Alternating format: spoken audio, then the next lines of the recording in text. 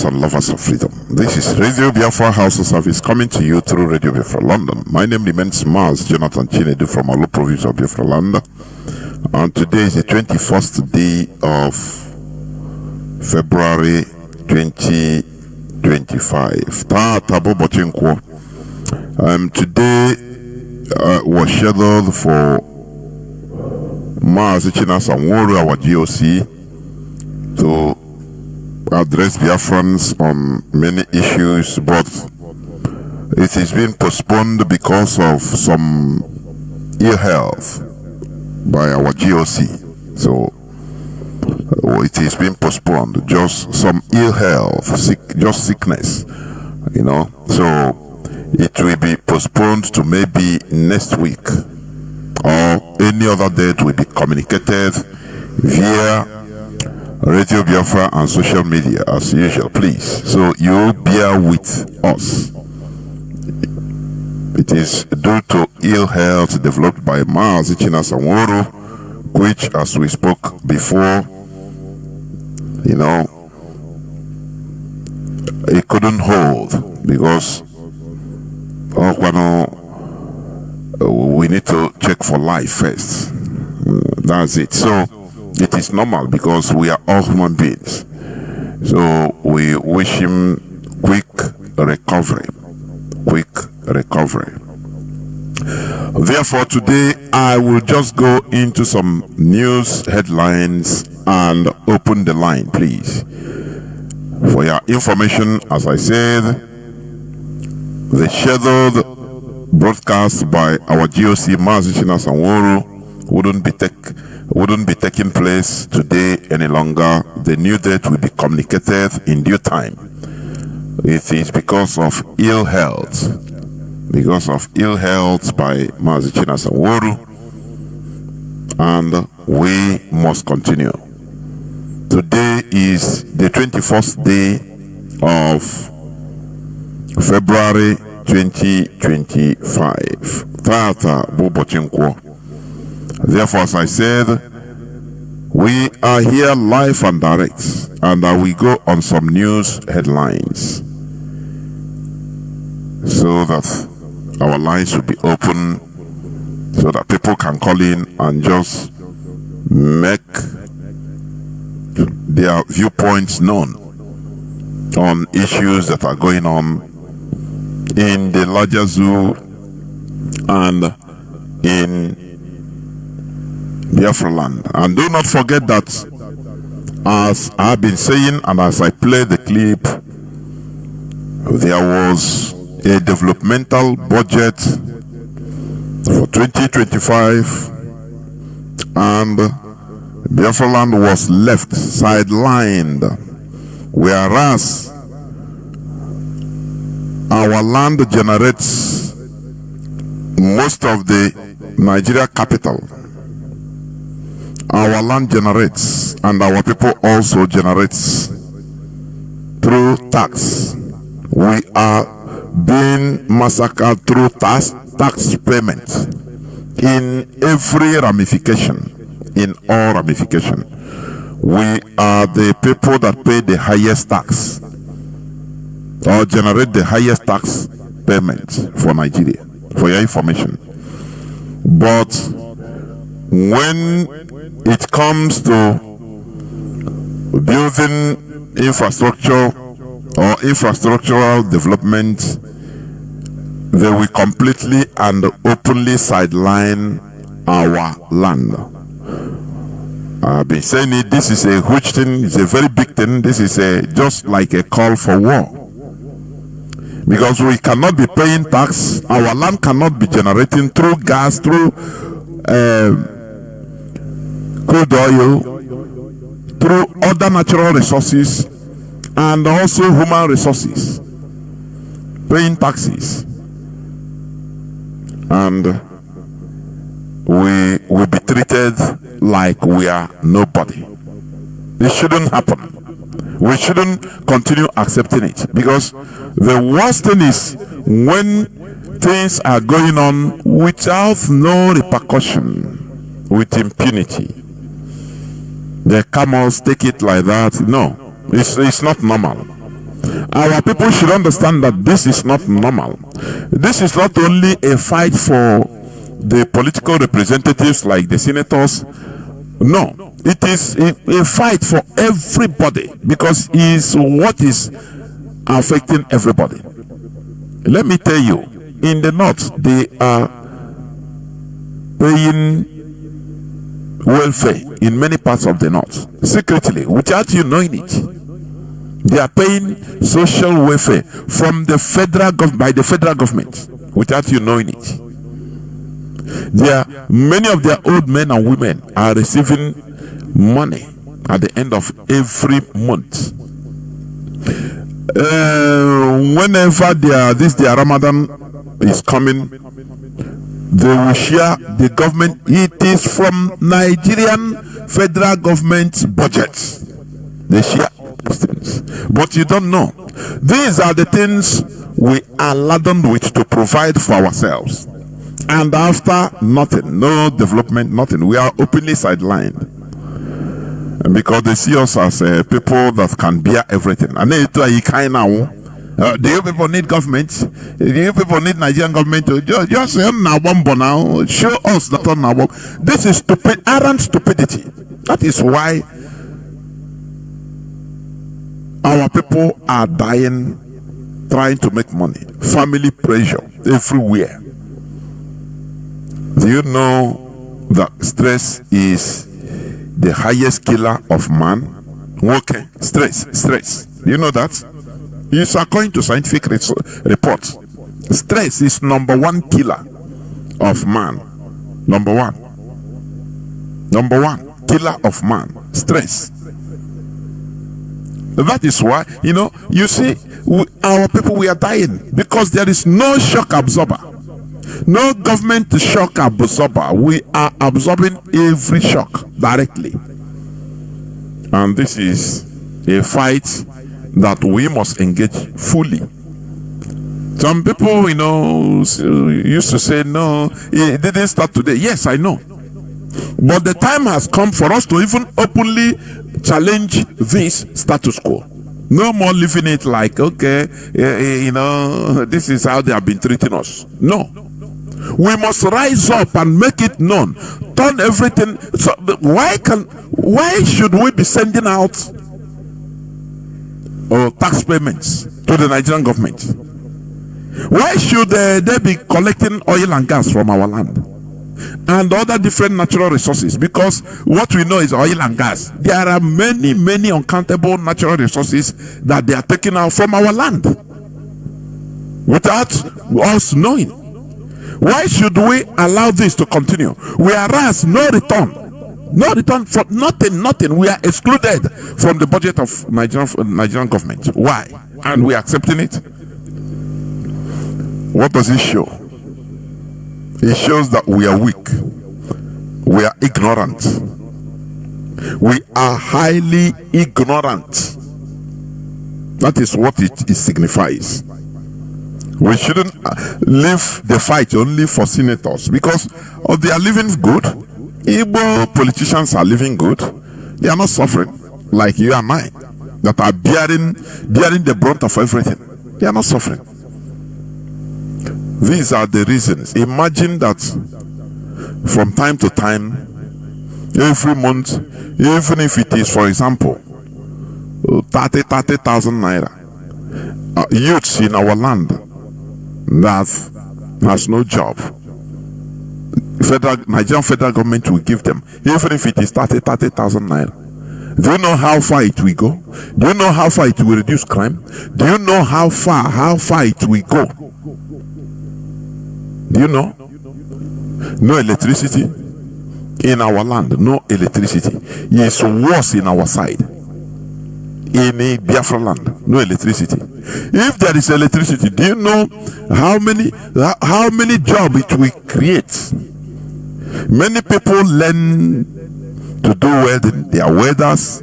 They work with electricity, but they cannot open their workshop because they don't have. There is no electricity, and they don't have money to buy generator or generating plant or solar to give them light.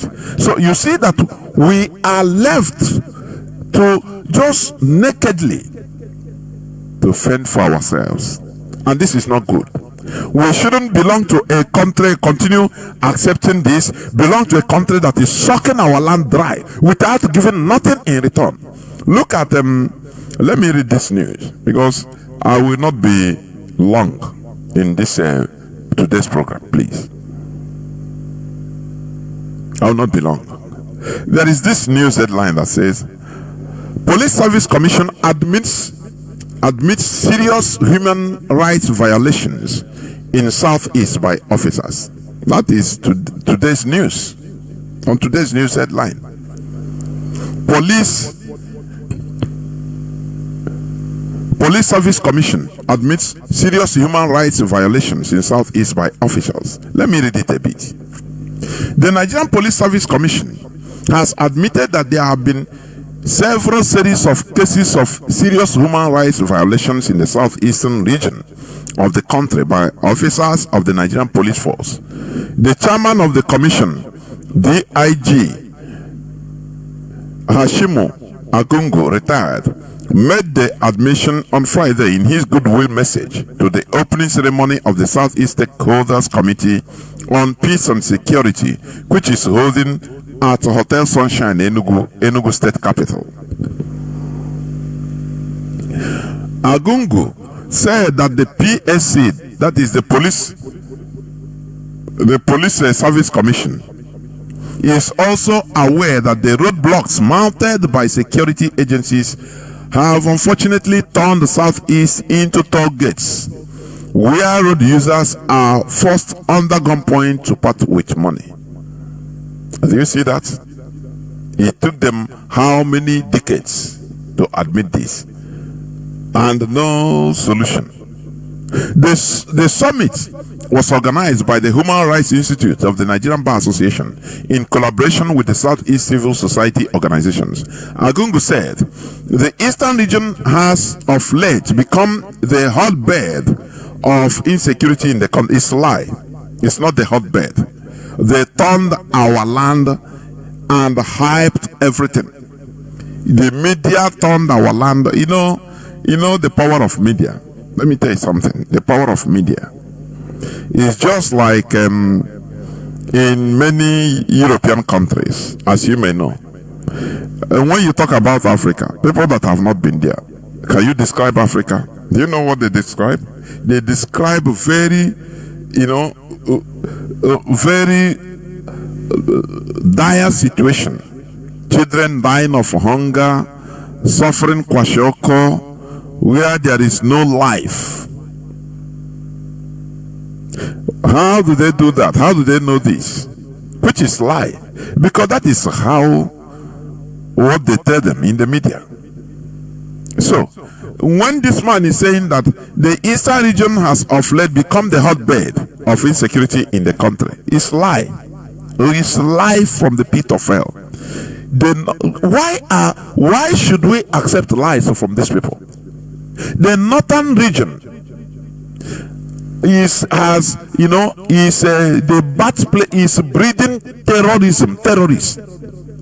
7 international terrorist organizations, and they are saying that the Eastern region has of late become the hotbed of insecurity. It's lie from the pit of hell.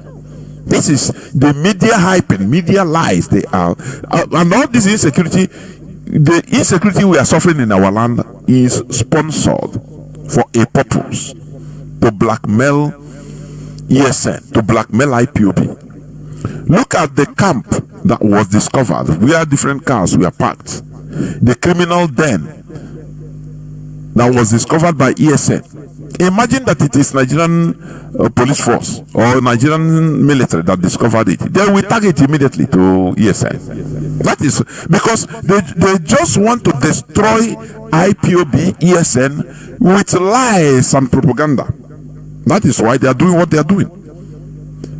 When you look at what is happening in the north, it has no comparison. There are people don't know there are refugees from Zamfara in Niger, from Sokoto Bauchi in Niger, And they are saying that Eastern region is of late become the hotbed of insecurity in the country. That is life from the pit of hell. Some of all these lies, we need to be challenging them, not to be reading and accepting. Say yes, okay, it's true.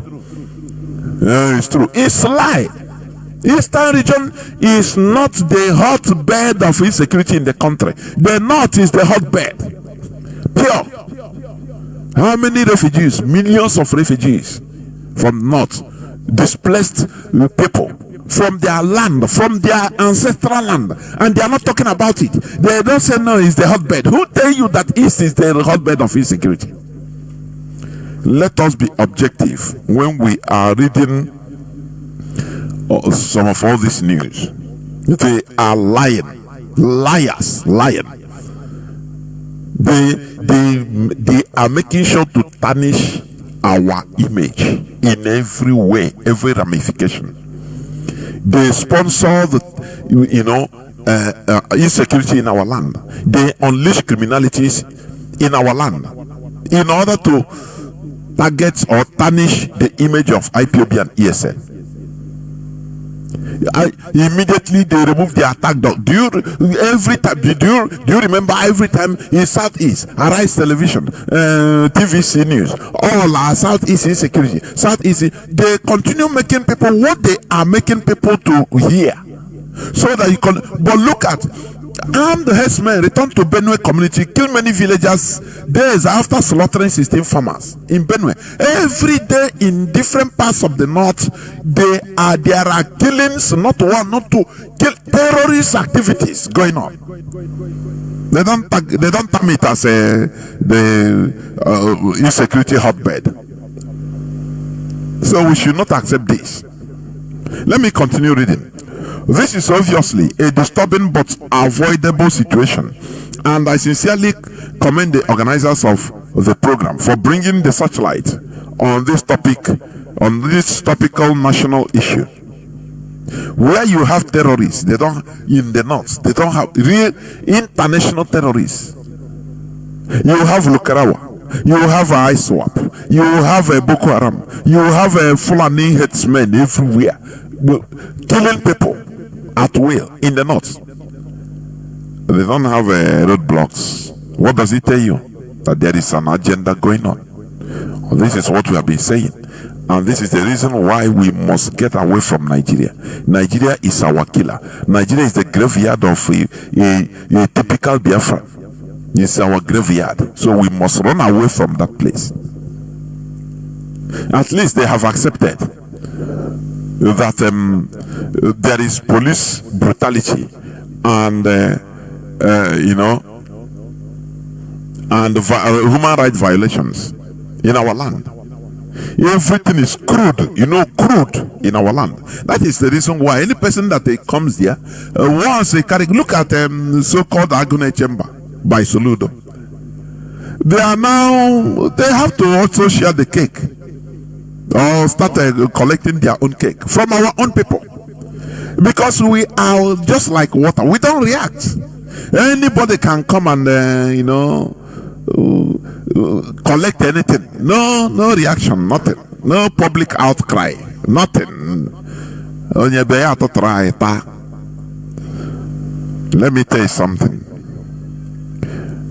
There is no peace for the weak until you become strong, until you learn how to be strong. No peace for the weak, not the wicked. Don't say no peace for the wicked. Don't mind what that quotation. It is for the weak. There is no peace for the weak. If you are weak, until you know. I could remember when we are small. Once you have a bully, if one of your mates say that he's beating you and you are running from him, you are gone. Anything you come school with, he take it from you. You can't talk. He may until the day you decide, say, nah, enough is enough. Either you remove that fear factor in you. You say, nah, it happened to me. When I was little, one boy terrorizing me. And you cannot tell your parents because you tell anything you go out with, yeah, they are not again. You will collect it. Until one day I'm saying, today, this boy, either he killed me today, I liberate myself. And that was the day I liberated myself. And they started running from me from that day. So that is how this life is. Everybody see us as very weak people, people that can accept, people that are ready to pay in order not to waste time, people that don't care about gathering together to do something.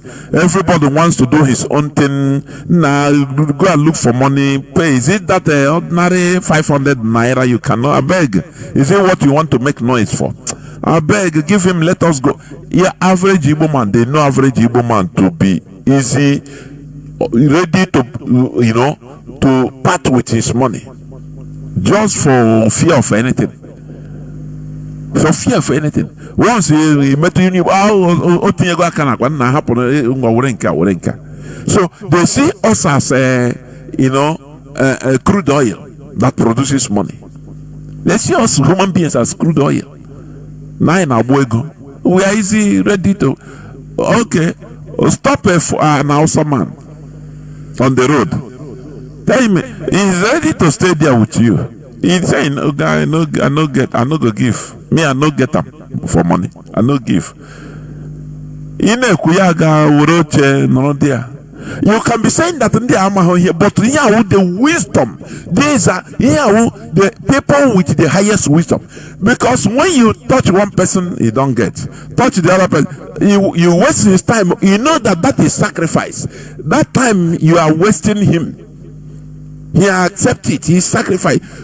But we will be taking him now. He don't know anything. He don't know that it's a sacrifice he's making for everybody. So that once they see you as a house, leave them, make them go a beg. Do you see? But I hold you, hey, before you name a pawn now, Otiego can I beg. Time is money. I don't want to wait. So okay, you continue paying. The other day, is it not policeman? They obtained somebody 62 million. To blackmail him because of ESN. To use ESN or he said the police say, if you don't give us this money, we say that you are an IPOB member and we kill you. And that is what they will do. And you might be seeing it in one particular point of view, but what of all our own people? What of when you want to say, nah, just because of a small mundane quarrel, say I go report you, say you be IPOB. What is the difference? Tell me. What can name the difference? Is it not on video we saw somebody that because of their problem, personal problem, anything that can happen to people? You can have problem and fight with people, no problem. It's normal. He started on video. Go for IPOB. Do you see that type of heart? Now, when Igbo man will be telling his fellow Igbo man this kind of thing for something that does not concern any, just their ordinary fight. Now they use IPOB to blackmail his fellow Igbo man. That I will go report you that you are an Igbo man. What do you think that the Nigerian police or military will do? What do you think? What do you think? Because you do it to yourselves. It's just like in the Bible. What made the Moses to run away? Because of a threat from a fellow Hebrew. From a fellow Hebrew. He saw an Egyptian fighting with a Hebrew, and that day he sided his brother. He killed the Egyptian, bury him in the sand. Said, nah, so we go to remove them one by one. It doesn't matter whether you are right or wrong. Don't worry, we are brothers. Now, so we go to do them. That one, they're happy. The following day, saw two Hebrews fighting. He came to make peace. Oh, you people are Hebrew. You are suffering the same thing. Don't worry, don't fight, please. So regulate your things. You are brothers. One of them say, hey, you want to kill me as you did yesterday. Think I no see you. Do you see?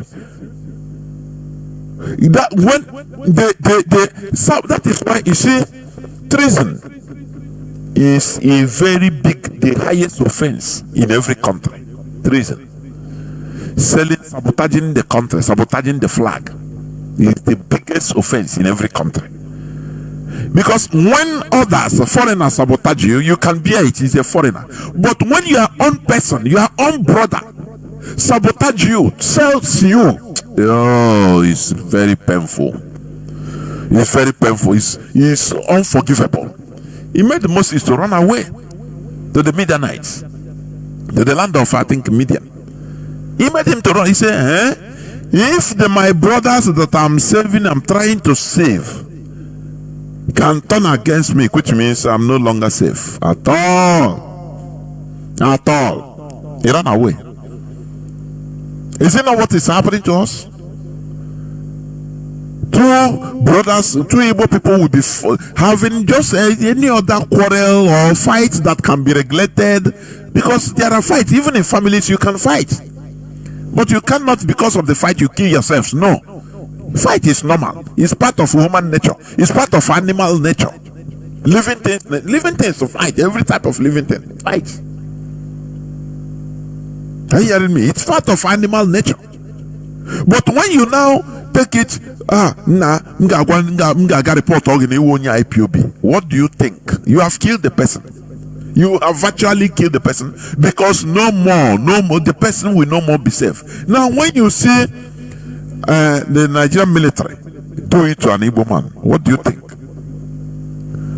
Your own is the worst, because they get courage from what you are doing to your brother.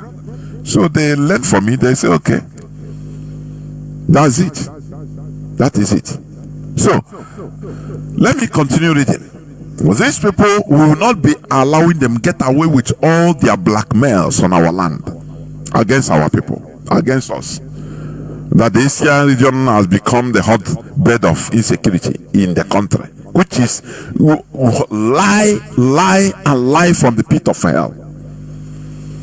Many people in the north are refugees, millions of them.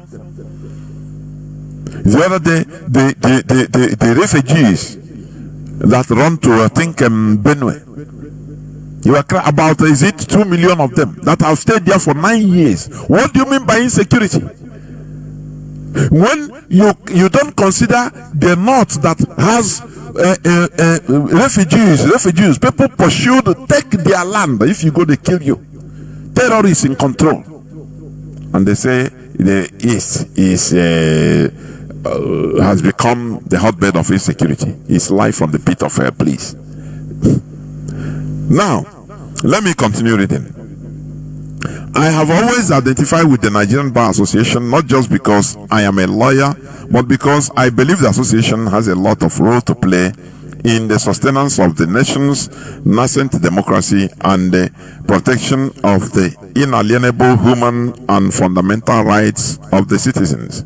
We are no more comfortable with the abuse of office by some security personnel detailed to provide security across this region. Now, what are you going to do? We understand that there is a high level of insecurity. Stop saying that. This is state-sponsored criminality. There is no insecurity in East that is even up to 20% of insecurity in the North. There are zones in the North you don't dare go there. It is controlled, the lands that are controlled by terrorists. What do you call that place? You know, our people, there is something our people don't understand, and that is why we always come here to let our people understand international geopolitics. When you continue accepting everything because of maybe the things you are seeing in your periphery, in your 100 meters. Not true.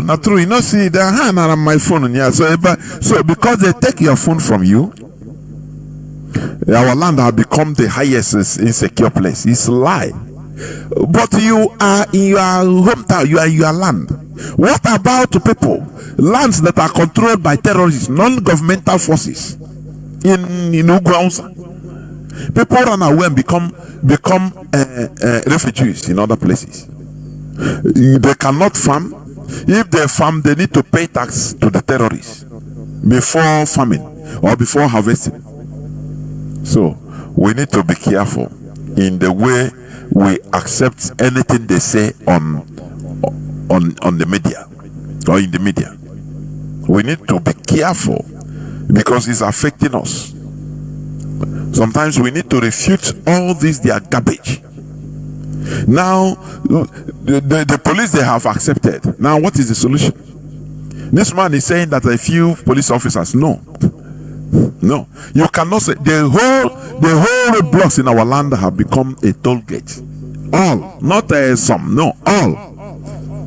To the extent Soludos Agune Chamber, all of them, Ebubago, they are on the racket. Everybody on the Igbo people. When are we? Do you know what we are suffering in the Igbo? Because is it because money? People are sending money from abroad in order to cushion the suffering or most of the sufferings. Do you know what is on top of us as a people? That is stifling us. Roadblock we take. Church we take their own. Everybody, everything is on top of us, stifling us in our own land. Come on. Okay. But that obviously should not and never be an excuse to relapse into corruption by the security agencies. The Commission has continued to observe the corruption and extortion that dots all the roads traversing this region by virtually all the security operatives. Okay, all. I'm happy he said all. He didn't say some. Who are supposed to safeguard the roads and restore unhindered the movement of people, goods and services. People don't understand. When they take all this money, you will clear your goods in a proper wharf. Start coming down to the east. Any money you pay on the road to the police, you have paid everything. Your custom duties, everything you have settled. But on the road, you continue settling. Anything you pay, you will add it to the price of the goods you are carrying in the container.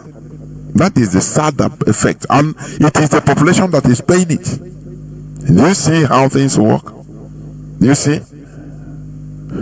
They stifle our businesses. That is economic strangulation. It's an agenda. Showore have said it several times that Nigeria has Igbo problem. Many people maybe downplayed his statement. That is the problem. Nigeria has Igbo problem. That is why they unleash everything in order to push us down, to make us run away from our place. You say, these things are more cheaper on Uganda more than in our land. You don't know the reason, and you don't care to know. You don't know. When some of the things they bring in the north, they don't even pay custom duty. Do you know that? Sometimes even they bring it from Benin Republic. From Benin Republic, they drive it to the north, northern part of Benin. Now enter through the north. Through the northern part into the northern part of Nigeria without paying anything. You know that? Now that there is dry port in Kaduna or Kano, any goods by the northerners, you don't need to go to Lagos, travel to Lagos to clear it. Once it lands in Lagos in a proper wharf or Tinkan Island or Tinkan Wharf, they will put them inside train uncleared direct to the north. Somebody living in Kano will now go to the Kano dry port. From Kaduna, you go to the dry port. You go there, you clear your goods direct. As you clear it officially, with even lower price, they made everything lower. Imagine flight tickets to Lagos, and imagine the amount, the same flight from where you are to Iguacha or to Enugu is much more higher in price.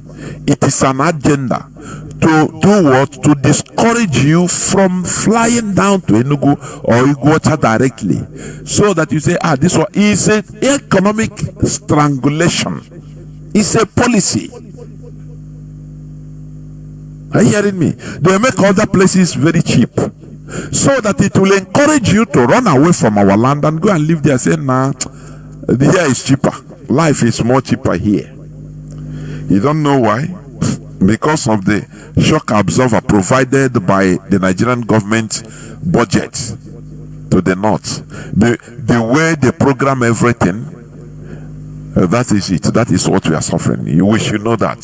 So, as they have accepted that Nigerian police is committing heinous crimes in our land, the roadblock is economic strangulation. Now we must continue, hammering on it. Okay. Another news headline: armed herdsmen return to Benue community, kill many villagers days after slaughtering 16 farmers. You know what surprises me? Herdsmen, Fulani herdsmen killing has been accepted by Nigerians as normality. It's a normal thing. Oh, now Fulani, I beg. You will see somebody from Benue that is being killed. His anger is not against the Fulani. His anger is against the Igbo man. Sometimes I wonder, how can you create human beings, recreate them, turn them like this? It is through the media. Through the media, you can recreate human beings through the media, through what they hear. Nasi nandi Igbo one day, how ajomo, how the ojo, don't only Igbo batabegi, agwo batabegi burus obu only Igbo. That statement becomes part of them, and they no longer see the people that are really killing them. What is happening in Igbo land is evil. Let me, we are always saying, how does a few Europeans colonize the whole of Africa? It is, the answer lies in what you are seeing in Nigeria today from the Fulani. The European, they are very little. You see, few Europeans, they recruit Africans, like Ghana Frontier Force. Are you hearing me? Now, thousands of them, maybe 5,000 Africans being commanded by 2 Europeans, and they are doing their job. They don't rise, they don't turn their guns against the white man. It's a program. Are you hearing are you understanding what I'm saying? It's a program. What the Fulani is doing today, it shows you the example of how the Europeans conquer. The Fulani, they isolated a set of people that can challenge them. A set of people that are able to stand in their presence, in their way. The Igbo people. Now they unleash evil. Britain that is from Britain. They isolated these Igbos and unleash propaganda that these people are evil, that they are, so that they rally around every other people with them. Are you seeing it? They are killing these people in Benue. You go and meet them. Meet the person that maybe his husband was butchered as she is crying. Tell him, but we Igbos, we tell you that we are the same people, or we have to fight this for. He said, no, if in her tears, he would tell, no, me, I don't want to follow Igbo people, I beg. Because you have touched how where the program, you know, when you want to reformat your laptop, you have to dig out things that are there. It's not easy. Without digging it out with programs, it cannot work. So they have been programmed to be like that. It's a program. I say, you meet some of these people that maybe their children were slaughtered by the Fulani. As they are crying with the corpse, maybe they beheaded them, the corpse, headless corpse being there. As they are crying, you tell them, see, for this Fulani, they are bad people, you see. That is what we are fighting. We Igbos, we want us to join together to fight. No, me with Igbo. No. Don't tell me that. Me, I'm not Igbo. I don't want to follow Igbo. I'm a Northerner. Don't worry, even if they are killing us. The corpse is there. They don't care. That is what the Fulani is doing to take over everybody. Are you seeing it? They will go and once they observe the people that can challenge them, that can be able to gather people to confront them in any way. Now, how to take out those people with propaganda? These are evil people. These are this and that. These are Iziboku. This and that. Kill them. As they are killing, you are busy killing those people. Now they are also killing you, taking your land everywhere. That is how Britain created Nigeria, to be against Igbo man. They did their developmental budget. They don't care about Igbo. They don't care about they sidelined us. Now we are inconsequential. And it doesn't shake our people. Our people don't even know. They don't care to know. They don't even understand what it means. Sometimes I want to even say, look, I don't want to be let me just live normal life like others, so that, but he cannot. It's just like what Tina said, Dr. Tina. That sometimes you want to be like, whether you are mad, you want to remove your heart from all these things, but you cannot. You say people that are, they are buying and selling only. They are doing that. They don't care about what the future holds, what is happening in our land. They don't care.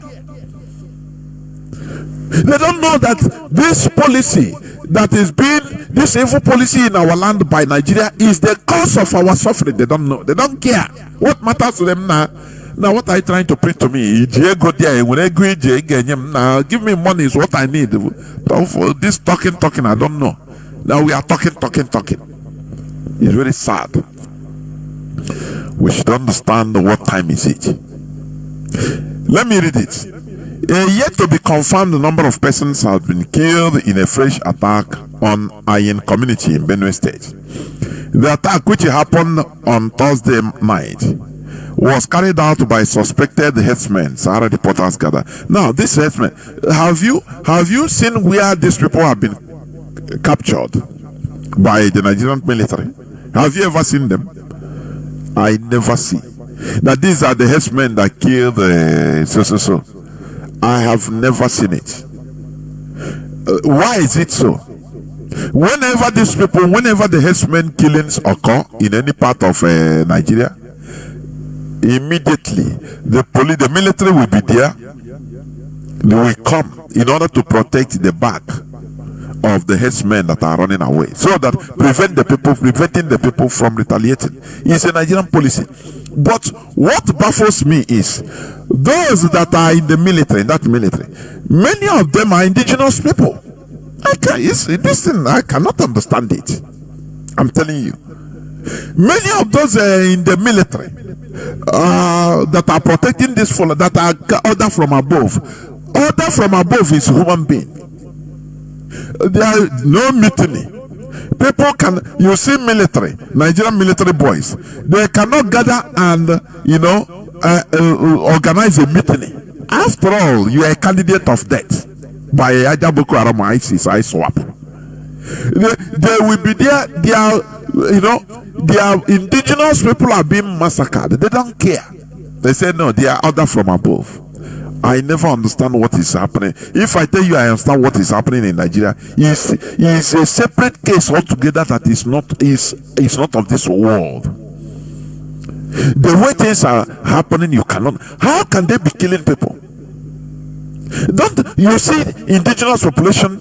You see Hausas, you see Lantan people, you see Igbo people. They are in the military. Their people are being massacred by the same set of people, Fulani. And they say no other from above. They are not doing something at the background. They say, oh boy, to help their people, nothing. What is happening? What is happening? So, after killing people in Benue the other day, they came back, they slaughtered them. Suspected armed men came to Benue State yesterday night to attack our people again. This attack claimed the lives of multiple villagers, and we are still recovering corpses in the bush till now, a top source told the Sahara reporters. However, the traditional rulers are trying to hide the situation from escalating. You see? Do you see? One of the main problems is pacification. You know, the other day I talked about it. You can never put lions and sheep together. It's impossible. When you see that, your own belief is peace. You have to accept peace by all means. Don't escalate. If you are preaching it, you are killing a people. You are killing a race. Are you hearing me? Any ideology that is peace at all costs, I am not part of it. If you are asking for peace at all costs, know that you become slaves forever. The main reason why Mahatma Gandhi was killed by his fellow Hindu hardcore is because the man confessed. He was caught and he was tried. He talked out his mind. He said this man is turning us Hindus. He wants us to be slaves in our own land. You can never be talking of peace in the midst of wolves. It's impossible. He will turn us into slaves. You know, I used to make these comments, this reference from this man. Are you hearing me? Because Mahatma Gandhi, he used peaceful means in order to obtain independence of India, which erupted into India and Pakistan. He was crying, no, we need to be peaceful coexistence. We are Hindus. I fought for everybody. Peace. The man targeted said, no, if we allow this man, this peace, he said, these Muslims, they are not peaceful people. If we continue accepting Hindu, peaceful Hindu, he used it, yes, in order to get independence, which we cherish. Because India, why he used peaceful means, there was before that his movement in early 19th century, that is 18 something. They used violence. India erupted and attacked British garrisons. For 2 years, Britain committed the horrible crimes in India to quell the situation, to bring the situation under their own hands. I mean Britain. Mahatma Gandhi ran away to South Africa because Britain unleashed the colonial masters. They unleashed the most horrible brutality in India. They killed, they slaughtered, they wiped away villages and communities in India. So Mahatma Gandhi, being a wise man, he said, no, if I use violence, if we continue using violence, we will lose. He now changed formula. He said we are going to be using self-determination through peaceful means, not fighting. And he returned from South Africa down to India and gathered the movement. Peaceful means, yes.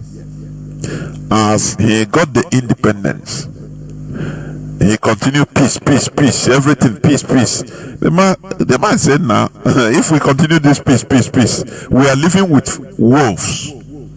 We are going to be slaves even in our own land. That's why he targeted him. He gave him 3 bullets at point blank range.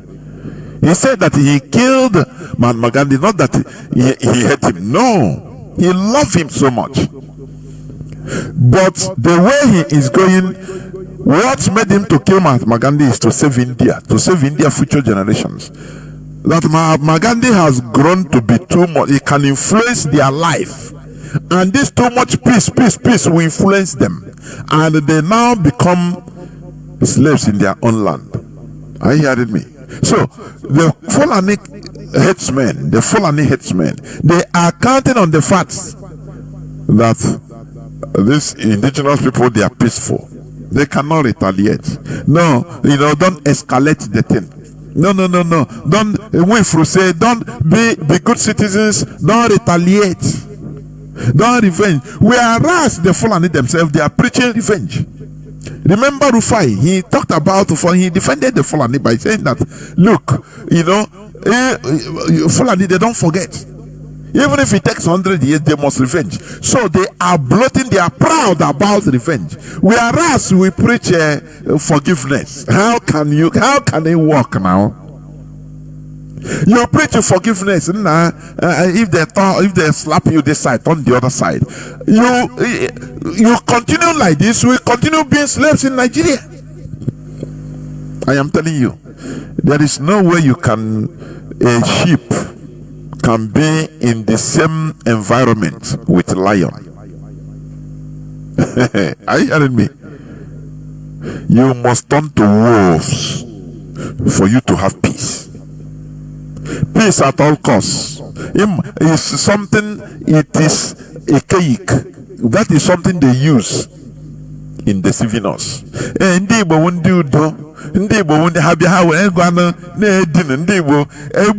Like this, if they kill us, I won't do though. We are welcoming people. I won't do though. No, we shouldn't accept peace at all costs. Otherwise, it will be at the cost of our liberty.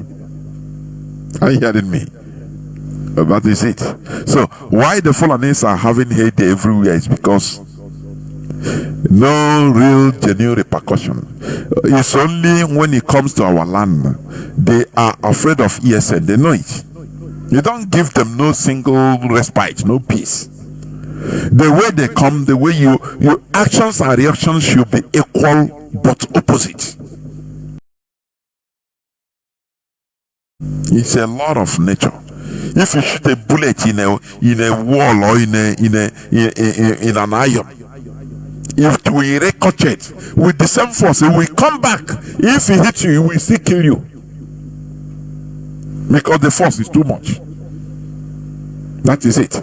So when you continue preaching, don't look like what? However, the traditional rulers are trying to hide the situation from escalating. They have killed you 1-0. You keep quiet. You say no. Don't escalate. Don't revenge. No, don't do it, please. How about go get 1-0 now? Another day they will come. It's intimidation. You run. Attacks by suspected herdsmen in Benue State have led to the killing of at least 5,000 persons in recent times. That is the report. Yes, it's official. I'm reading from official point of view. They kill 5,000 people. How many of them? Why do you allow? Do you know 5,000 people? If they stage, even if it is with knife, ordinary machete, do you know that they can do something? But every time, they kill us. Now Fulani hates me. The same set of people. Nigerian indigenous population are the most hopeless. I am saying it here on air with facts and figures. You should never allow a set of people Just Fulani that is not up to 1.5% of Nigerian population to kill. When you say the military is protecting them, who are the military? No. Is the military only Fulani? The answer is no. There are some others, you can't obey. You say no. Do you know what 100 men, 100 military boys with guns and RPGs, do you know what they can do? I say, do you know what they can do? Do you know?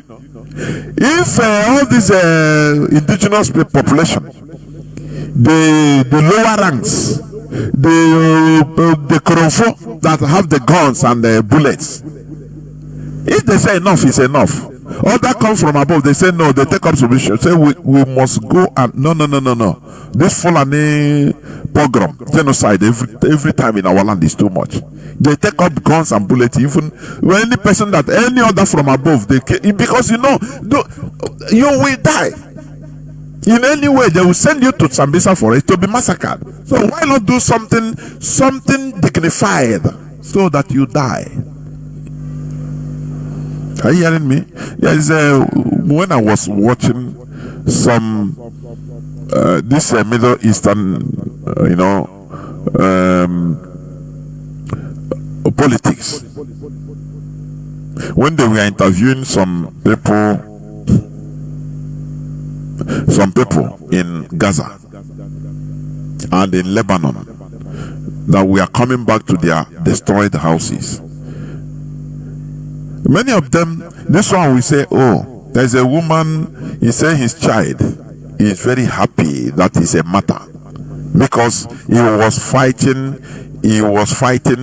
as a Hezbollah. He fought against the enemies. So he say even many of them are striving to be martyrs. Do you see what he do? Do you understand that mentality? Until we start having that mentality, I gonna abhor till thy kingdom come. Until we have the mentality that look, we need to do something.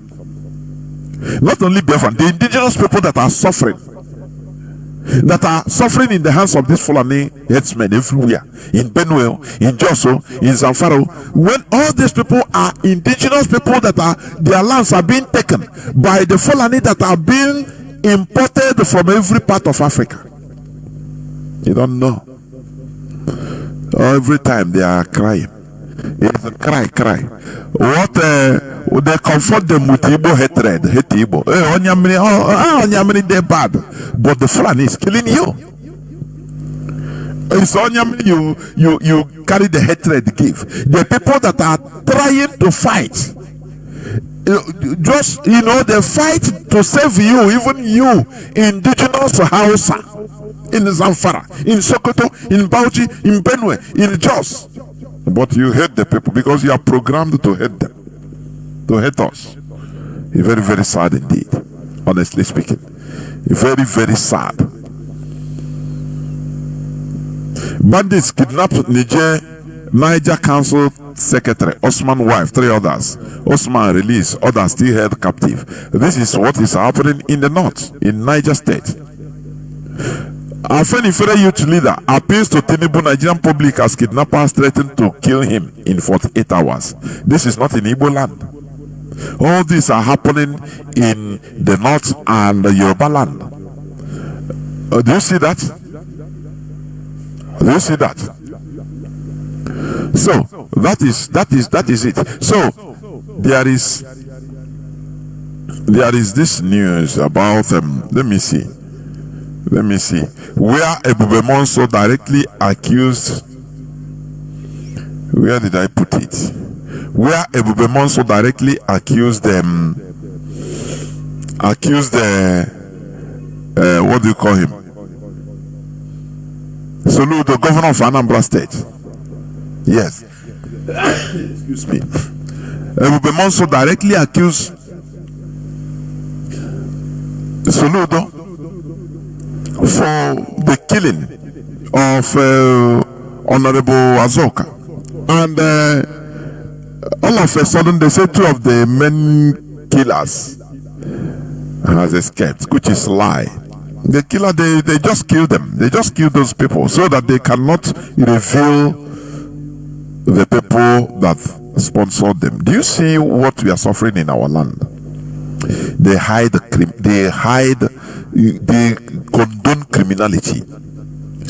You know, these are remember that these people, these crimes, heinous crimes, are something that has been given or used to tarnish the image of ESN. Now ESN do. Do you see that? Today, all of a sudden, all these criminals, all these criminalities, insecurity in Biafraland are now done by. It's now found out that they are criminals.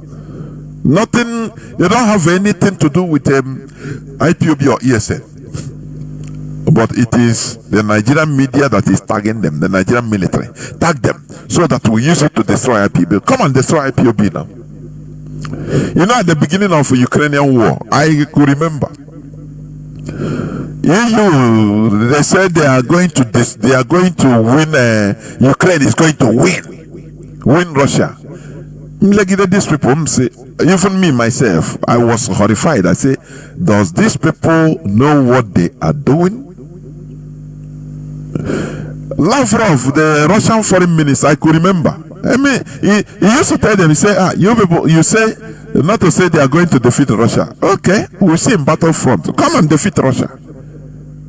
The largest possessor of nuclear weapon, largest in the world. You say you are going to defeat him.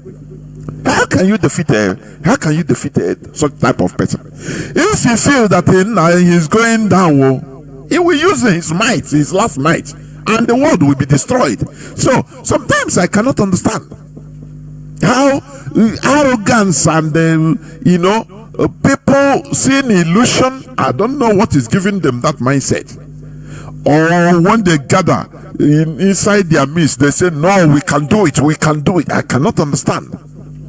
So it's the same way the Nigerian government, they will destroy IPOB. Oh, they have money. They have destroy IPOB now. You cannot. It's mission impossible. The money Nigeria is spending is more than $1 billion. What they are spending in order to destroy IPOB, but they cannot, because IPOB is built on a solid rock. We have our ideology. You can never defeat. Do you remember when I think Wole Soyinka said it? He said you can never defeat ideology. Biafra is an ideology. You can never defeat it. It doesn't matter. Go and sponsor criminals to use IPOB name. Go and try to infiltrate IPOB using your people. Splash money. They come. We are watching them, they go. That is it. And IPOB is moving on. They unleash criminality in order to blackmail IPOB. Today, everybody is finding out now that all these things Nigerian government is doing is a lie. Nigerian military, anything they say is IPOB. It's organic criminal. They say it's IPOB. Target IPOB. Before you know, they bring a Biafra flag, put there, say it's IPOB. It's lie. Today we are seeing it's lie. Now, Father Ebube Monso claimed that the late lawmaker who represented Onitsha 1 constituency in the Anambra State House of Assembly under the Labour Party was politically assassinated because he did not belong to the ruling All Progressive Grand Alliance, APGA. Catholic priest Father Chibuzo Emmanuel Obimma, also known as Ebube Monso, has accused the Anambra State Police Command and Governor Chukwuma Soludo's administration of protecting the killers of lawmaker Honorable Justice Azoka. Father Ebube Monso claimed that the late lawmaker who represented Onitsha 1 constituency in the Anambra State House of Assembly under the APGA party was killed by Soludo. Do you see that? Do you see what is happening? Most of all these things are politically oriented. They orchestrate them. But there are the people that will come and say, Taga is ESN, is IPOB. They are playing politics of self-destruction, playing politics of killing the destruction of the future generation. But here, IPOB is still there. We there, can't we? There was a time they say Obasanjo have died, the rumor. After they come out, he say I there, can't we? I no go anywhere, I still there. IPOB is still, we there, can't we? We there. And I'll bring up another one. In this struggle, we know that many things will be thrown at us. They throw us pebbles. They throw us dirty water. They throw us shit. But we continue moving. That is IPOB. When Mazi Nnamdi Kanu said that IPOB, it will take 150 years and more to shake the foundation of IPOB. They don't understand. So we remain unshakable. IPOB remain. My happiness is we are 7 steps ahead of IPOB. Only if they know the think tanks in IPOB. Only if they know. If Nigeria know, they will not even be doing all this. They think they can bribe the world to tag IPOB, terrorist organization. But the world knows better. The world knows better. And we are happy also to announce that our leader, Mazi Chika Edoziem, has been cleared. Mazi Chika Edoziem, the court, the zoo court, has cleared him of any linkage to terrorism or anything. So that is how we continue moving. We move ahead. That is it. So we must continue in this struggle. This struggle, no back to go to. If we venture to stop, we are all dead. You might know it's not only that type of dead you are thinking. But look at the way they are sidelining us in all these developmental budgets and programs. What about if we stop? Our place will be Igbo man Ogawuzi Aganachi Igbo man Kano game. You know the way you pursue rabbit. Anywhere you see Igbo man, I'm telling you. Anywhere you see a Biafran, they pursue him like. IPOB remains the last line of defense. So we must continue in what we are doing. There is no going back. I will stop here because I will stop here and I will go into just few minutes break so that when I come back I will open the lines so that people can also call and make their suggestions or contributions known. Do not go away. I'll be right back.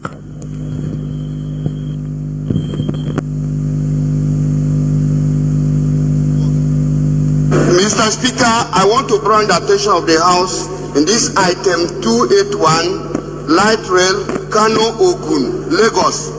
Mr. Speaker, I'm from a zone, and none of the southeast and other zones are captured in this particular place. And this is a national budget. We have to look at it critically.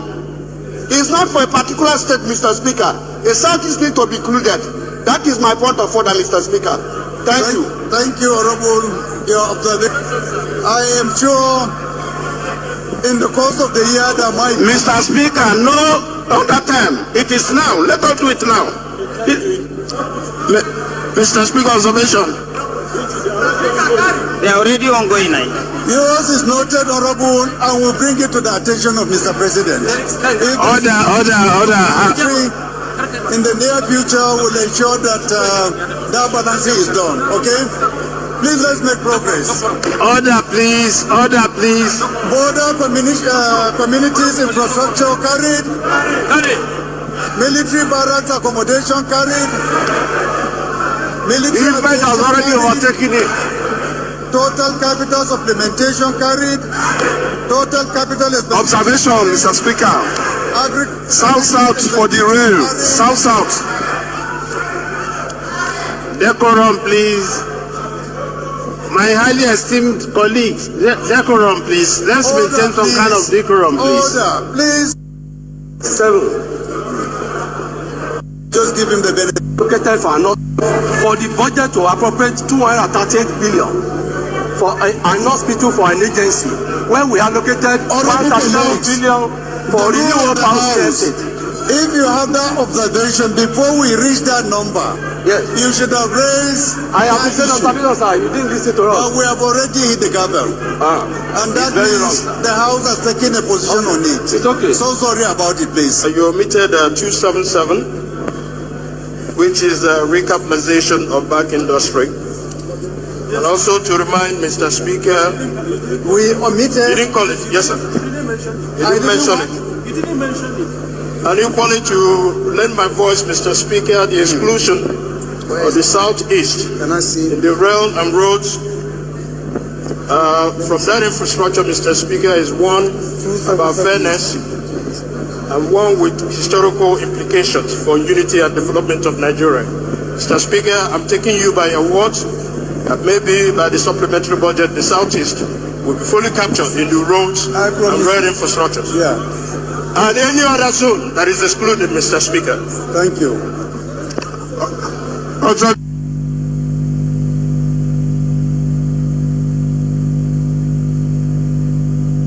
Mr. Speaker, I'm from a zone, and none of the Southeast and other zones are captured in this particular place. And this is a national budget. We have to look at it critically. Mr. Speaker. Welcome back. This is Radio Biafra House of Service coming to you through Radio Biafra London. My name remains Mazi Jonathan Chinedu from Alo province of Biafraland, and we are here live and direct. Today is the 21st day of February 2025. Today was scheduled to be a day that our GOC Mazi Chinasa Nworu would be here to address Biafrans, but because of due to ill health, he couldn't make it, and it will be scheduled another day, and it will be made known public. It will be publicly made known in days to come. Therefore, that Abo Bochinko, as I said, our lines are open. I will take just few calls, please. If you want to call, our WhatsApp and Signal line remains +61 405 142 547. I repeat, +61 405 142 547. You can call us and give us your view on anything that you think about, because here is our parliament. About our parliament, please. This is our parliament where we discuss issues, where we rub minds together in order to understand the way forward or discuss for the way forward. Therefore, I have people that are calling already. Caller on Signal. You are the first caller. Can you hear me? Caller on Signal. Yeah, Mazi, I can hear you. I say, don't you go come on the Kwarage. Mazi, I always like calling you on Signal, but I find out that anytime I call, I'll be hearing myself and interrupt me. Are you? No, but your voice now. Your voice is coming out, clearly. I don't know. Yeah. Unless you are using. Are you using Bluetooth? I'll be hearing myself. You are hearing yourself right now. Remove these things. Yeah. I don't know. It's not from here. Then let me continue. Continue. Yeah. So, Mazi, ask him now. I also pray for our leader that distance time will recover and be strong. Because in this quest for Biafra, there is no weakness. This is to tell you that these will work themselves out of something, as in all the times. And if you are in this struggle mentally or 247, your mind everywhere, you will be thinking the information from there. It's not an easy work, but I pray that he that is seated upon the throne of glory, that have sent us for this very wonderful work, will energize us physically, spiritually, in every way. And at the end, Biafra will be what will be restored for his name to be glorified. Mazi, based on this thing that he said in the House of Representatives, I was asking where we are, that our sixth strongest man. There was nowhere to be found. No, he cannot. Nowhere. It's only when he heard IPOB or ESN or anything concerning the Easterners, he will run out and come and claim the sixth strongest man. And another thing in this issue is that you should be, all these nice talkers. You will see one of either the third person that talked about that issue, how he rise and sweet talk the whole thing and now ended it up, and he hope that in the next thing they will include us when you have already been excluded. And all these things we think is just it ends there. This is why, just as you said, everybody is uneasy. And I was telling some of my friends that, one of the things that brought this early death, especially it is this mental, problem. You are here. I find out that we are one of the people that is mentally stressed than any other tribe in Nigeria. Of course. You have left your comfort zone, which is in the east. You are now left with rentage, office payment, warehouse payment, school fees. All of these things is heaped on your head. And it's not that you don't have a place where you can live, or you left a very wonderful classic houses in your place where you always go maybe once a year or twice a year, and you don't even stay up to 2 weeks, you run out again. And those places will be there, wasting. And do you know that these people are doing this thing deliberately, knowing fully that if there is constant light in the east, our place will strive even more than anywhere in the world. They all know these things, but they are shutting down every avenue to see that there is no way you will see the light or even have any economic, growth. And do you know that these people, they are in collaboration with our people? Because that very man that stands up in that very place, he talked. If you look at that his talk and critically looked at it, he knows what happened. And most of them, they will tell them ahead, them knowing what will happen that very day, they will not appear.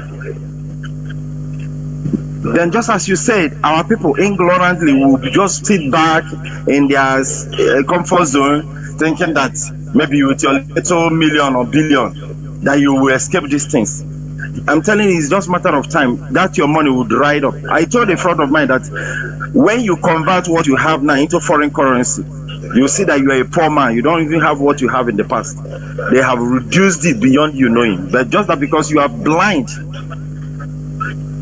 that is why you cannot see it. Mazi, if it's not for this very platform, I'm telling you, by now the conquest of this very country would have completed.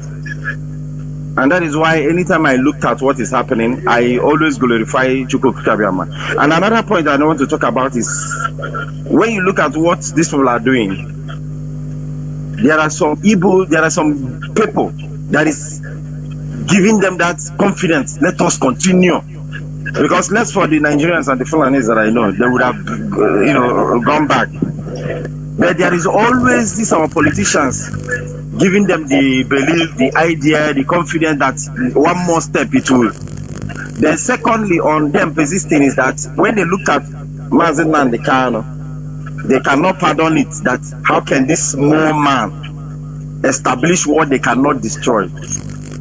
But I'm telling them that Mazi Nnamdi Kanu is just a human being, is just a person, is a single person.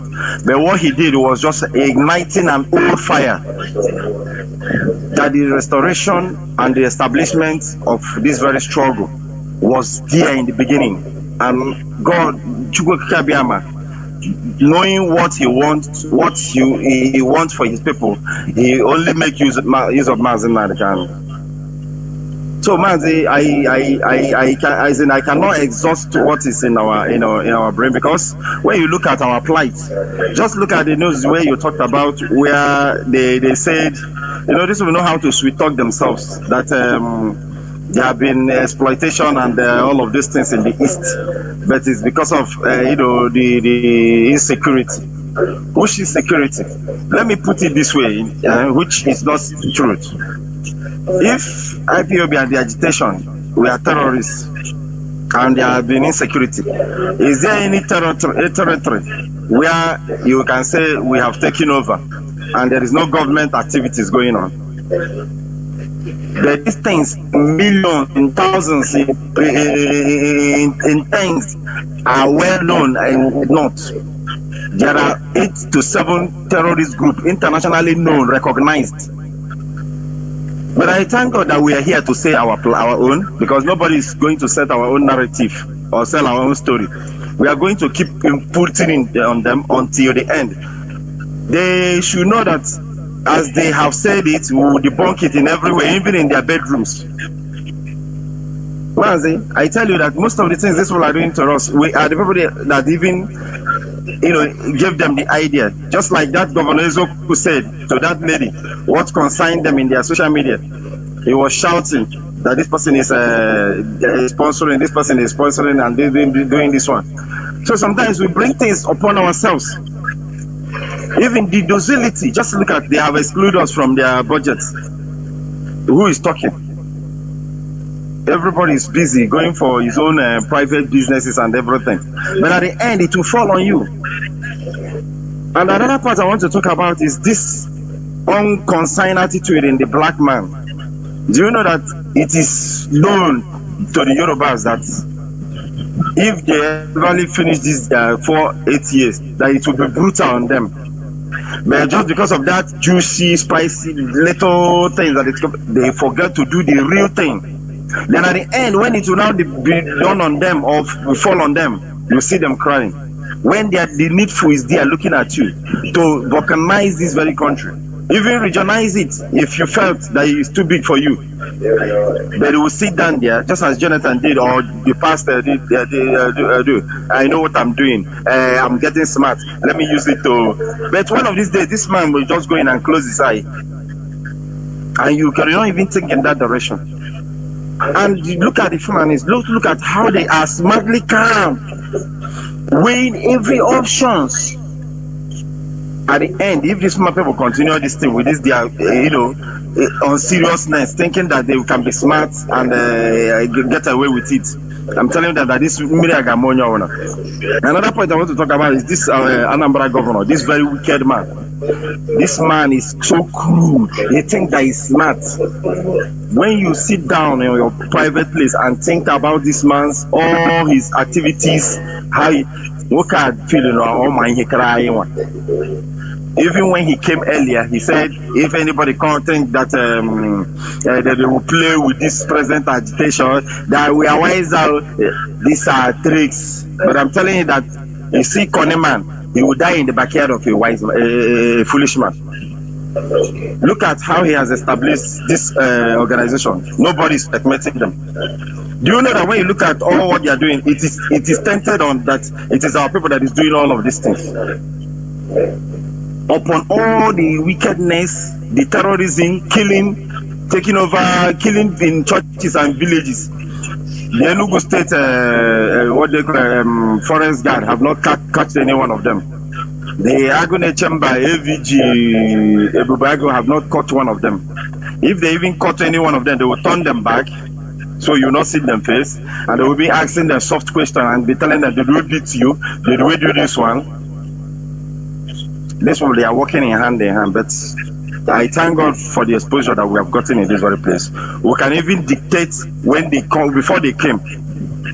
Before they come. Mazi, I say, may God bless you. I also pray that our leader got himself and the no distance time come and educate us here. Thank you so much. There Mazi. Caller on WhatsApp. Can you hear me? Call on WhatsApp. Please go on. Caller. Yes, Mazi, good evening. There Mazi. My name is Chukwudi. I'm calling from Italy. There thank you, Mazi. I greet all the whole IPP and all the lovers of freedom. Cause observe.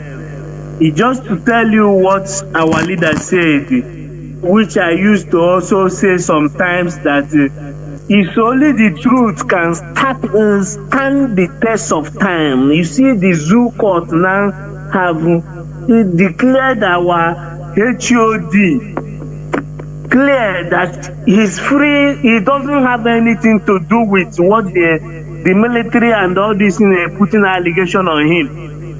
And another thing I want to say, please, I want to plead with IPOB and the Directorate of State also, who are taking care of us now that our leader is out, that if we can do something like a jingle to notify our people, which some know that IPOB, what we are here for, IPOB is doing there's what is called art of love. IPOB is giving our people the art of love. It's not that IPOB have everything, all this one.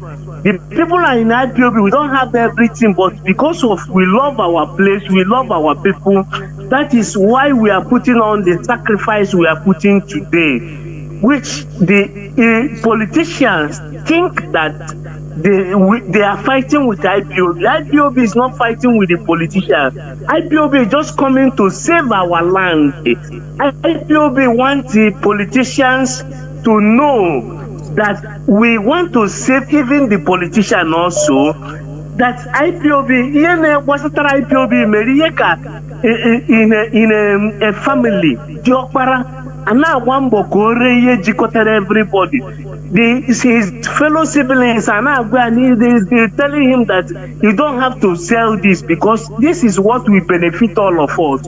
That is what I am pleading for IPOB. If we can make the jingle at least to all the WhatsApp group and everything now to disseminate the information for our people to know that IPOB is just here to save our generation, nothing else. We are here to save our generation. That is what I want to say, Mazi. And also, let our people also know that one thing in this life, if and your enemy will never allow you to be, except one day, like as you said, when they bully you, all of us must come out to save ourselves. Politicians cannot do it alone, as you said. That is all I have to say, Mazi. God bless you and God bless you. Thank you. Mazi. The awareness must continue. Caller on, let me see, is it Signal? Caller on Signal, can you hear me? Caller on Signal, please go on. No, I think they have dropped. I don't know. Caller on Mazi Fanny, can you hear me? Yeah. Where are you calling from? Is it on WhatsApp? Where are you calling on? In WhatsApp or Signal? Yeah. I'm calling from St. Louis. No, I mean, are you calling on WhatsApp? Sorry. I think so. Yeah. Okay, because I'm confused. Ganiru Biko. Ganiru. Oh, okay. I'm on there already. You are. Go on. Okay. Yeah, thank you, Chinedu Taylor. But I keep listening from the background. But any Igbo person on their non-politics, on their or Igbo one Nigerians, they believe in Nigeria. Those politicians are just patient criminals waiting for their turn to loot. And the tragic for annual or Biafrans is that they are bargaining our lives and the future of our generations with the little political power again. Because I keep asking Igbo one Nigerianist, we and you believe that nine on answer that we need to liberate ourselves. When I say that the way I see me is not the right way, but you guys have been doing it the same way for over 60 years now, and it's not getting any better. It keeps getting worse every year. So my local government chairman Gil, my state governor Gil, my council member, my Peter Biggie, these are all criminals waiting to shortchange your life like Governor Winfrey did for a mere political power. So it's high time that we protect everything that concerns us. And IPOB has been the only institution bar none that has been speaking up for Ndibo. Every other one is just doing lip service. Can you imagine all the lawmakers? No, so today came the Nayawa East development project. It didn't start today. And the only thing is that it was just IPOB who came and started exposing all these things. And the so-called lawmakers just that's it. I may give credit to Abaribe, but at the end of the day, what comes out of it? Nothing. Over and over, and as a leader, you have to defend your people without apology. Nnamdi Kanu, that's a real leader. A real leader does not give any apologies for his people. Like Nworu said, those people should have walked out of that place. Instead of it, oh, okay, next time, okay, yeah, next time. Next time, it's been happening for decades. And all the resources from our region, Keja financing, the resources from our region. And yet again, that's the most agonizing. I cannot understand any Igbo person that supports one Nigeria. It kills, I just don't get it. You are being strangulated. The only way I also see when somebody stops your growth or limits your growth, he's killing you. If something does not grow, it withers and dies off. That's exactly what they're doing to us. One day, thank you so much, Joe. There were, of course. Of course. There were. Of course, you said you nailed it. If something does not grow, because one of the characteristics of a living thing is growth. You must grow. If you don't grow, which means you wither. That is it. It's a fact. So, all this economic strangulation, they are not killing only us this presently. They are killing our future generations. They are making us stunted. And we wither. Naturally, we just wither. That is the policy. But there are people, no? Caller on, let me see. There were Mazi. Mazi Fanny, can you hear me? Yes, Mazi Jonathan. There will call on signal. Go on, Mazi. There will Mazi Jonathan. Metrical Kabia, my bless you. And also, our GOC, I prophesy we will receive healing. By the name of the people that die in this struggle, genuinely, not be people that steal and they snatch cars. I mean people that bring their heart to fight and they die. They will not let you to go down with shame. All of you people, DOS. Mazi, let me contribute. You say, towards your program this night, Mazi. In fact, we can never accept that propaganda trying to tell us that insecurity is more, ravaging in our side than northern side. Mazi, during the Christmas celebration, we all hear that when our people was traveling home, and they are shouting, no, Subrigo, Bataba. Mazi, if there is insecurity, as they claim, Do you know that that kind of event cannot happen? That's the truth. You can never compare insecurity from the north to our side. We know that our own is governors, our politicians. They are the people that are causing our own. But nevertheless, you can never compare it with the northern side of insecurity. We can never accept that. So let them carry their cross. They are the one that are sponsoring their insecurity, and they are running away. Their people are in the refugee camp all over their neighboring borders. But in our own side, it's only the selfishness of our politicians that are causing our own, like based on Anambra State. We thought that when someone go to school, he will have sense. But this time around, we have seen the illiterate of a professor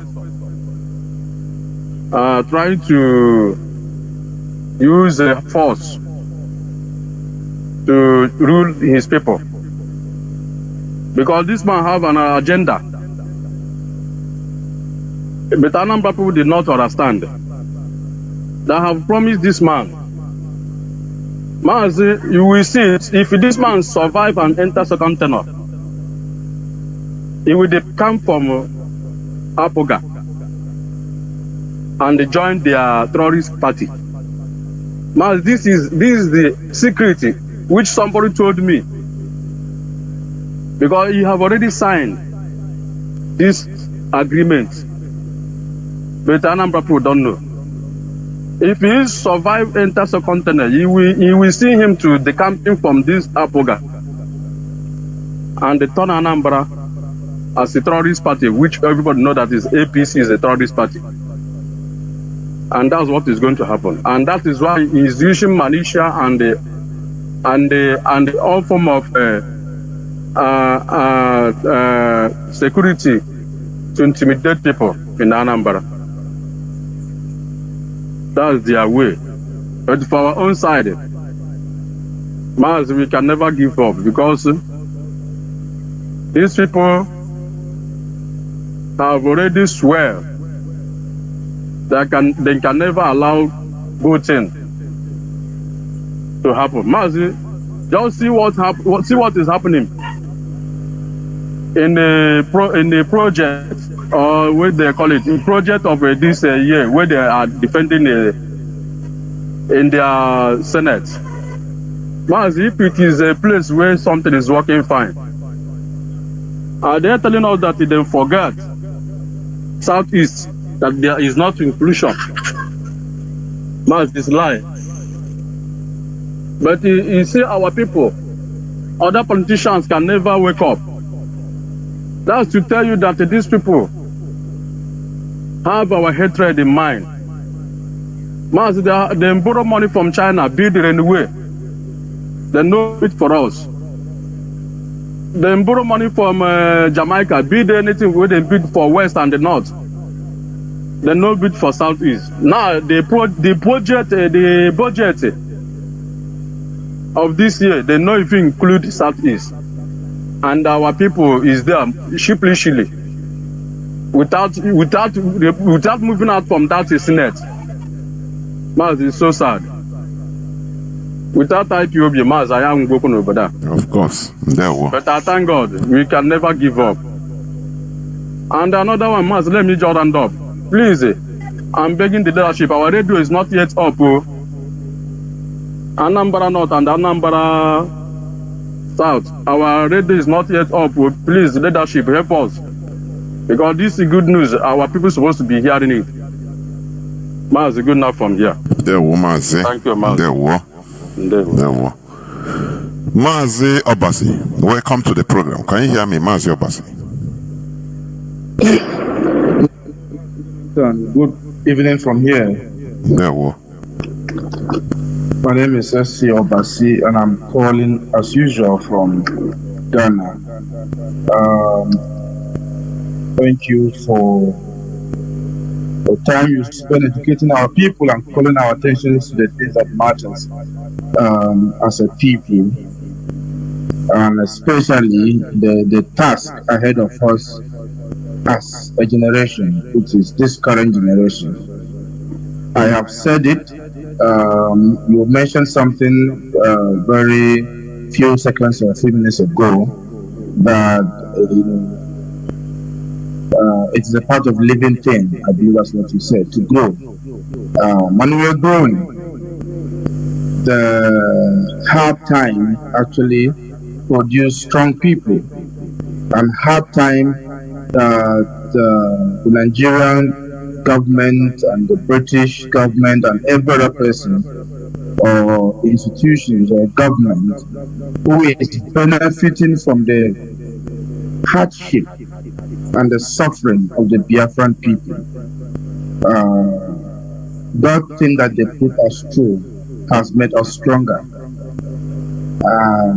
The reality that is now staring them in the face, which our people, most of our people have not yet recognized, is that these people know that whilst we are suffering, whilst we were in hardship as a people collectively, that they have been basking in plenty, and as such, the ease that they have enjoyed have produced weaker generations on their own end.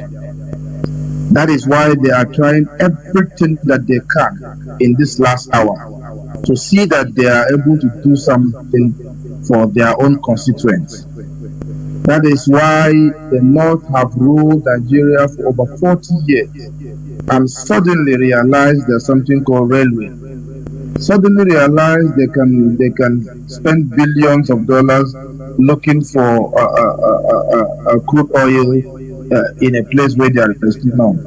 Now they realize they have to create some ministry to help them develop their land one way or the other.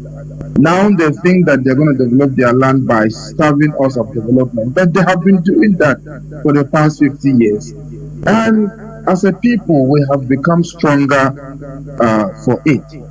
And they have produced a weaker generation. This struggle will continue until we win. We are not expecting anything better from them because we know who we are dealing with, we've been dealing with them, and we know that in the end, they are going to lose. In the end, they have nothing that they can say, oh, this is what advantage they have over us. They don't have it. If they starve us of railway, starve us of gas pipelines, starve us of pressure gas, whatever they call it, starve us of electricity, they have been doing that for the past 50 years. Now, as a people, what matters is what do we do with this? What do we do with this thing that they have put us through? How do we utilize this? How do we utilize this to our own advantage? How do we utilize it? That is what matters. Not crying about it, not just complain about it. If at all we complain or cry about it, it should be, just like IPOB is doing, for the purpose of awakening our people to know that there is no good thing we can find in that contraption. It's not for the purpose of hoping that they are going to change their mind all of a sudden and be nice to us. No. The Fulani oligarch in the north, they have a saying amongst them, as one who has grown, who actually live and grow among them.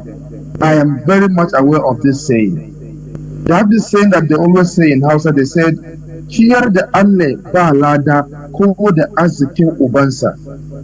It simply means that feeding an infidel, that there is no blessing in feeding an infidel, even with his father's wealth. That is the most devilish philosophy any human being can have.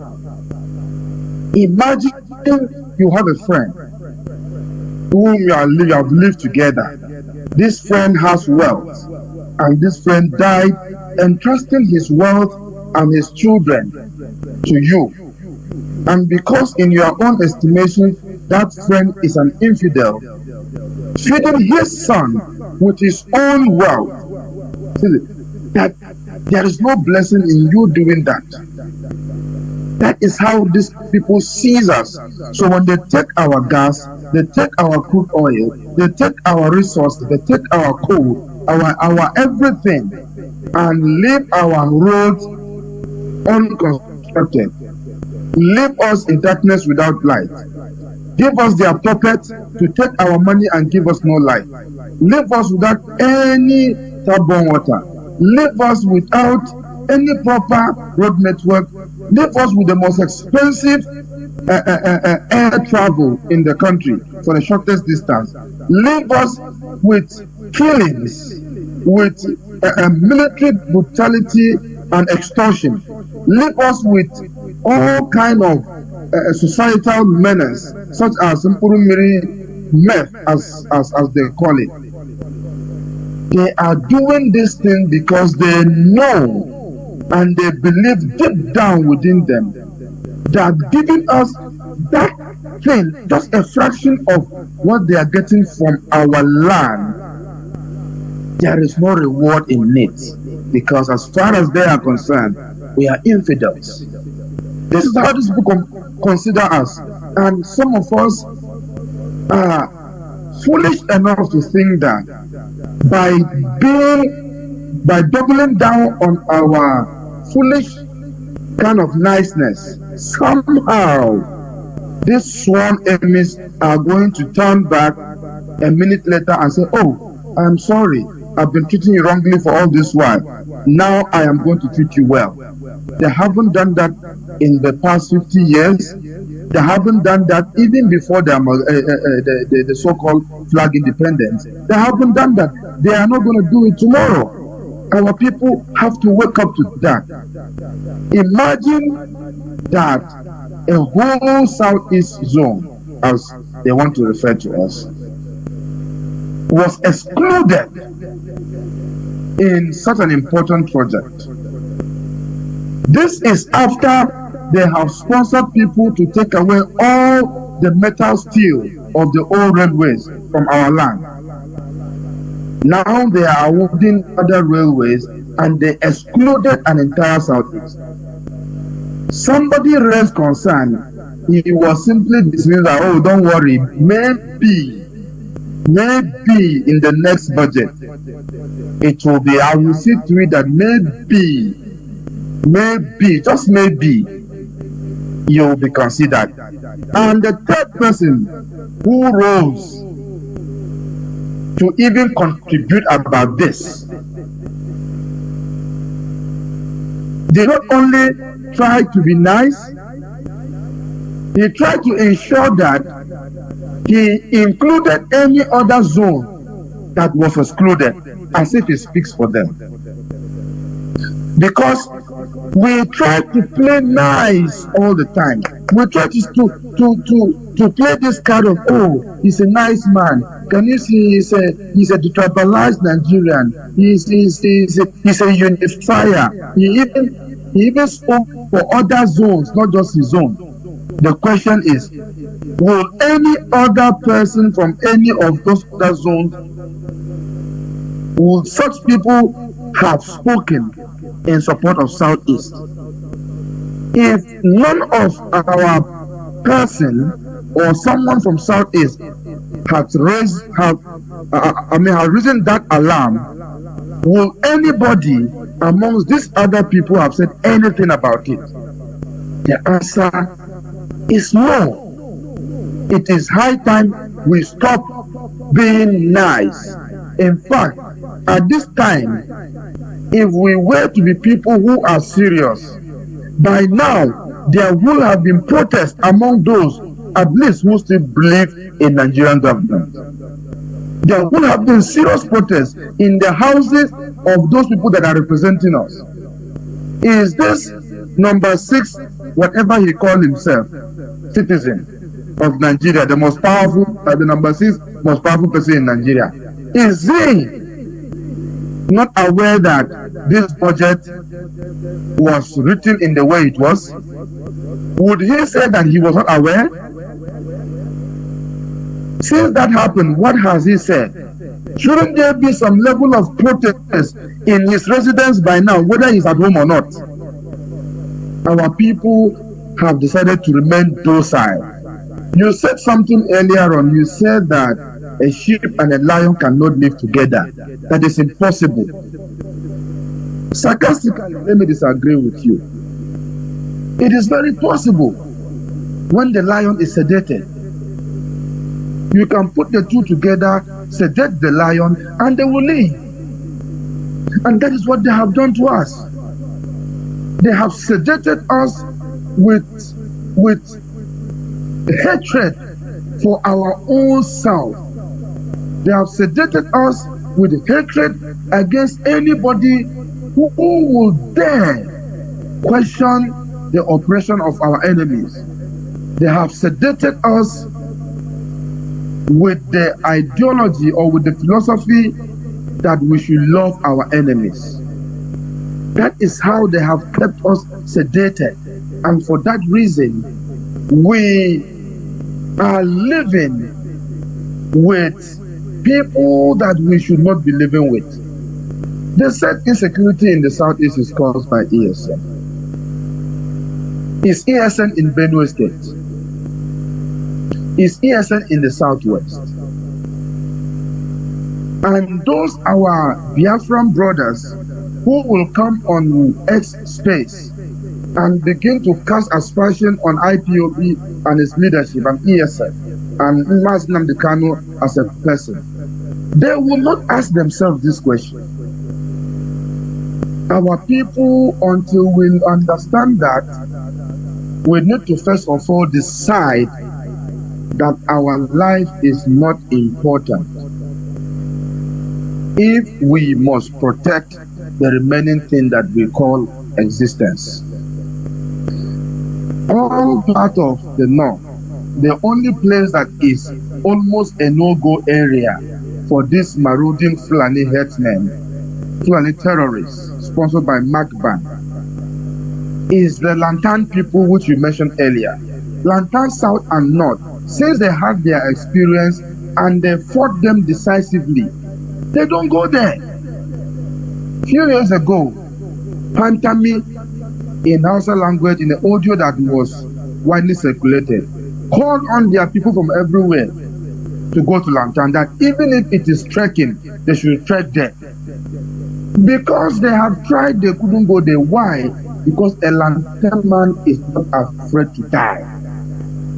Igbos love life too much, Biafran love life too much, and when you love your life, like the good book, the Bible says, if you must save your life, you must first of all lay it down. If you must have your life, not save them. And that is why we are calling upon every Biafran, wherever you are. It's not compulsory for you to be part of IPOB officially. You can support what we are doing. Because this talk, this fight, everything that we do is financially intensive. You need to support it one way or the other. It is very, very important, because that is the only key to our survival as a people. We cannot survive with this kind of lifestyle that we are living. The Benue people are being killed unprovoked, and nobody is coming to help them.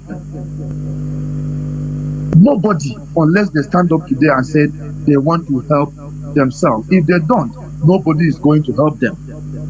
This is our land. This is our life. We must protect it at all costs, and it is the duty of this generation. Nobody else can do it. It's our duty, and we must see to it that it is achieved by any means necessary.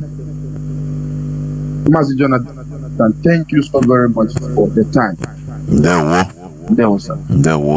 Thank you very much. We must continue. Caller on WhatsApp. Mazi Onyemuche, can you hear me?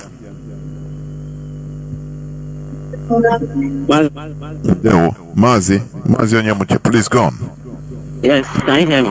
Yes, the whole world is hearing you. Go on. You be the last caller. Biafrans, good evening. I thank you all, and I thank Mazi Nnamdi Kanu, Director of State,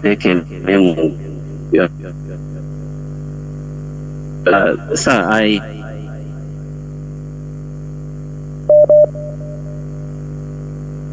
Mazi, what is happening to you? Yeah. Go on. Am I coming out? Yes, go on. It ceased before, but go on. Okay. So still in the mood of our political to say something quickly, because I was going through my TikTok from one of somebody saying this, the fellow who Mazi, your network is not encouraging. How they should release him. Oh, unbelievable! This country. It's not. Please, you don't need of talking, and people are not catching what you're saying. So, I think this is where I'm going to call it. Call it a day or a night. Biafrans and lovers of freedom, we must continue in what we are doing. Let me see. Call on, what's up, please? I think you've called before, right? Hello. Yeah, Mazi. Greeting, Mazi Chinedu. No. Please, I was on the verge of concluding. Please, you make it 2 minutes, please. Greetings, I'm calling Mazi Ezoku Bondo. Said, and the security in the Southeast is sponsored by the government. No other people that sponsored it. They are the ones that sponsored it.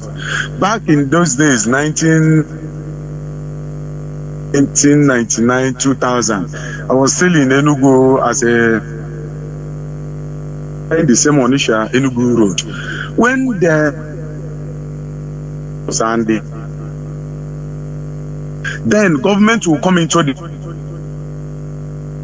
blocks. Then the change their uniform to mufti. Then they will be called back again. Even before the emergency, they can with his broadcast. They have been doing that. It is sponsored by the government. We know these things before. The issue of our people playing less concern in some of the things is to survival of the fittest and do to make money. Whether they will just play the people are selling it. They know that it's destroying our youth. People are not saying anything about it because you see all this organ harvest. Our boys are doing it, and they are killing our boys at the same time. The issue of police go out for. They will start moving with their vans. Somebody, they will pack the person immediately and harass the person. They are no longer. Is they move, they patrol any place they feel like that is covered for them to do it. They will just start extorting within 2, 3, 5 minutes. They are gone. Then they will change another route. That's what I've been doing. They have been doing. Now the issue of Fulani people, herdsmen killing people in the southeast. These people are not Fulani herdsmen. They are army people. Change their uniform and enter a village and wipe away some communities and come back again and wear uniform and go and cover up. We know these things. A Fulani man cannot carry gun and start firing the way these people are firing or killing the way these people are killing. We know that they are uniform men. They will just remove their uniform, go into villages they have targeted and kill some people, then come back and wear their uniform and go there again to cover their lapses and their shit that they have committed. So we know those things. My brother, what we are saying is that we have so many Nnamdi Kanus that have been waiting. It's just that one thing is there. We are waiting for order. We're obeying you people. Otherwise, things would have started in the way that you people will start saying, what is going on in the east. But we don't want to go out of command and control, which you people have been preaching to us. Otherwise, by now, some places would have started burning. But we want to follow the chain of control and command. So that is it. And my own take here, we are still waiting until the final day, the whistle will blow, we burn everything down. And why our politicians are not saying anything concerning the budget is because they are beggars in Abuja. All of them, from the governor down to the least of them, they are all beggars. None of them is standing with their two legs. So they are all beggars. We don't even count on them. That's why they cannot talk. That's why they cannot get any allocation down to their own side. All of them are beggars. If you touch any one of them, they will tell you that I will show you that I have contact. The contact that he want to show you is an Hausa man. You wonder whether he himself is not a human being, that he will now want to show you a contact of another man, which is an Hausa or a Fulani man. He will now call, I will deal with you, I will show you that I have contact in this country. The contact he want to call is an Hausa man or a Fulani man. So they have messed themselves up. Though we are not worried about them, we are not even care about whether they are bringing allocation or not. We are only waiting for the control and command. So my brother, you people should keep it up. We are listening. We should not go tired. We are waiting.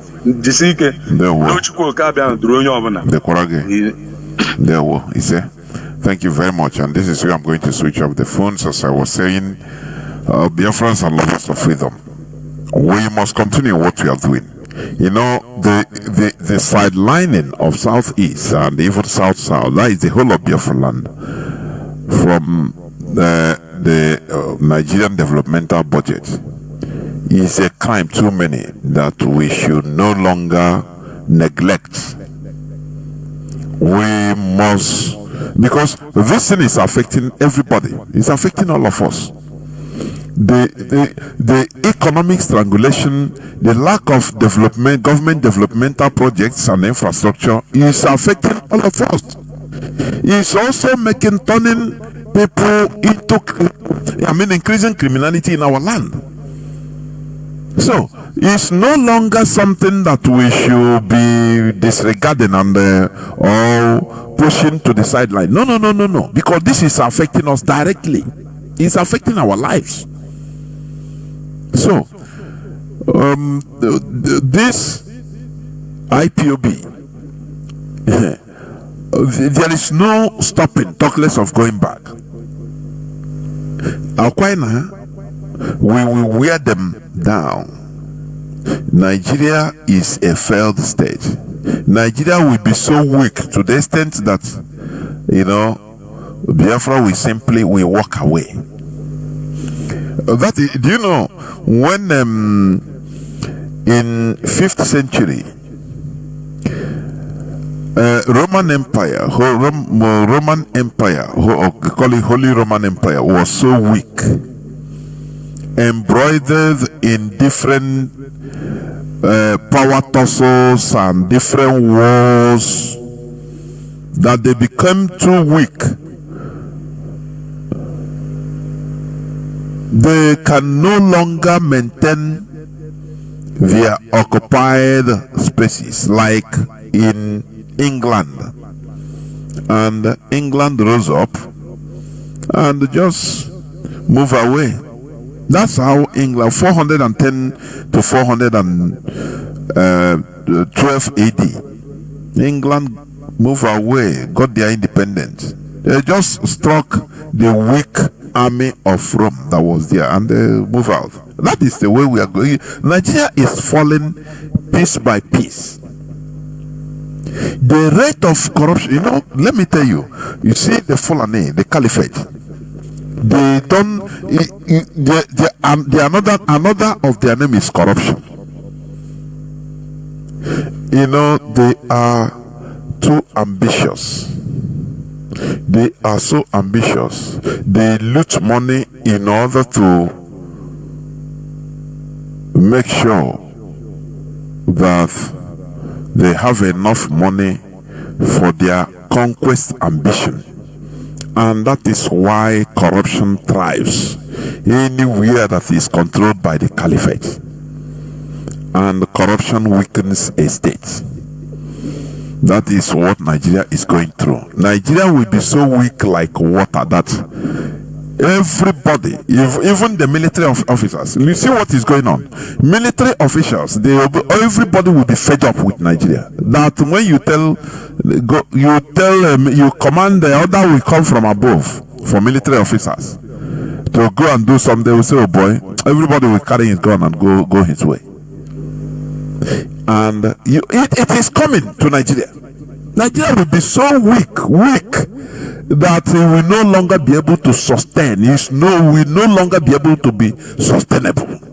That is where Nigeria is heading there little by little. You know, they thought they are dealing with people. They thought they are dealing with Biafrans. They thought they are dealing with us. They don't know that they are weakening. When you think you are fighting Biafrans, you are fighting Igbo people, you are making us not to develop, you are weakening everything. And the time comes where even the military will no longer be sustainable. A country whereby they cannot pay their military, they cannot be able to be paying regular salary to their police. The police, Nigerian police, they only when you are recruited, that first uniform they give to you, finish. They tell you go and cater for yourself. Military barracks are just like worse than burrows, you know, rabbit burrows, rat burrows. Horrible places. How can you think all those places that country can be sustainable? A time will come, everybody will be completely fed up with the country. And that time you see, that is how Biafra goes. You just walk away. Say, oh boy. You see, every side is maintaining a vigilante. The whole side of Nigeria, a country with military. A vigilante, that is self-help. Do you think it's little by little is coming? Nigeria is weakening every blessed day. They thought that they are fighting Biafrans. They thought that they are economically strangulating us only. They don't know that they are weakening the country. And a time will come, everybody will be fed up, and we will just walk away. You know. So that is why Biafra is our ideology. Biafra, we must continue to preach. The awareness will continue to raise that awareness. The awareness that Biafra remains everything. Biafra is an ideology, and you can never conquer or defeat an ideology. It's impossible. Ideology is undefeatable. An ideology, you can never defeat ideology. So that is why we must continue what we are doing, because Nigeria is not for us. Nigeria is a graveyard for Biafrans. Thank you for listening. Once again, as you know, today Mazi Chinasa Nworu is supposed to be here, but he is not because of health issue. Therefore, we must continue in everything we are doing. Thank you for listening. From me, Mazi Jonathan Chinedu, from here, it is simply good evening. Biafra,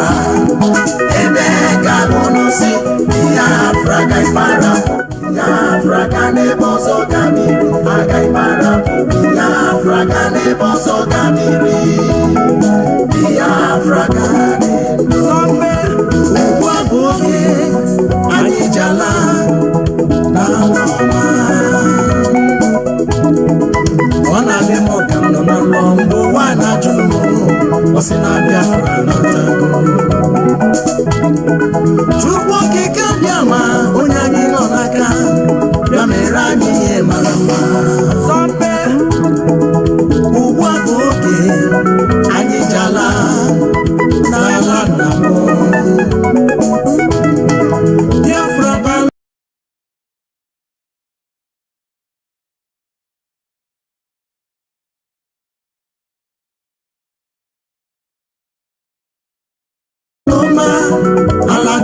gọziri ala mana damo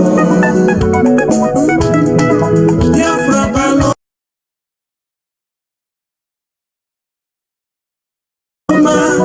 ala chukwu gọziri ala mana Sorry, network. I mean, credit in what? Kedebe m kwurutere okwu esi anyị nwa na-eje na-akpọ meeting on jone ka anyị na-akpọ ma ejebe ime meeting ahụ. Ọ bụ ihe m jụrụ unu. Yes. Ọ bụ ka unu si bụrụ ndị na-amarọ ihe ọbụla a na-eme na Naịjirịa, ihe ọbụla a na-eme ndị Igbo, ihe ndị niile ndị arụrụ ala niile ndị Fulani na-arụ. Ndị na-ekwuchitere Fulani okwu bụ unu wa niile bụ ndị na-eje meeting ahụ.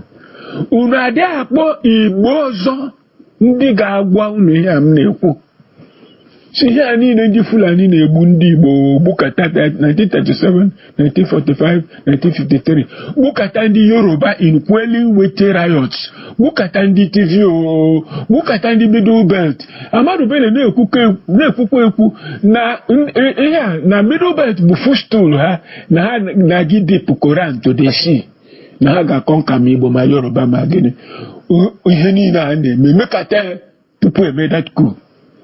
That coup d'etat, enwere coup d'etat January 17th, 1966.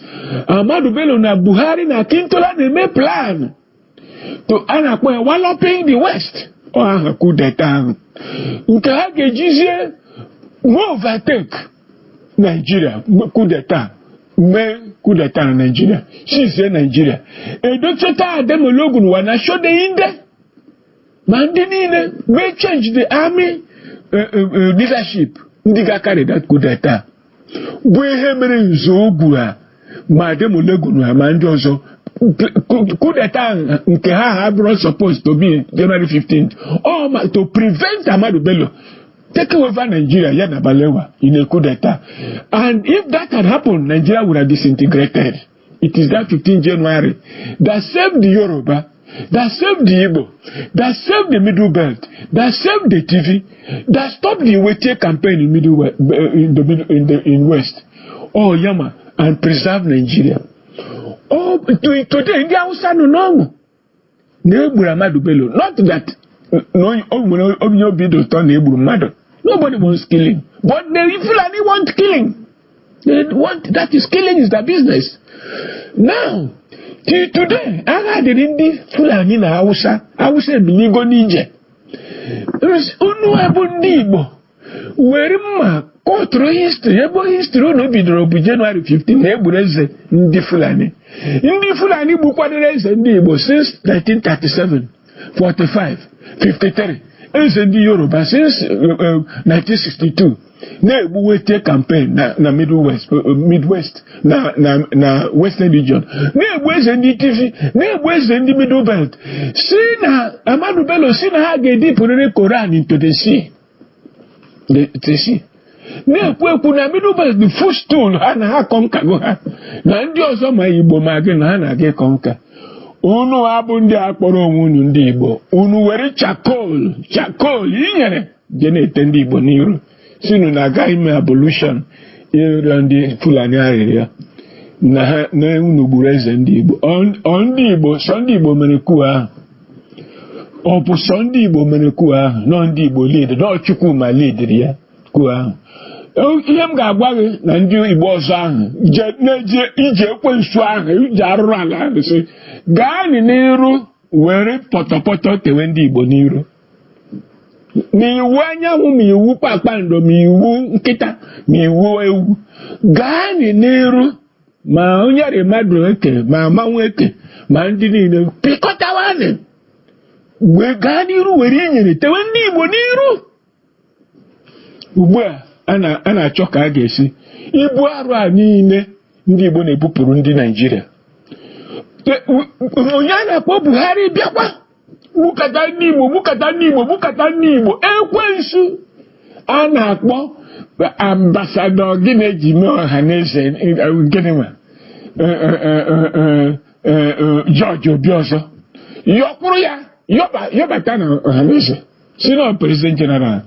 N'Igbo niile a na-egbu Buhari gbukata Oje were osina medal were ye 82 division commander kene ya ka o si na-egbu ndị Igbo ndị nke ya o nwere ihe ọzọ ọrụ nke a na-akpọ iwu anyanwụ nke ya after ma otokoto niile the next thing ọ ga-eme bụ ịnọ ebe ahụ chọọ ka ọ ga-esi chịwa ka a rapụ itinye ndị Rivers Igbo ka a rapụ isi na onwere ebe Igbo niile Igbo dị ma ewepụ Central State unu na-aga n'iru na-eme ya ndị Fulani a na-ekpokọ Fulani niile nọ n'ụwa Afrịka na na-eme mitin na Naịjirịa Yoruba na-ekpokọ Yoruba niile nọ n'ụwa ma Kogi ma Akwara si na ha bụ Yoruba bịa kpuo na Delta Edo ụwa niile n'ijo niile si n'ọnwa nwe mana unu niile bi Igbo ahụ si sọ Igbo bụ isi n'Ọka ịbịa n'Enugu ịlaghachikwa bụ sọ Igbo na ndị ọzọ abụrụ Igbo unu na-agba okirikiri so ụnyaahụ ka iwu anyanwụ ma na-enwere Igbo na Rivers State maka gịnị maka ọ chọrọ si chịrị gawa enye na ndị Rivers State opportunity ka ha mee produce Ọhaneze President General unu nọrọ ebe ahụ na-agba okirikiri gwa ha na m sịrị mụnwa nwa ogbu onye sịrị na unu gaa n'iru were inyere tewe ndị Igbo n'iru Fulani kwesịrị ịrịọ mgbaghara na Naịjirịa that is Haja Alimbe Kaltum na-agwa ha n'ihe a niile ha gburu na Naịjirịa gwasaa Naịjirịa were ọbara kọva Naịjirịa na ha kwesịrị ọgbaghara. That Ahmadu Bello is a villain and should not be mentioned at the same time with Zik and Abolowo. That Ahmadu Bello is a villain. Ma Balewa, the villains. Kwafu ọbara ndị Igbo, kwafu ọbara Yoruba, kwafu ọbara Middle Belt, kwafu ọbara TV, kwafu ọbara Hausa ebiligo n'ije. Were na inyere tewe ndị Igbo n'iru. Were na inyere tewe ndị Igbo n'iru. Igbo ga-anọ n'ime onwe ha, unu were eziokwu unu etinye n'ụgha. Yes, Igbo should be united. Are you uniting the Igbo? Unu na-unite Igbo. You are dividing and destroying the Igbo. That is one truth you mentioned. Na ga-unite kwa Igbo, na ga-eme Igbo nke. Is this Ọhaneze? Maybe a selected consensus Ọhaneze with no election. Nothing. Are you uniting the Igbo? While others are uniting their people. And a Kwoko restructuring. Do you have a template for restructuring? Unu neche iye sultan ga-agwa unu. Ndị Fulani ga-agwa unu. Ka unu bịa si na Ọhaneze ekwugo. That is what you are waiting for. Ndị Igbo niile dị frustrated with the criminalities of these corrupt people called Ọhaneze. Na ndị otu ha. Ya ma bụ ihe unu na-aga ebe okirikiri a na-agba okirikiri. Now, the next evil unu na-aga ime bụ ije ịrịọ ndị Fulani arịrịọ. Ka ụwa niile n'ụlọ unu ma dị guilty. Unu gburu eze ndị Fulani, unu gburu criminal. Unu gburu bloodthirsty dog, hound. Not that anybody wanted to. When Igbo, okay, Igbo na-agari arịrị igbu Ahmadu Bello na Balewa. Was there a time the Igbo decided to go and kill Ahmadu Bello and Balewa? Was it the Igbo that sent Nzogu and Co to go and kill Ahmadu Bello and Balewa? Did the Igbo have reason to stage a coup d'etat? Was there an Igbo coup? Even if it is half a man or 1/4 man, was Unebe, Colonel Unebe killed in that coup, not an Igbo man? That they killed an Igbo man, even if he was a single Igbo man, he was a quarter Igbo man, does it not show that Igbo had no arrangement to make an Igbo coup? Unuwere chakolo. Chineke kere ndị Igbo aghaghị ịzọpụta ndị Igbo n'aka unu. Zọpụta ndị Igbo na Nigeria, zọpụta ndị Igbo n'ụwa. We are for restructuring Nigeria. Ka Nigeria bụrụ ezigbo obodo, onye ọbụla ga-develop dị mma. Do you have a template for restructuring? You Igbo going round, unu na-arịọ ndị Fulani arịrịọ. This Fulani killing Bimbo. Onye a na-egbu n'ala Igbo, was it Ahmadu Bello? The killing of Ahmadu Bello. that caused the Fulani to be killing. This is the 82 division. Fulani operating in 82 division. Ono katosino na nwere war. The ESN ebidogo war insurgency. Ogebuo makibobu, whereas there is no war in Igbo land. No insurgency anywhere. These dinosaurs organize dance to the script of the Fulani. Have you even issued a statement condemning those killings? Have you issued a statement? Is it because of Ahmadu Bello that Fulani are killing Nigerians? Go to the Middle Belt. Many communities have been wiped out and renamed by the Fulani. In full view of all Nigerians. Go to Yoruba land, how they kill. Yorubas are rising up and saying they don't want Nigeria any longer. That they want to go that separate way. The Joe people are rising up and saying they don't want Nigeria any longer. That they were going to that separate way. The Hausa people have risen up and said that they are expelling the Fulani from Hausa land. There is no, then where Igbo land, where Yoruba land, where Tiv land, where Hausa land, that there is no Fulani land in Nigeria. That they are foreigners. These are the issues in contention. Uno. Ndị aji chakolu, jiri potopoto, jiri mamere, poisons, mixie, na-etendi Igbo n'iru. Ihe unu ga-agba nkịtị. Ebidogo, ichere na o nwere ihe unu mere ga-eme asị nye Igbo bịa chịwa Nigeria. Because Igbo man will come with the energy and wisdom of Igbo people to rebuild this country and make it good for everybody. They don't want it.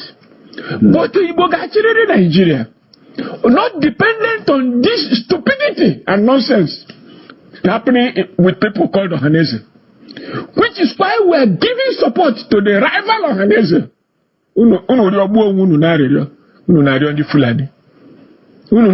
Murderers and killers, genocidaires, millions of your people.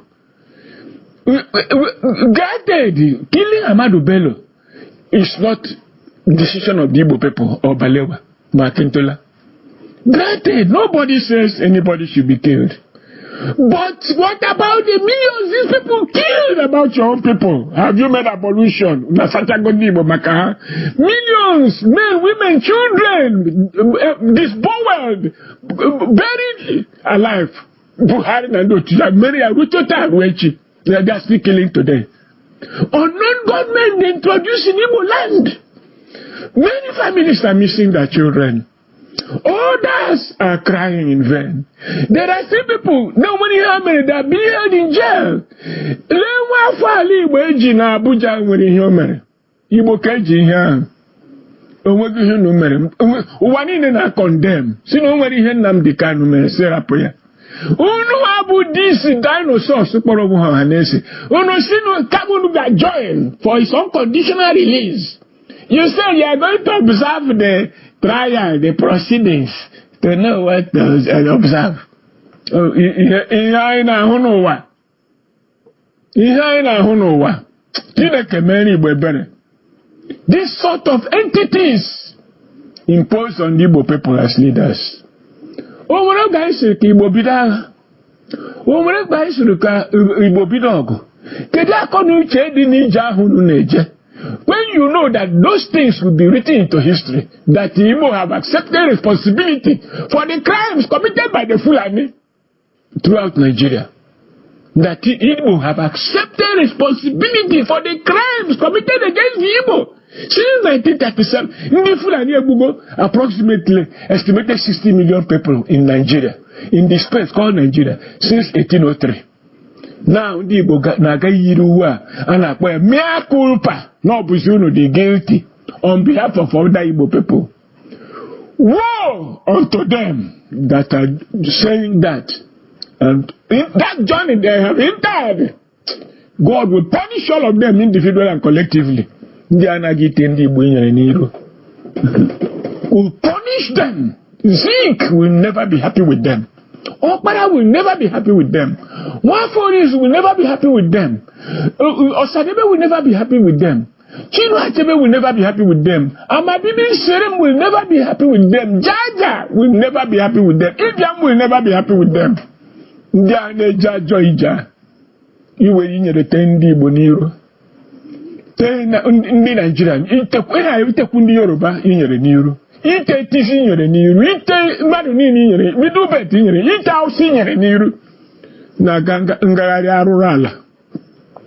A na-eji oil field na-epersuade ndị ọzọ ime ihe. Ndị Igbo akpọrọ onwe ha Igbo eze nke a ewere 20,000 naira tinyere ha n'envelope. They sell the Igbo nation. That's the thing. Anyị na-ahụ onye ọbụla na-ahụ ya na-complain na-ahụ ya o mere unu ka o nwere ihe na-eme. I'm happy you've told me this nonsense because o siri ọbụla aka ị na-agwa ihe emere gị na-agwakwa gị alọnchikwa na akwụkwọ ahụ with this mindset degharịa akwụkwọ ahụ na o nwere ihe ndị Igbo mere ndị Fulani. Igbo never arranged any coup d'etat. The Igbo never killed Ahmadu Bello Balewa. It was some army officers, yes, led by mostly Igbo people that carried out that coup d'etat. And that coup d'etat saved Nigeria.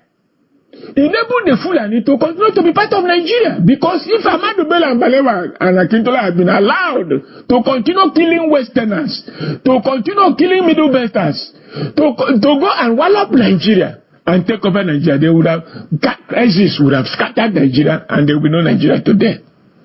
Gawani n'iru ma Chineke kere ụwa n'uju ya ga-azọpụtarịrị ndị Igbo n'aka unu. Ọ bụ n'aka unu first ka a ga-azọpụta ndị Igbo. Igbo with one voice. We are even thinking aka ndị akpọrọ onwe ha ọhaneze Igbo dị na njide jidere Nnamdi Kanu. Nnamdi Kanu, you know, like I do, was not fighting Nigeria. Yes, he was agitating for secession. The Igbo have not decided for secession. But because of Megidane the Nigeria, he wanted secession. That is his right to self-determination. He didn't organize ESN to fight federal government. He organized ESN to expel the Fulani from the farms and highways and villages of Igbo land.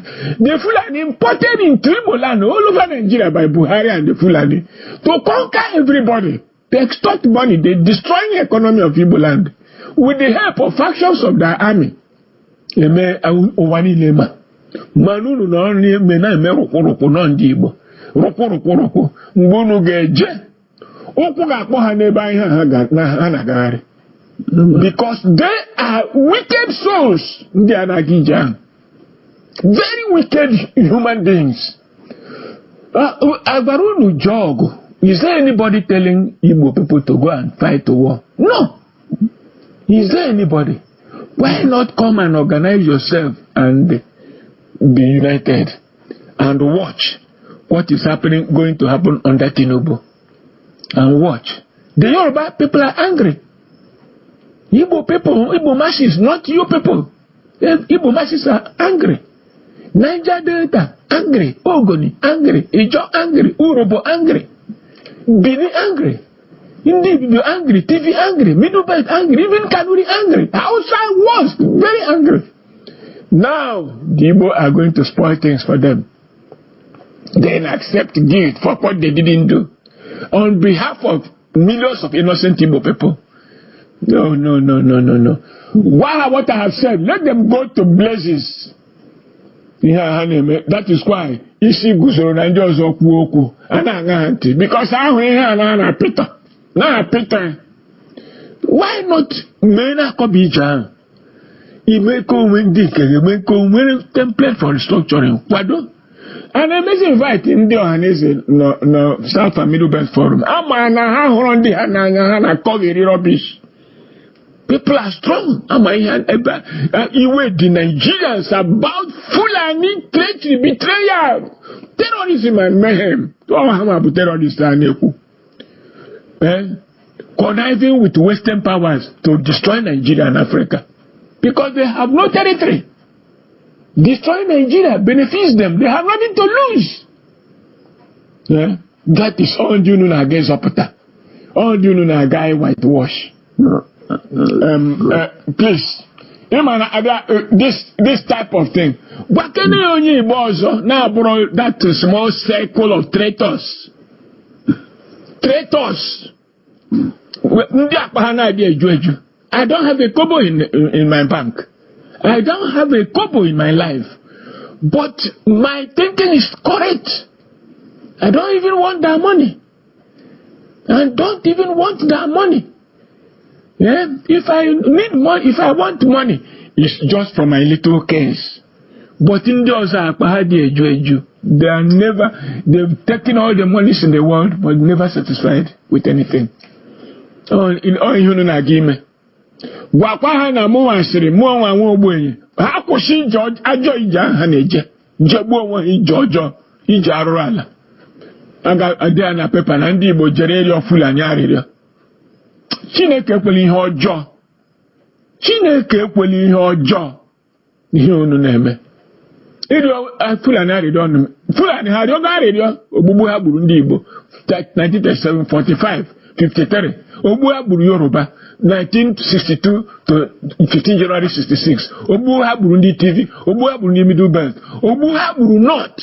They've killed almost 60 million people. The Hausa people are now accusing them of killing 7 million Hausa people between 2015 and 2020. Under Buhari. Okay, what him guys is telling you now? Me me child is telling you in the Hausa now. Goya to Pune Bido Gawi Georgia Ununaga. Ajo Ije. Ije Arala. Ije Amagihe. Obora Tony Ije Kununaga. Yuzu Nije. Kahanaga, yeah. Nzuzu nije. Ije na nzuzu. Iberibe, kana akpa iberiberism. Behunu na aga akọgheri. Ebunu na aga. So, biko, ureje nije ahụ. Alọchikwa na akwụkwọ ahụ, ma ọ bụrụ ihe abụ ihe dere na akwụkwọ ahụ. Maka ị na-ekwukarị na abolition na nke a. Yes, there was a civil war. There is a history of that civil war. That history did not begin on 15 January. But that is where you people's history is starting. The history of killings in Nigeria didn't begin with 15 January. 15 January killed 20 people or so. That was not the decision of the Igbo people. Was not the decision of the Igbo people. They killed about 20 million people, 20 people, of which one of them was Igbo, for refusing to give them the keys to the armory. If an Igbo high-ranking officer refused to give keys to the armory, does it show the Igbo knew about that coup d'etat? Ununeme accept responsibility for what you did on behalf of others, for what you didn't do. When powder ni Fulani bo bara obara niru wedi nyere na tendi Igbo na nwere ha mere na niru. 20 people were killed or so. What about the millions, almost 60 million people killed by the Fulani? Okay, if you object to the estimate, what about those they killed? I think that's 45, 53, 62 to 66, and then in Yoruba land, Middle Belt, and so on, and Hausa land. Ije beribe. Nzuzu ni ije unu kpara kobi ije. Le na akọ onye nzuzu na akọ. So I don't accept that thing. Where this voicemail? Yeah. I jebu onwe ha n'ije ọjọọ. No prof. I jebu onwe ha n'ije ekwensu. No prof, okwefu time like mgbe njefu ha ọkwachukwu na anụ ya bụ ọlụ a. This discussion, this conversation here is recorded. You have done a great review. When Emily mother invite. In fact, you want himself. N'iji anyị jee na mgbe ọ sị na ya achọghị ọhaneze chairman eventually pressure tinye there. But I have not told you. He presented me to ọhaneze nek sị m organic anchor. ọhaneze nek melu m nsị ya nothing. Nsị I don't mind the way ji bata n'ocha. Now what God desires to see you for the legacy you leave at your exit. And that is what exactly you're talking about. It does not matter, say no matter if the pattern matter about the legacy you're going to leave. And like this book is going to guide. So now, problem there, but to at least to be part of this information in the and the documents have a circulate, but I may hear how you ever go to say, okay. So now, in-depth knowledge I do a great review. No one name will need your name will end up with not indeed. So you have given me an in-depth analysis. Chineke, so and it's a shame. It's a shame. Now I one unity and the Abunde and one agent and a sponsor to split in the Igbo. It's going ahead to split. Okay, if Bola take, he will invite all the governors. None came. Also, when you can only because I name on whose behalf are they going to beg the Fulani? Oh yeah. On whose behalf are those traitors, criminals, going to beg the Fulani? A signal. On whose behalf? A danger signal. Are they going to beg the Fulani? That is thanking the Fulani for killing the Igbo. Thanking the Fulani for killing the Yoruba. Thanking the Fulani for killing the TV. Thanking the Fulani for killing the Hausa. Thanking the Fulani for eradicating, wiping out the Hausa. Thanking the Fulani for eradicating, wiping out the Middle Belt. Thanking the Fulani for the atrocities, unknown gunmen, terrorism they impose on Igbo land, the east, the south, the Middle Belt, Nigeria as a whole.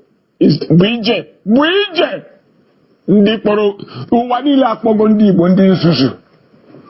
Because he nwere mmadụ onwere onye gwara ha mene ihe eme eche na ya eche a na-ebu ụzọ chee ihe eche tupu emewe ya eme n'elu na ha ebidogori ebe onwere onye bịara meeting kedu isi onye gwara ha ji eme ya kedu onye ha na-emezi ya maka ya ihe a bụ ozi ndị Fulani na-edunye ha na-ejesi bịa rịọ ha God will punish all of them. Devil will punish all of them individually and collectively. Who knows? Can you make debate? Is there any organization functioning? Except publicity and bland rubbish called statement that says nothing. Open Habana Nimbo, anywhere in Alibo.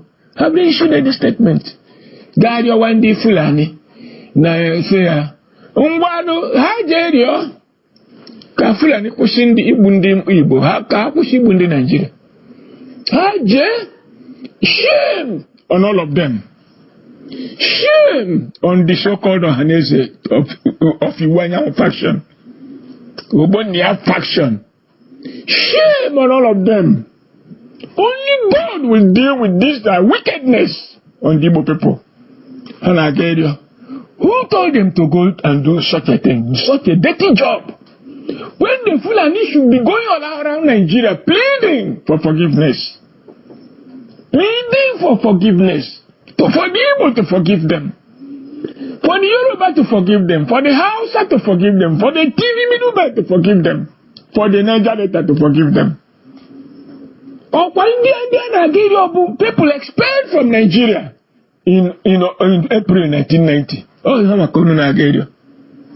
Or for the people now expelled by the Hausa, they've been given notice of expulsion by the Hausa last week, 29th April. Bundulu Nigeria. Hey. Continue. Gawaniru anaru alunu. Unaru sandibo. So onye Igbo pụtaziri n'ahịa na north ma west ebe niile we read the news na ndị Igbo na-aga eri ndị Fulani arịrịọ. Oh, many take you fascin. Agụ amụ atụrụ anụ ọfịa Igbo bụ agụ lee ndị na-achị ha Oh, India, Bunda, Choroka, Burundi, Shohanese. Oh, Galetinha. Judge of your Peter Chap, not a single day he made a statement condemning the killings in Igbo land by Buhari and his terrorist organization called federal government. Not one day. Now, these same people have never made any statement condemning unknown gunmen organized against Igbo people by Buhari. The remnants are still doing it. Only Tinubu has stopped it. We know he has stopped it. But those people that were entrenched by Buhari, the remnants are still, from time to time, going to kill, say, unknown gunmen. They're still doing it. Not by the orders of Tinubu. Because they are now also against Tinubu. They don't want anything good for Nigeria. The peace and stability is alien to their culture. It's iconoclasm, destruction. Since Arab to Saudi Arabia, they are not Africa. Now, Nigeria, thinking Nigeria is now their chosen homeland. Oh, do you know Nigeria? And now, we will want to see the list of the clowns going to beg the Fulani. Clowns. They might have a clown. They're killing Nanzuzu. Beg Fulani. Then you are begging the Fulani for 20 dead men. When will Fulani beg you in return for 60 million people dead? That is, of which the Igbo account for a lot of it. Records spread to them animals in human clothing. Animals in human clothing. When he also hang with that, I have been this position, I have been minister, I have been with this thing, I have been this thing. All of it to whose benefit? Themselves. They never helped anybody. Never elevated anybody. His people he elevated that surrounded him. You dare not do him anything. Because he brought people from the gutter and made them human beings. The same thing Fulani are doing for their own people, the caliphate. The same thing other people are doing for their own people. Leaders. But if they see a talent in you, their first step is to destroy the talent. Yet, they are nothing to history. None of them will remain buried tomorrow. Or Basiwe will be remembered till eternity. That's the thing. Because they have nothing to offer than betrayal of their people. If we were the thing, that they should apologize to the Igbo people and to the Hausa people, to Yoruba people, to Ijaw people, to Middle people, to TV people, for undertaking such a wicked journey that is an insult to the Igbo and Nigerian mentality. Broadcast this, that they are insulting the intelligence. Hey, that wicked journey they have undertaken, paid for by the Fulani. Paid for by the Fulani. We know. They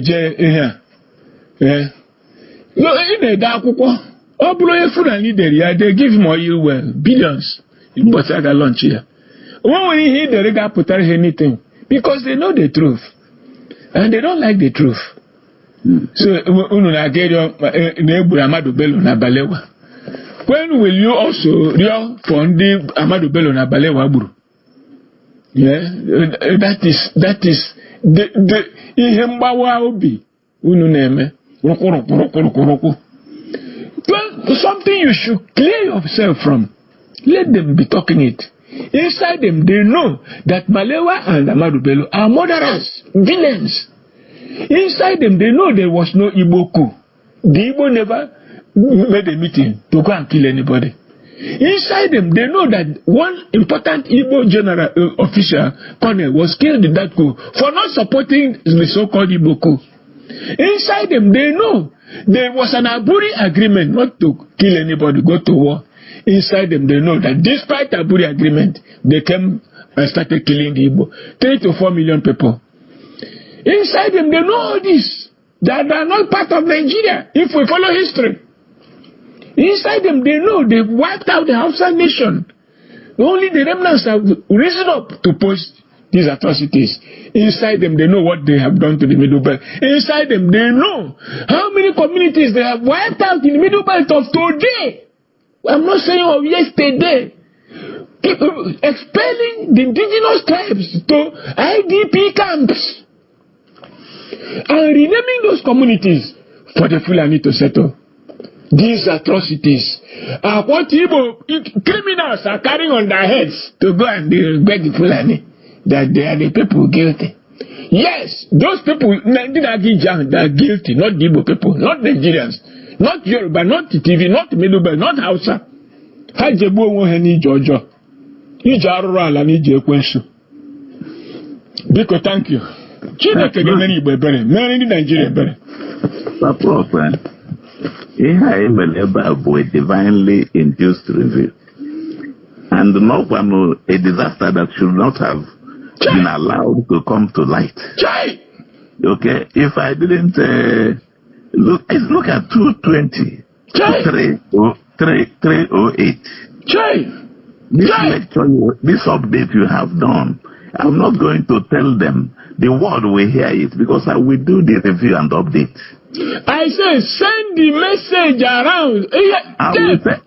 I will do that. Send around. I will do it. Oh, Yaman Kabo, Akonije. Obri Kwesu Nija, Zuzu Nija Haneje. Harubo Hanarala. Rubo Hanarala. Each time I see Ohanese, who are these Ohanese doing this evil, committing these atrocities against the Igbo nation, against Nigeria, against the Yoruba, against the Niger Delta, who are committing these atrocities against the Ogoni people? Emari heading Ogoni na Ijo, Emari heading ala Yoruba na TV na Middle Belt, Emari heading na ndi Hausa. Kobunibo. Buhari came deliberately to destroy the Igbo economy.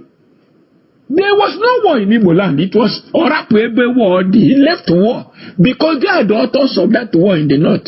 It's a decoy to destroy and eradicate remnants of the Hausa.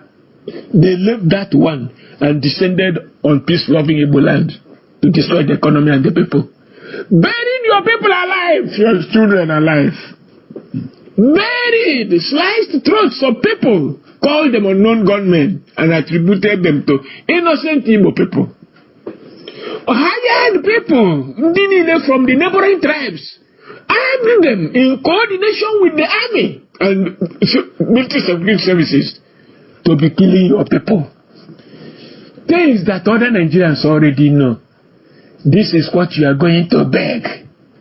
To be forgiven, to be alive, to be human beings. This is the type of rubbish that is being imposed on human beings. Oh, Chineke mere anyị ebere, mere ndị Igbo ebere.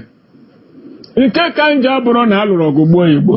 Nke ka njọ bụ this evil leadership ndị Igbo nwere imposed on the Igbo nation.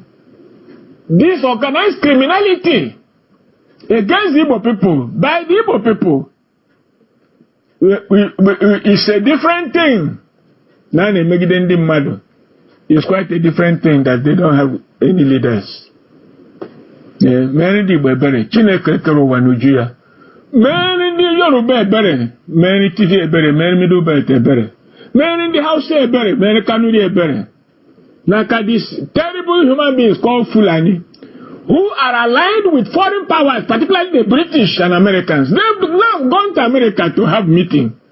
When they now return from that meeting, more mayhem will be unleashed on the Igbo and other Nigerians. They say northern governors have gone to America for meeting. You are meeting in America over the governance of Nigeria. This is the nonsense we are having in this country. These are the issues Nigeria is facing today. And lo and behold, to wipe out the face of these treacherous, bloodthirsty human beings called Fulani Caliphate, you are embarked on a journey, a forced journey. an annoying, cruel, evil journey to go and misrepresent the Igbo people, misrepresent the Nigerian people, misrepresent God. God will take care of this question issue. Well, thank you. No problem. Igbo in destiny, there were the only active prof on issues of the moment. There were okay, matter. If I can follow her. Oh, yeah, no. Oh, when they Jena Equity, they see you had 200,000. No more doing her. The latest is coming to Nigeria. Maramu ihe mere ha chee na m kwesịrị benefit from the wickedness. Asị na aha ya bụ hacking. I struggled for 2 days to restore my WhatsApp. So ihe na-emecha.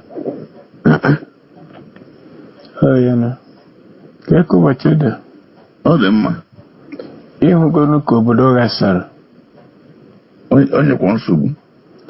Kedu unu abụ ndị nọ na corridors of power? Kedu solution unu?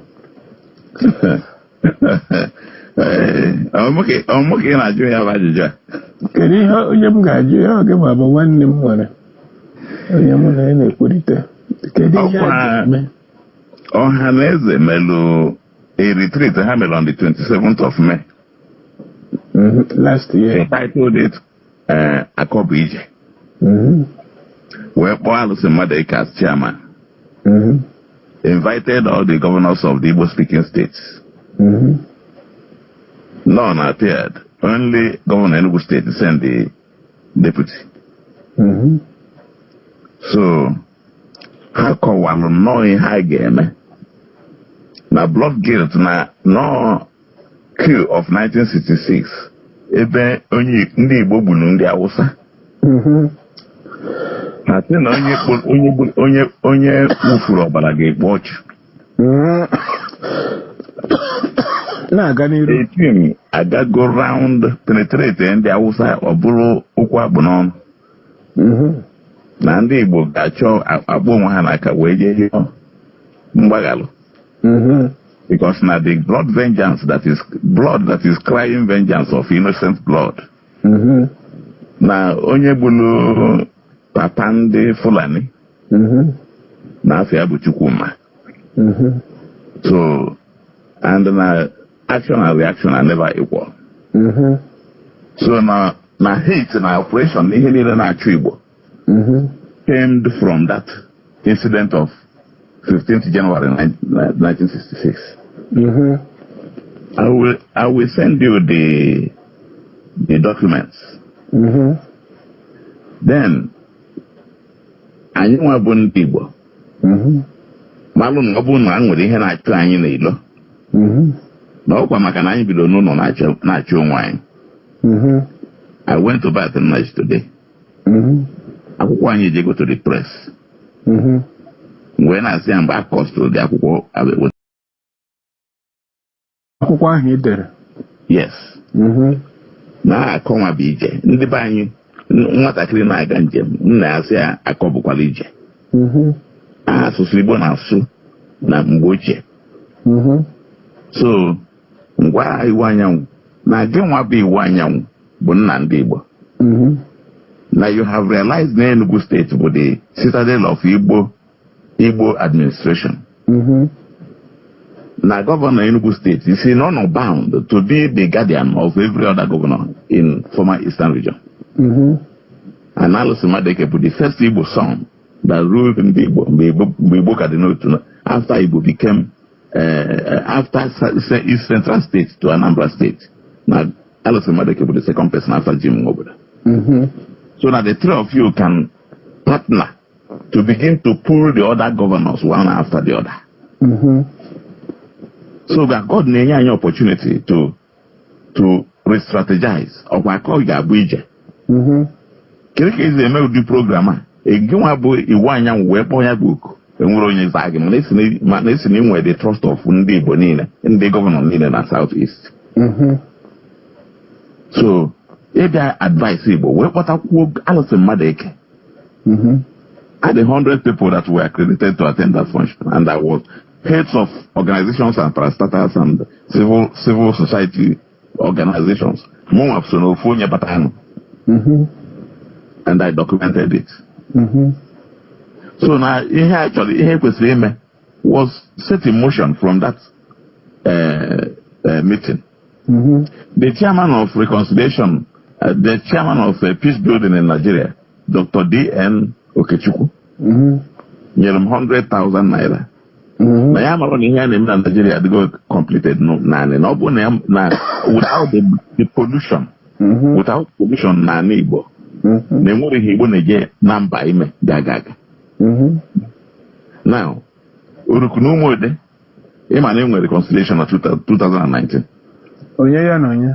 Oruku and Umuode. Community Baton. I was part of that reconciliation from 2002 to 2019. Well, about 6 days ago, Baton sent some voices. Now, Raymond Okenwa, that was the arrowhead in the Oruku community, and after I had that operation of the so-called Ndio Sunandio, sent 4 hours voice message to Ndioruku, renewing that reconciliation ML achievement 2019.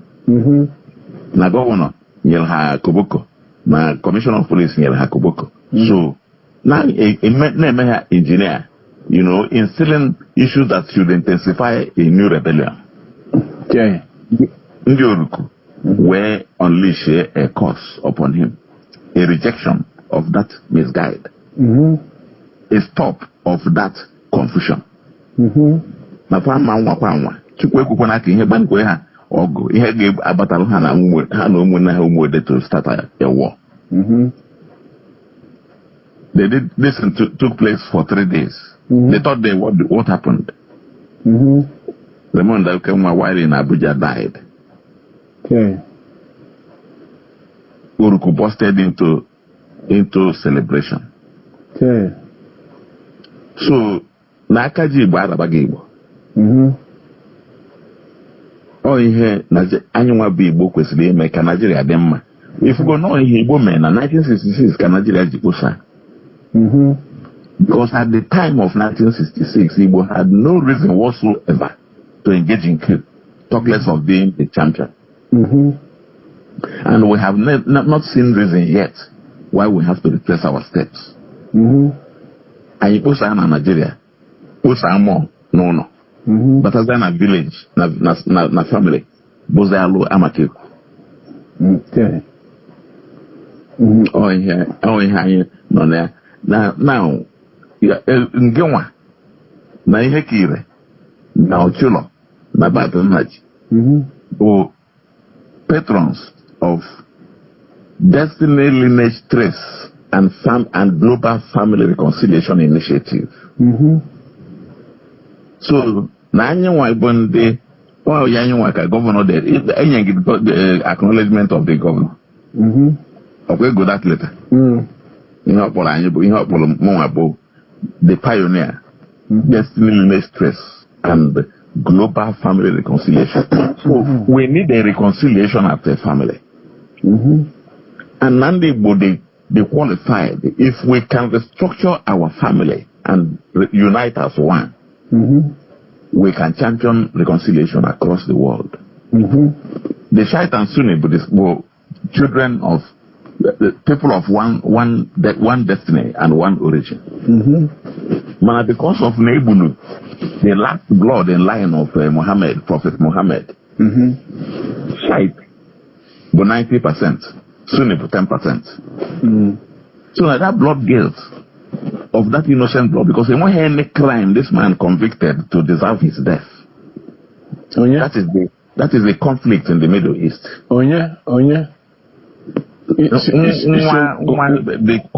The last cousin of that related to Prophet Muhammad of God. Okay. Oh, ya bụ onye Igbo eji wee bido igbu ụmụnne bụ ndị Muslim wee bido igbu onwe ha.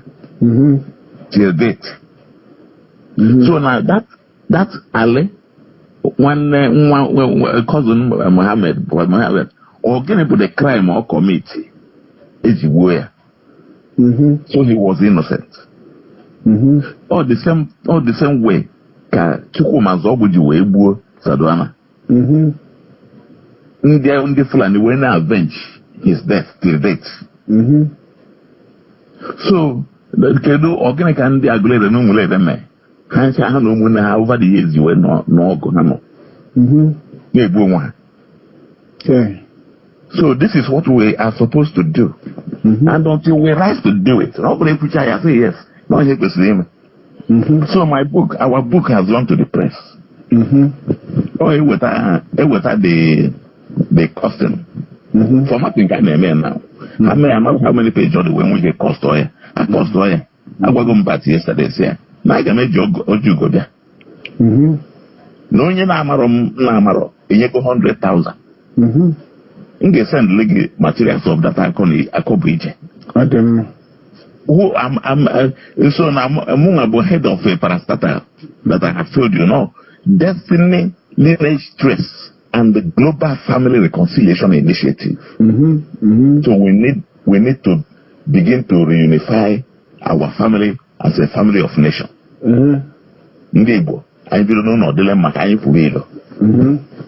Nigeria, we chant a new song if we are able to achieve this. Then I could get about 2:27. Wait for your message. So now, this is the best hour to do it.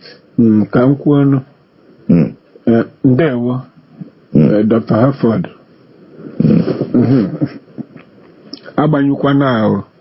Abanyu network. O nwere ajụjụ m ga-ajụ tutu m ekwu ihe m chọrọ ikwu. Ndị Fulani a unu na-eje arịrịọ ha bidoro gbuo ndị Igbo gbuo na 1937. Ha bịakwa gbuo ndị Igbo 1945. Ihe ọba ịnahụrụ kwuru okwu independence Edunya Akintola North na 1953. Arapụ ịnahụrụ na ndị Yoruba bụ Akintola ndị na-ekwu independence gbuo ndị Igbo na 1953. Gbuchacha nke ọma. Taa ihe a niile ha na-egbu ihe a niile ndị Fulani na-egbu ndị Igbo, kedu mgbe unu ga-eme ya avenge? Unu wapụ ndị Igbo. Ajụjụ ka m jụrụ. Chere ka m bịa. Eze ndị Fulani agba Amadu Bello egburu, unu na-aga ịrịọ maka ya, ma abalị wee gburu eze ndị onye ozi Amadu Bello. Ndị Fulani ha abịago mee plate rịọ arịrịọ maka ndị Yoruba edunyere Balewa quelling the weighty riots in Western region. Egbukata ndị Yoruba bụ ihe ogbugbu a na-egbu. Esi na ya bịa na-egbu ndị TV Muhammadu Bello, gbukata ndị TV Middle Belt a na-egbu. Bụ ihe wetara ndị a niile mere ku anwa. Ma treasonable fellow na-eji tụọ agbolowo nga na-egbu. Amadu Bello a na Balewa a bụ ndị chọrọ igburu ọchịchị Nigeria by force na 17 January. Ebe Ademoye ga ma Nzogwu ha ma ndị chọpụtara kwụsị mee precipitate coup d'etat na January 15th to stop them taking over Nigeria finally. Mere Nigeria may made to survive today. More coup of 15 January, there will be no Nigeria by this time. if Ahmadu Bello and Balewa have been allowed to carry out their own coup, that was to take place after Ahmadu Bello had returned from Lesser Hajj. So, unu emego ndị a niile avenge. Unu wabụ ndị Igbo ma ọhaneze. Lee ihe m na-agwa gị. Ị ga-agwa ka unu dị bụrụ ọhaneze ahụ na ndị na-eme ndị. Unu gaa n'iru were inyere chakolu na-ete ndị Igbo n'iru. Unu gaa n'iru tewe ndị Igbo. Unu gaa n'iru. Ọkwụrụ na ha eme meeting. O nwere esoro unu na-eme meeting. O nwere onye na-eso unu. Batin na jama mnya mụ na ala azụ no. Hello. Yeah, so you wanna message you send him. Have we dealt with it? Kwa ihe hacking.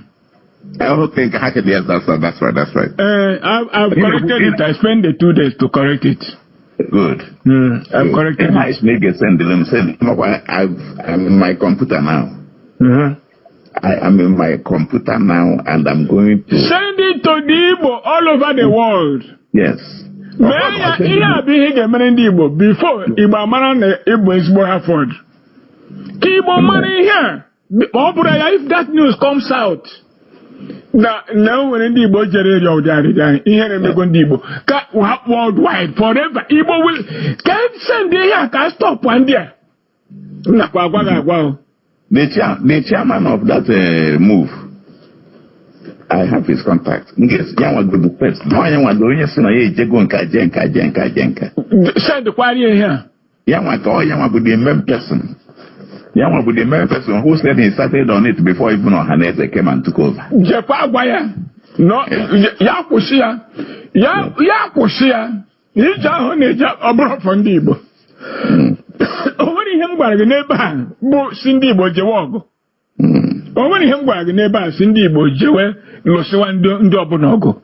Obudina Najuna, Nigeria, Hamana, Quacobi, Lusuk, Immigrant Igbo. Igbo have never lifted a sword against the Fulani anybody. Igbo have been fighting only in self-defense. Fighting in self-defense, even in their farms, in their footpaths, in their highways, in their markets, in their schools, in their villages. Not even going to Fulani land to fight. In their own villages, the Igbo fight in self-defense. I will send this thing now. I'm on it. Send the quorum. Kamani send the Goya. Before they know that therefore they want to misuse this talent called Dr. Harford Ugu. They can't. Remain blessed. Amen. Send what we send. Don't want information is legal send. I'm going to send there. I'll send to you. Let's just get right into it. Of course, the stand of IPOB is for the unconditional release of Mazi Nnamdi Kanu. Onyendu Mazi Nnamdi Kanu was abducted from Kenya by the Nigeria government on the 19th of June 2021. Mazi Nnamdi Kanu was tortured in Kenya for 8 days before he was extraordinarily renditioned from there to Nigeria. And since then, Nigeria government has continued to hold him illegally in the DSS dungeon. This is a crime Nigeria government committed against a British citizen in the name of Mazi Nnamdi Kanu, against the leader of the indigenous people of Biafra. This is a man who committed no crime. This is a man who committed no crime. Nigeria government went to Kenya, abducted him, brought him into Nigeria, and since then they have kept him in solitary confinement. So Nigeria government goes on breaking their laws over and over and over. This is a very, very lawless country. And at the same time, we are calling for the unconditional release of other Biafrans who have been abducted, who are incarcerated in different dungeons by the Nigeria government. We are saying enough is enough. Nigeria government must stop the dehumanization. The Nigeria government must stop the extrajudicial killing. The Nigeria government must stop this attitude. In Nigeria, it is fashionable for Nigeria government to abduct, to kill, to do whatever they want to do. It is now in vogue for the police to extort from people. It is now a norm for police to harvest organs. In Nigeria, everything has been turned upside down, and we are saying enough is enough. Release Biafrans, release Mazi Nnamdi Kanu, release other Biafrans who you have abducted. And yesterday, actually, so many people witnessed some sort of change in the way that the international community has been aligned for a couple of years now. And this is as the result of the winning of the United States of American election yesterday by Donald Trump. And here people have been celebrating. I saw somebody yesterday who said to me, you know what? I was in town yesterday buying people alcohol simply because of that win.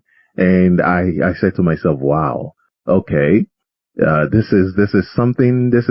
I mean, you guys are really celebrating America's win. Okay, then how will we celebrate our win?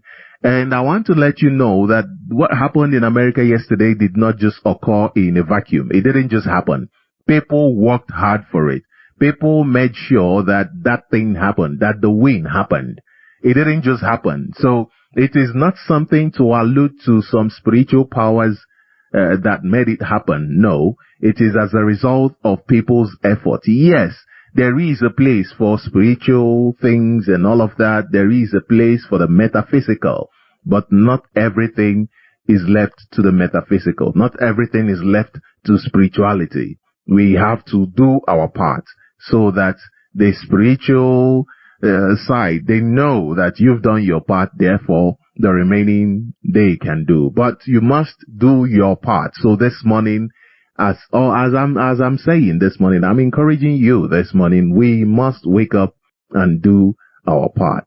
We must wake up and do our part. And in that spirit, I want to bring this news to you.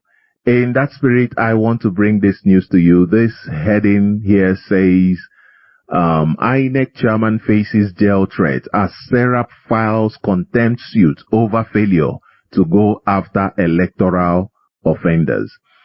And this was published on Sahara Reporters on the 27th of October. And it goes on to say the Socio-Economic Rights and Accountability Project, SERAP, has filed a contempt lawsuit against Professor Mahmoud Yakubu, chairman of the Independent National Electoral Commission, INEC. This is due to his failure to investigate the allegations of electoral offenses committed during the 2023 general elections, identify suspected perpetrators and their sponsors, and ensure their effective prosecution. Okay.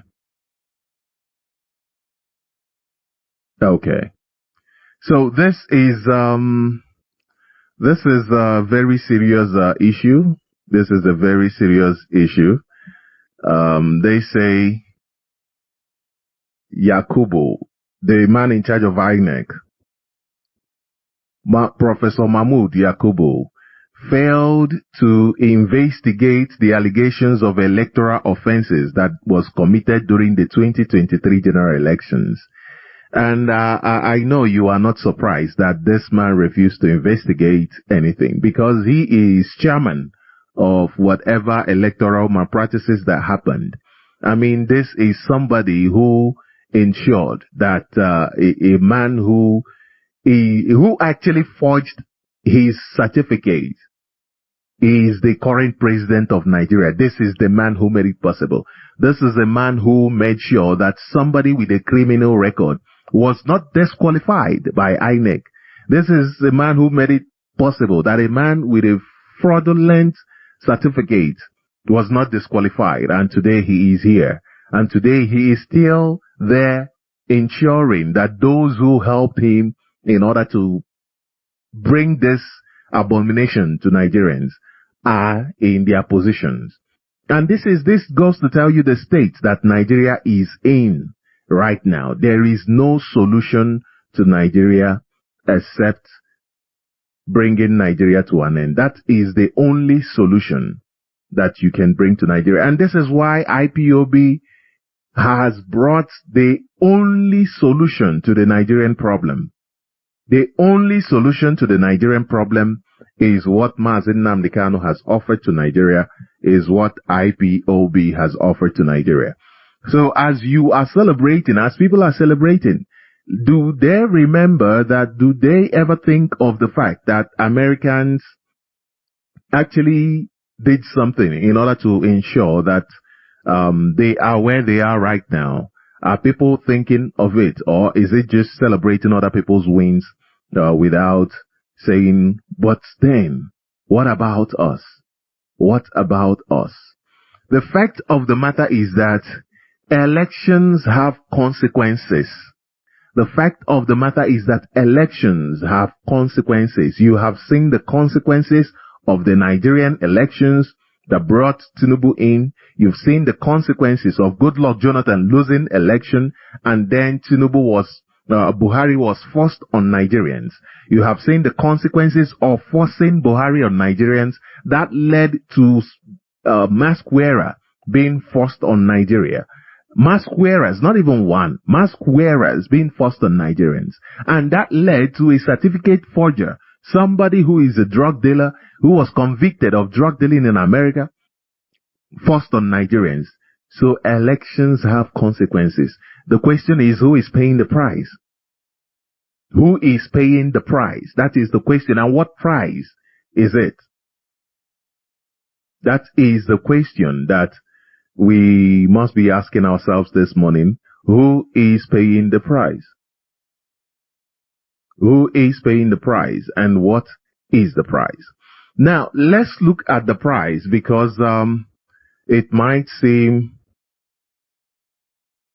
as if we are talking about something in the future, but we are really not talking about something in the future. We are talking about now. People are paying the price right now. Okay, look at the price here. This news says court misinterprets federalism, lacks authority to stop state allocations. Professor Odita accuses Wike of procuring judgments. This is from November 3rd, 2024. And this is one of the prices that you have to pay for electoral fraud. This is one of the court doesn't even know its place. There is total misjudgment. There is total misinterpretation. They don't know their place. And 2 days ago, I did read about the court in Enugu that asked the police, that made a sentence in judgment where police officers disappeared somebody that they abducted in the name of cultism, and they disappeared the person, and the court asked for 20 million to be paid. In as much as at least there is some sense of responsibility that the court has been able to bring these people to some sort of judgment. But we are saying that that kind of judgment will not bring any sort of solution to the Nigerian situation. The courts must understand their responsibility and must wake up to their responsibility. But what you are saying right now is the result of when somebody is forced on you. For instance, look at Imo State. For instance, look at Imo State. When Hope Uzodinma was forced on the Imo people, what has happened? The Imo people have lost a lot of lives, in tens of thousands, if not more, that Hope Uzodinma has killed for organ harvesting and for several other things. That is a cost that people, that you have to pay, that we have to pay for such. And it is not just for such. When you leave such to keep happening, there are more. The price to pay is not, it's more and more. It increases as the day goes by. It increases as the day goes by. Now, let us look at another price that people are paying. This is also from Sahara Reporters. It says, Nigerian police plot to dismiss female officer in Edo. Demote husband for exposing rapist colleague who molested teenage suspect inside cell. This is the price that Nigerians are paying for electoral fraud, for not being able to put somebody there, for not being able to have their mandate there. And the crazy thing is that Nigerians have never had their mandate to represent them in the government house. Never. They've never had the person that they voted represent them in Aso Rock. Right from the first election, according to the British citizen that was part of those who organized the first election, he made it clear that election was as fraudulent as the Tinubu's election, the election that brought Tinubu in. Broad daylight robbery. And it says Nigerian police plot to dismiss female officer in Edo, demote husband for exposing rapist colleague who molested teenage suspect inside cell. So now they would rather support rapists than to actually defend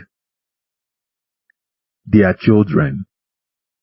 They would rather support rapists than defend their children. And does this not remind you of the allegation the army officer, the woman, made against a colleague, another army officer, that she was always being drugged and raped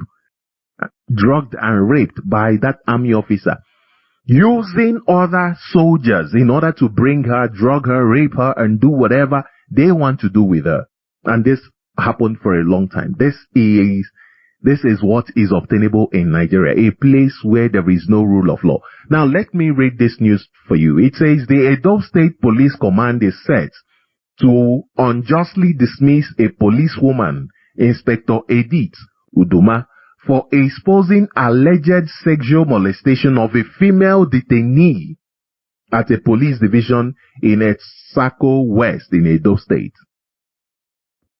Sahara reporters learned that the policewoman had witnessed the incident involving one sergeant, Abraham Ozobo, and a female detainee whose name is kept anonymous for sake of human sanctity.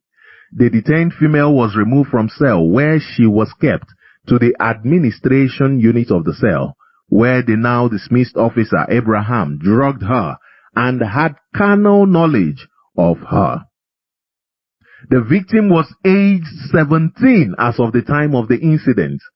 Sources familiar with the issue told Sahara reporters that after witnessing the incident, the police divisional officer was contacted, same as the station officer and one Inspector Ina Yibala.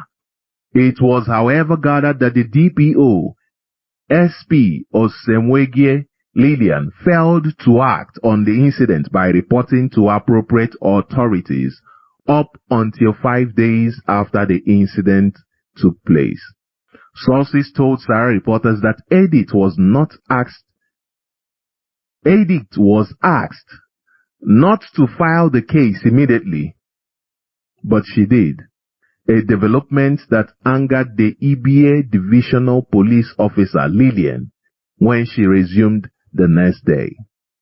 It was also understood that Inspector Edith was pressurized to drop the issue by the DPO of EBA police station, Jatau and Auchi.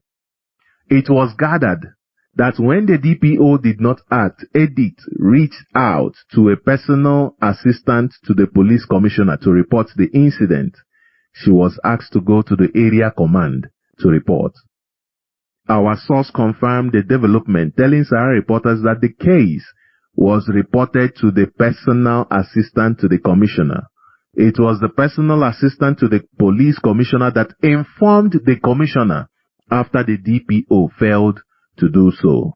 It was after the commissioner got aware that the DPO wrote a signal saying she was never informed. The news is just so much. Let me leave it here. But I'm not here to bring out this gossip. You understand? This is the everyday lifestyle in Nigeria. The question I have for you Nigerians is, are you not tired? Are you not tired? Like I said, I'm not here to bring it out as a gossip. I want to point especially to the fact that Nigerian children are not safe in Nigeria. Nigerian children are not safe in the hands of those who are supposed to protect them. Nigerian children are not safe in the hands of their parents. Yes, they are not safe in the hands of their parents. Look at how a police officer molested a 17-year-old girl, raping her, drugging and raping her. And this has become a norm. Remember, in Imo State, not so long ago, a young girl, I don't even think she was up to 16, was raped so much that by the time she came out from the police station, she was already pregnant. Now, before we even go to the point of the craziness of these crimes committed that are being committed daily by the police, let us look at the fact that these kids are abducted every single day by the police. Why is the police abducting these kids? Why is the police, the army, why are they abducting these children? Why? Abduct them, accuse them of one crime or the other, detain them in their cells, rape them, drug them and rape them. And at so many points, they kill and harvest their organs. And this is happening in Nigeria, broad daylight, as a consequence of the fact that Nigerians don't have power over their own lives. Nigerians are not in charge of their lives. And this is very, very crazy. This is crazy. What is happening in Nigeria is crazy. Nigeria treats their own children with so much hatred. So much hatred. It is just crazy. Look at this other news here. It says, escalating hunger will drive children away from school. Nutritionist warn. Escalating hunger will drive children away from school. Nutritionists warn. The reason actually why there is so much hunger is to ensure that Nigerian children don't go to school. That is one of the reasons. Okay, let me explain. Before I explain, let me ask you, where is the future of the Nigerian children? Where is the future of the Nigerian children? You just saw the other day how Nigeria government brought children to court. And not only that they brought children to court, they kept those children in their dungeon, DSS dungeon, for more than 3 months. What did those children do? They came out to protest that they need a better life, that they are hungry. That's all. The only thing they did was to come out and ask their government to save their lives. And what did their government do? Their government abducted them.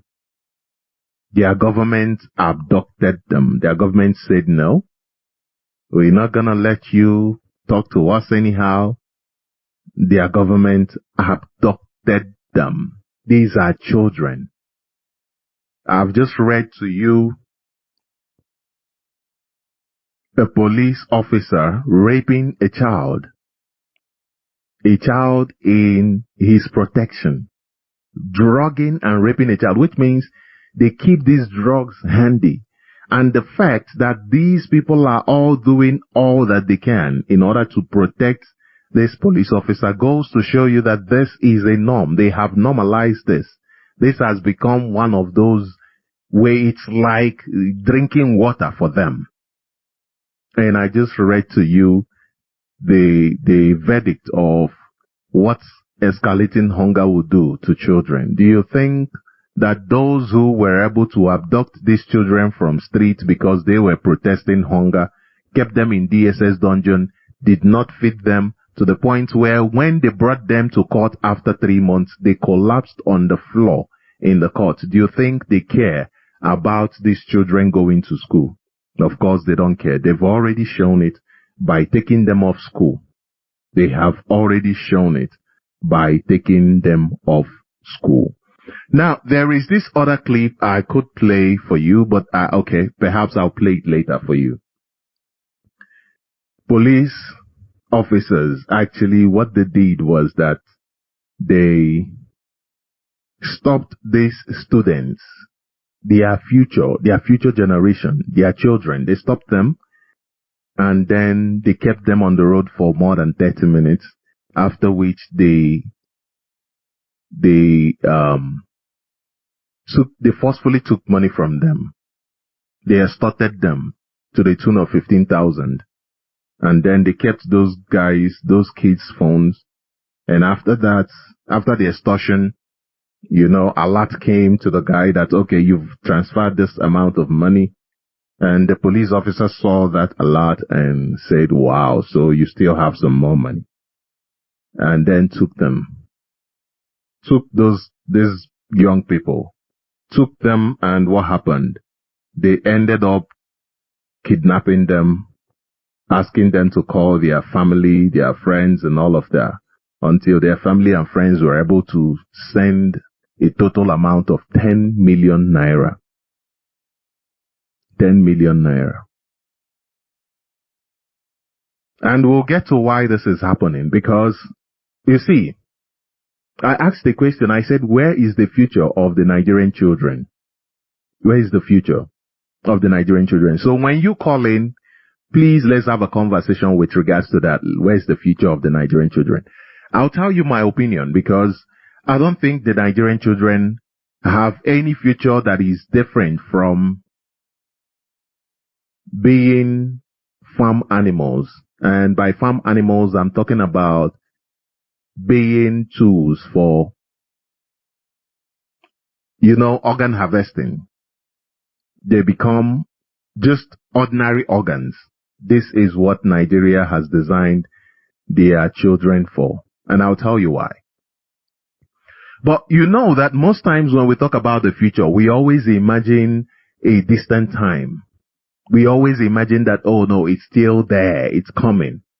But this morning, I want to let you know that this idea is not true. This thing of imagining the future being tomorrow, being in some distant time, it is not true. The future is right here. The future is now. Now. This morning I woke up like usual by 1, and then I said, oh man, I wish I could have slept at least for 4 or 5 hours, And then I looked at the time, it was 1. I was like, okay. So what do I do? Okay, let me do one of the things I usually do when I wake up. And then I said to myself, okay, what time am I going on air? By 5 o'clock Biafra time, that is 6 here. So by 1, actually, that is by 12 Biafra time. That was when I woke up. So I said, okay, you know what? Why don't you just try and sleep? At least, even if it's for 1 hour, 2 hours. I knew it was not going to be possible, but I just said, just try and sleep. Why did I do that? Why did I say to myself, just try and sleep?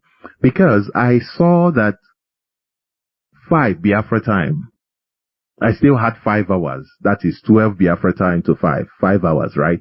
So I was seeing it as in the future. I saw it as, yeah, it's still gonna come. It's still coming. So it's in the future, right? But look at where we are now. Have we not passed it? Have we not passed that 5 o'clock? We have, right? So, how long did it take? It didn't even, it just happened. It just happened. So I say the future is today. It is now. Not even just today. It is now. It is now. Tomorrow. The future is now. Because today that you are enjoying was once a tomorrow. Of course, it was once a tomorrow. This moment, this second, this particular minute was once a next week. This particular minute now was once a next week. It used to be, in fact, 30 minutes ago, 40 minutes ago, 1 year ago. At a point, it was 20 years ago. At a point, it was 1,000 years ago. But here we are. You know this thing of future, I discovered that it is an illusion. You cannot separate it from the moment. You can't separate tomorrow from today. You can't separate 1,000 years from today. What do you think is the difference between now and last 1,000 years? There is somewhere in the Bible it says there is nothing new under the surface of the earth. There is nothing new under the surface of the earth. So yesterday, today, tomorrow, they are all the same thing, one thing. They are all one thing. But whether it will be for good or for bad depends on what we do now. Not what we do today, but what we do now. So one thing is for sure, that let's make it clear that the flesh, the skin, doesn't have the capacity to stay as constant as the illusion of yesterday. The illusion of yesterday, the illusion of today, the illusion of tomorrow. So for us to ensure that the dreams, for us to ensure that the aspirations we have for tomorrow, for us to ensure that the plans that we have are achieved, what do? We create another us, a continuation, another us with a skin, with a flesh that can be fresher, that can be able to sustain those plans, that can be able to sustain those dreams, that can be able to sustain those aspirations. Make sure that tomorrow, when the skin is no longer able to power us, that they are achieved. So we program that other us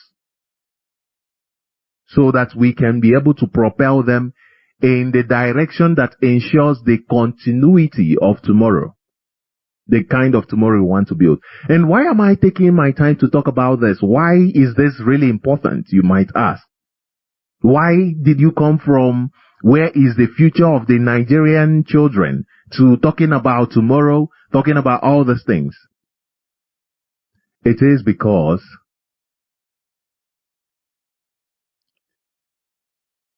if you want to know the character of a man, look at how he treats his family.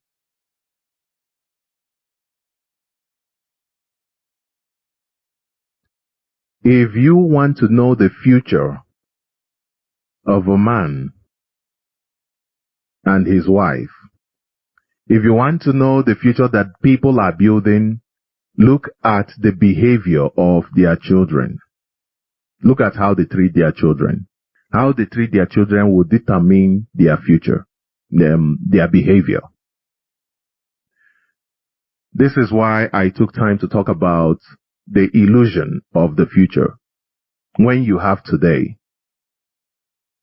the illusion that no, tomorrow is gonna come. When you already have tomorrow today, you are living tomorrow today. This is why intelligent people invest in their children more than they invest in themselves. Because they know that that is the tomorrow. Because they know. The truth is that we are able to reach out. We are able to touch the future with every child we inspire. With every child we condemn. That is the only way for us to reach out and touch the future. You know, Nelson Mandela in September 1997 said something very critical about the relationship between a society and its future. He said something very critical. He said, the true character of the society is revealed in how it treats its children. The true character of society is revealed in how it treats its children. You know, look at Nigeria and how it treats Nigerians. Look at Nigeria. how it treats Nigerians, its children. If you want to see, if you want to see, of course, you know how Nigeria sees itself tomorrow. You know where Nigeria is going to tomorrow. Onyendo has made that clear. If you want to see how a country sees itself today and how a country sees its future, that is the future it wants to build, a future it looks towards to, look at how it treats its children. When Onyendo said to us, Nigeria, if we do not bring Nigeria to an end, it will bring our lives to an end. Some people thought it was a joke. Some people thought it was just a rhetoric from a rabble-rouser. But look at how Nigeria is treating its children. Is that the way a country that wants to survive treats its children? Look at the character of the Nigerian government, the Nigerian state. You know, people show their character through what they do. And that is why people are defined by their actions. Your attitude or your character cannot be differentiated from your actions, the actions you take. Oh, that is nonsense. That is absolute nonsense. Your actions define you. For instance, you're characterized as a thief if you steal. When I characterize people like Hope Uzodimma, people like Simon Ekpa and his criminal gang, people like Olusegun Obasanjo who actually promoted this criminal, and these other Nigerian politicians, including their journalists like David Hundeyin. When I characterize these people as a threat to the well-being of Nigeria, to the well-being of Nigerians, it is because their character is one that threatens the well-being of Nigeria and the well-being of Nigerians. They are so-called countrymen. So it doesn't matter how much they claim to be fighting for the ordinary man on the street. When their actions are contrary to what they say, don't even bother listening to them. Don't even bother listening to them because their actions, they say actions speak louder than words. Oh, I'm an investigative journalist, but you could not even do a little investigation to find who actually is supporting the criminal in Finland. No, because that is not your character. Your character is to be used as a tool for hire. Oh, Tinubu is destroying Nigeria. When you left Nigeria, was Nigeria any better? How many people did you bomb Batodi? Isn't it Timaya sang a song because of the massacre that Obasanjo committed? Oh, no, but the economy wasn't that bad, but you killed people. Isn't it people who will leave first before they talk about economy? Yeah, you have to be alive first before you talk about economy. So you go bombing communities, not even like bombing communities, and you have the guts. He has the guts to come today and complain. Oh, you see, the actions. Every society shapes its children in the direction it aspires to go. That is, when you look at how Nigeria is shaping Nigerians, can you predict the direction Nigeria is heading to? Can you predict? You know, during slavery, what Britain did was, if you disagree with them, they'll say to you, no, we are lawful people, we're using the law. After they've killed everybody and subdued everybody, and then they'll bring their own law into your own country. And say to you, and then bring you to their own court in your own land, controlled by your law. They don't even care about your law. They said, no, They bring their own law. And then they do whatever they want to do. Even the people they use, that they don't have the rights to be lawyers. Nothing. They don't care about the process. They just, it's the law. It's been pronounced, and that's it. And that's it. Because they were trying to build a system where you see them as Lord, and you see that, it doesn't matter, this is their law. They will just use it to defend themselves. That is what they have been trying to build. And until today, they are still building that. They expect you to know that you don't challenge the Nigeria government in court. If not, they will keep you in prison for as long as they want to. Is that not what is obtainable in Nigeria, keeping people in prison for as long as they want to? So, every society shapes its children in the direction it aspires to go. It wants Nigerian children, those children that were in court, to know that, listen, we have the power. You are nothing. You don't matter. Because children give a society an opportunity to have a future. An opportunity for them to continue their project. So what type of future is Nigeria giving to Nigerians? Therefore, you cannot mistake the character of a society. You cannot mistake the direction that Nigeria is headed. When you look at how it is treating its children, raping them without any kind of no remorse. Killing them without any remorse. When a society treats its children with hate, when it doesn't love its children enough to care for them. Okay, let's say that Nigeria is not killing Nigerians, of which we know it is killing Nigerians. But let's just say that it is not, and then people are suffering from hunger. What do you think that is? What do you think that is? Because if you care for your children, what do? You think ahead. Oh, school will soon close.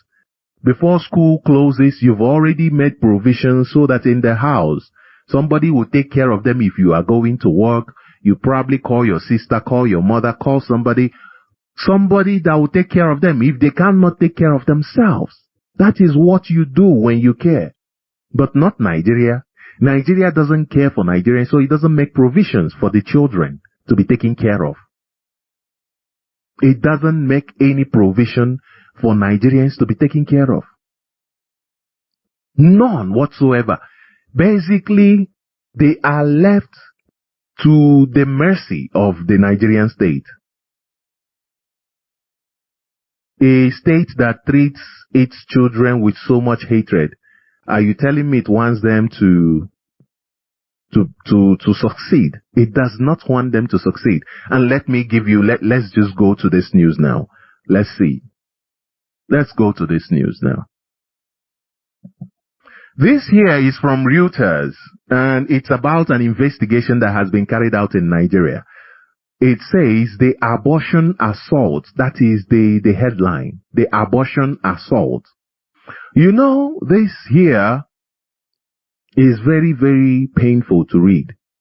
The Nigerian military ran secret mass abortion program in war against Boko Haram. They tagged it a war against Boko Haram. Meanwhile, they were running secret mass abortion program, using the funding they get to fight terrorists in order to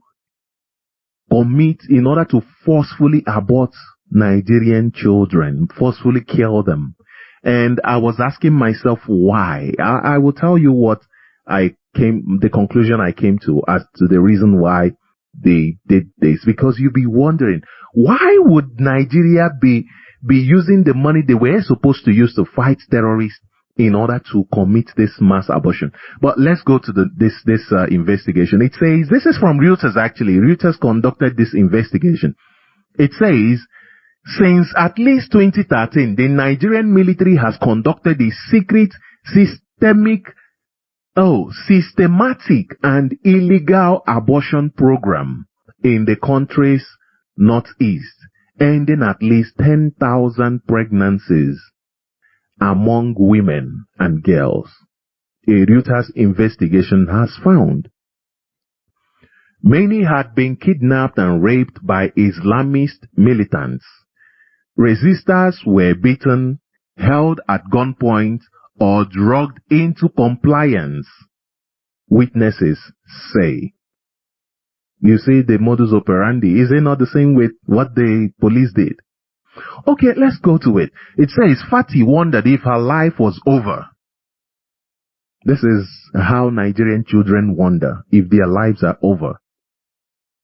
It says Nigerian soldiers surrounded the Lake Chad Island village where Islamist insurgents held her and many other women captive. Shells exploded, bullets whipped by. As her captors fled, Fati blacked out in terror. When she awoke in a military camp nearby, I felt the happiest I've ever had in my life, said Fati, now in her early 20s, recalling the attack that occurred several years ago in Nigeria's northern Borno state. Which means she was less than 20, because now she's in her early 20s and this attack happened several years ago. The rescuing happened several years ago, probably a teenager. It says, over more than a year, she told Reuters she had been forcibly married to insurgents, beaten and repeatedly raped, resulting in a recent pregnancy. Who knows how many pregnancies she's had, but she's talking about the recent pregnancy. And let's see why she was talking about the recent one instead of maybe others. Now, finally, she had been rescued. I was extremely grateful to the soldiers, she said.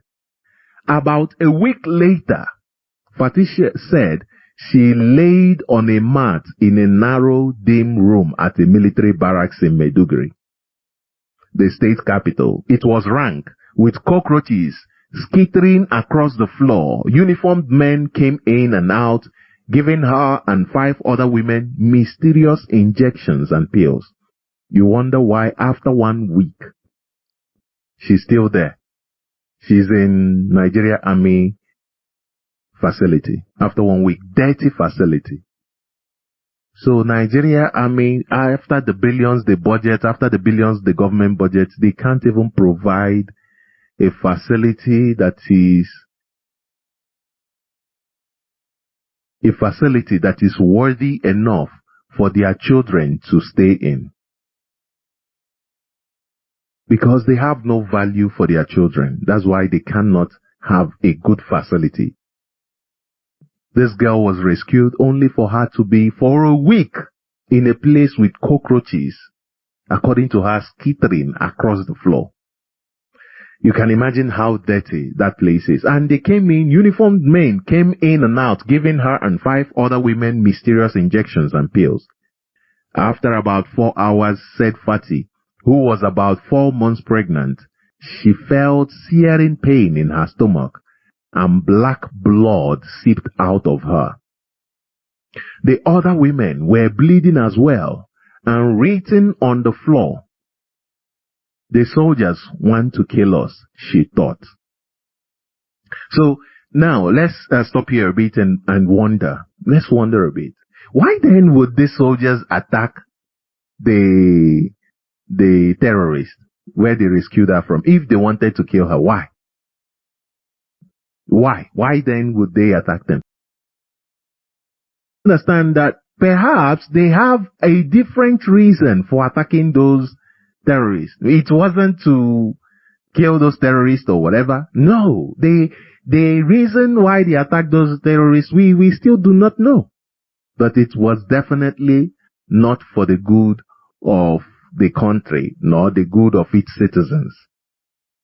It was definitely not for it.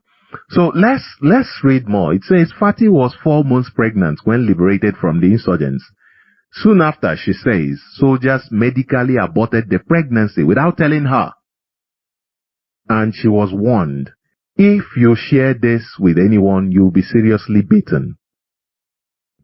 She recalled the injections, then understood the soldiers had aborted her pregnancies without asking or even telling them. After the women washed the blood down a squat toilet, she said they were warned. If you share this with anyone, you will be seriously beaten. Imagine a soldier beating you. You know that when they tell you you'll be seriously beaten, it's death. Since at least 2013, at least, they're saying at least, which means that's at least the one they know of.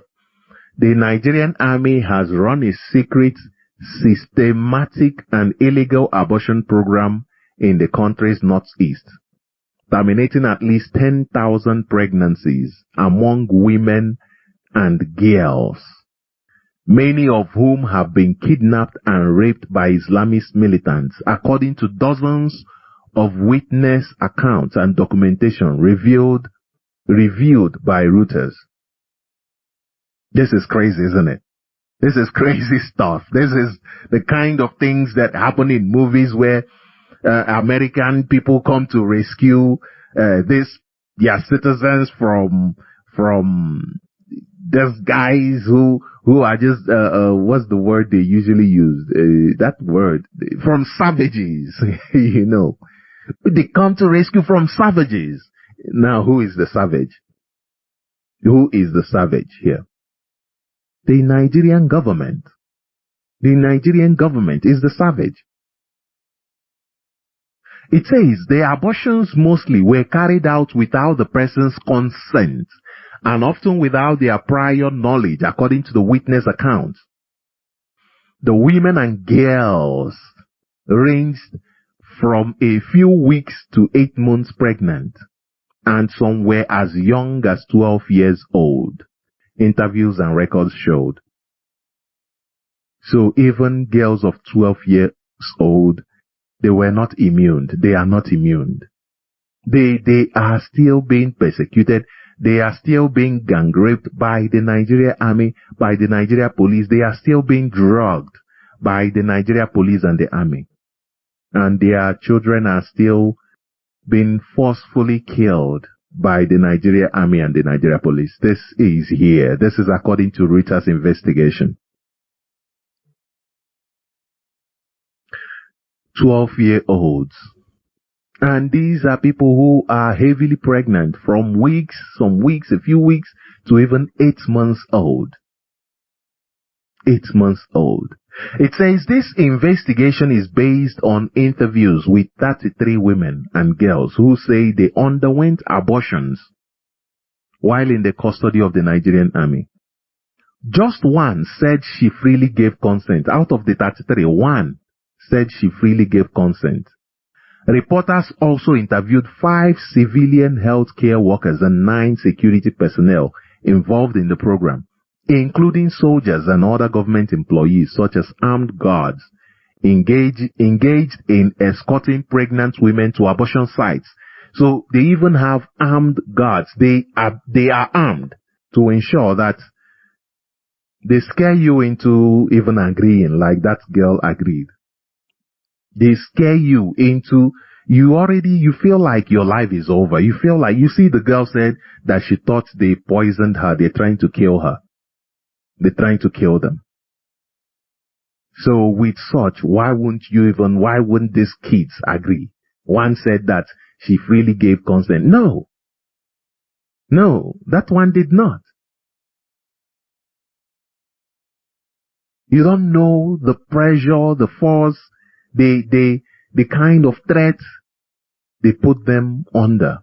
It says Reuters reviewed copies of military documents and civilian hospital records describing or tallying thousands of abortion procedures. The ones they have recorded, thousands of abortion procedures. The existence of the army-run abortion program hasn't been previously reported. The campaign relied on deception and physical force against women who were kept in military custody for days or weeks. 3 soldiers and a guard said they commonly assured women, who often were debilitated from captivity in the bush, that the pills and injection given to them were to restore their health, and fight diseases such as malaria. In some instances, women who resisted were beaten, caned, held at gunpoint, or drugged into compliance. Others were tied or pinned down as abortion drugs were inserted inside them, said a guard and a health worker.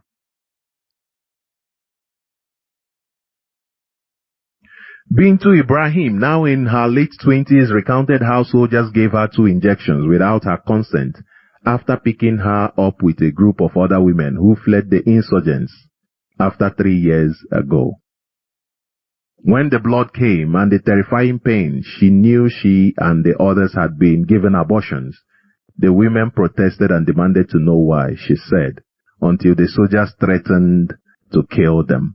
So now, you ask yourself, why would this soldier go on to rescue these people and then force them to abort? Because, number one, it wasn't a rescue. Like I said to you, it wasn't a rescue. Number two is, they are working with this terrorist, and that's why I said to you it wasn't a rescue.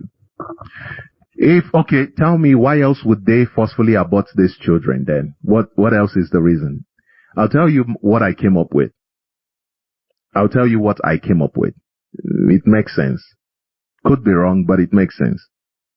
It makes sense that if, for instance, let's be rational now, if a woman should escape from a terrorist who kidnapped her, beat her, raped her, it is highly likely that they were unable to break her to the point where she became an accessory to her own persecution.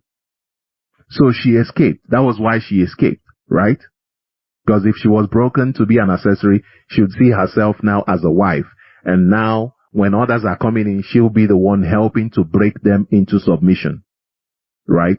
So the fact that they ran away meant that they were not broken and that they hated their circumstance. And what do you think is going to happen when they give birth to those children? They will tell those children that their fathers, their parents, were this and this and that and this wicked. And those children will become a threat to those terrorists. And you see how the army now comes in. They come in to ensure that they kill those children before they are even born. So they come in to kill those children who will become threats to these terrorists, because the army and terrorists are working together, because the army are actually terrorists that are recruited and given uniforms as Nigeria Army. It is clear, you know it, the information is out there that Nigeria military recruits terrorists into their rank and file.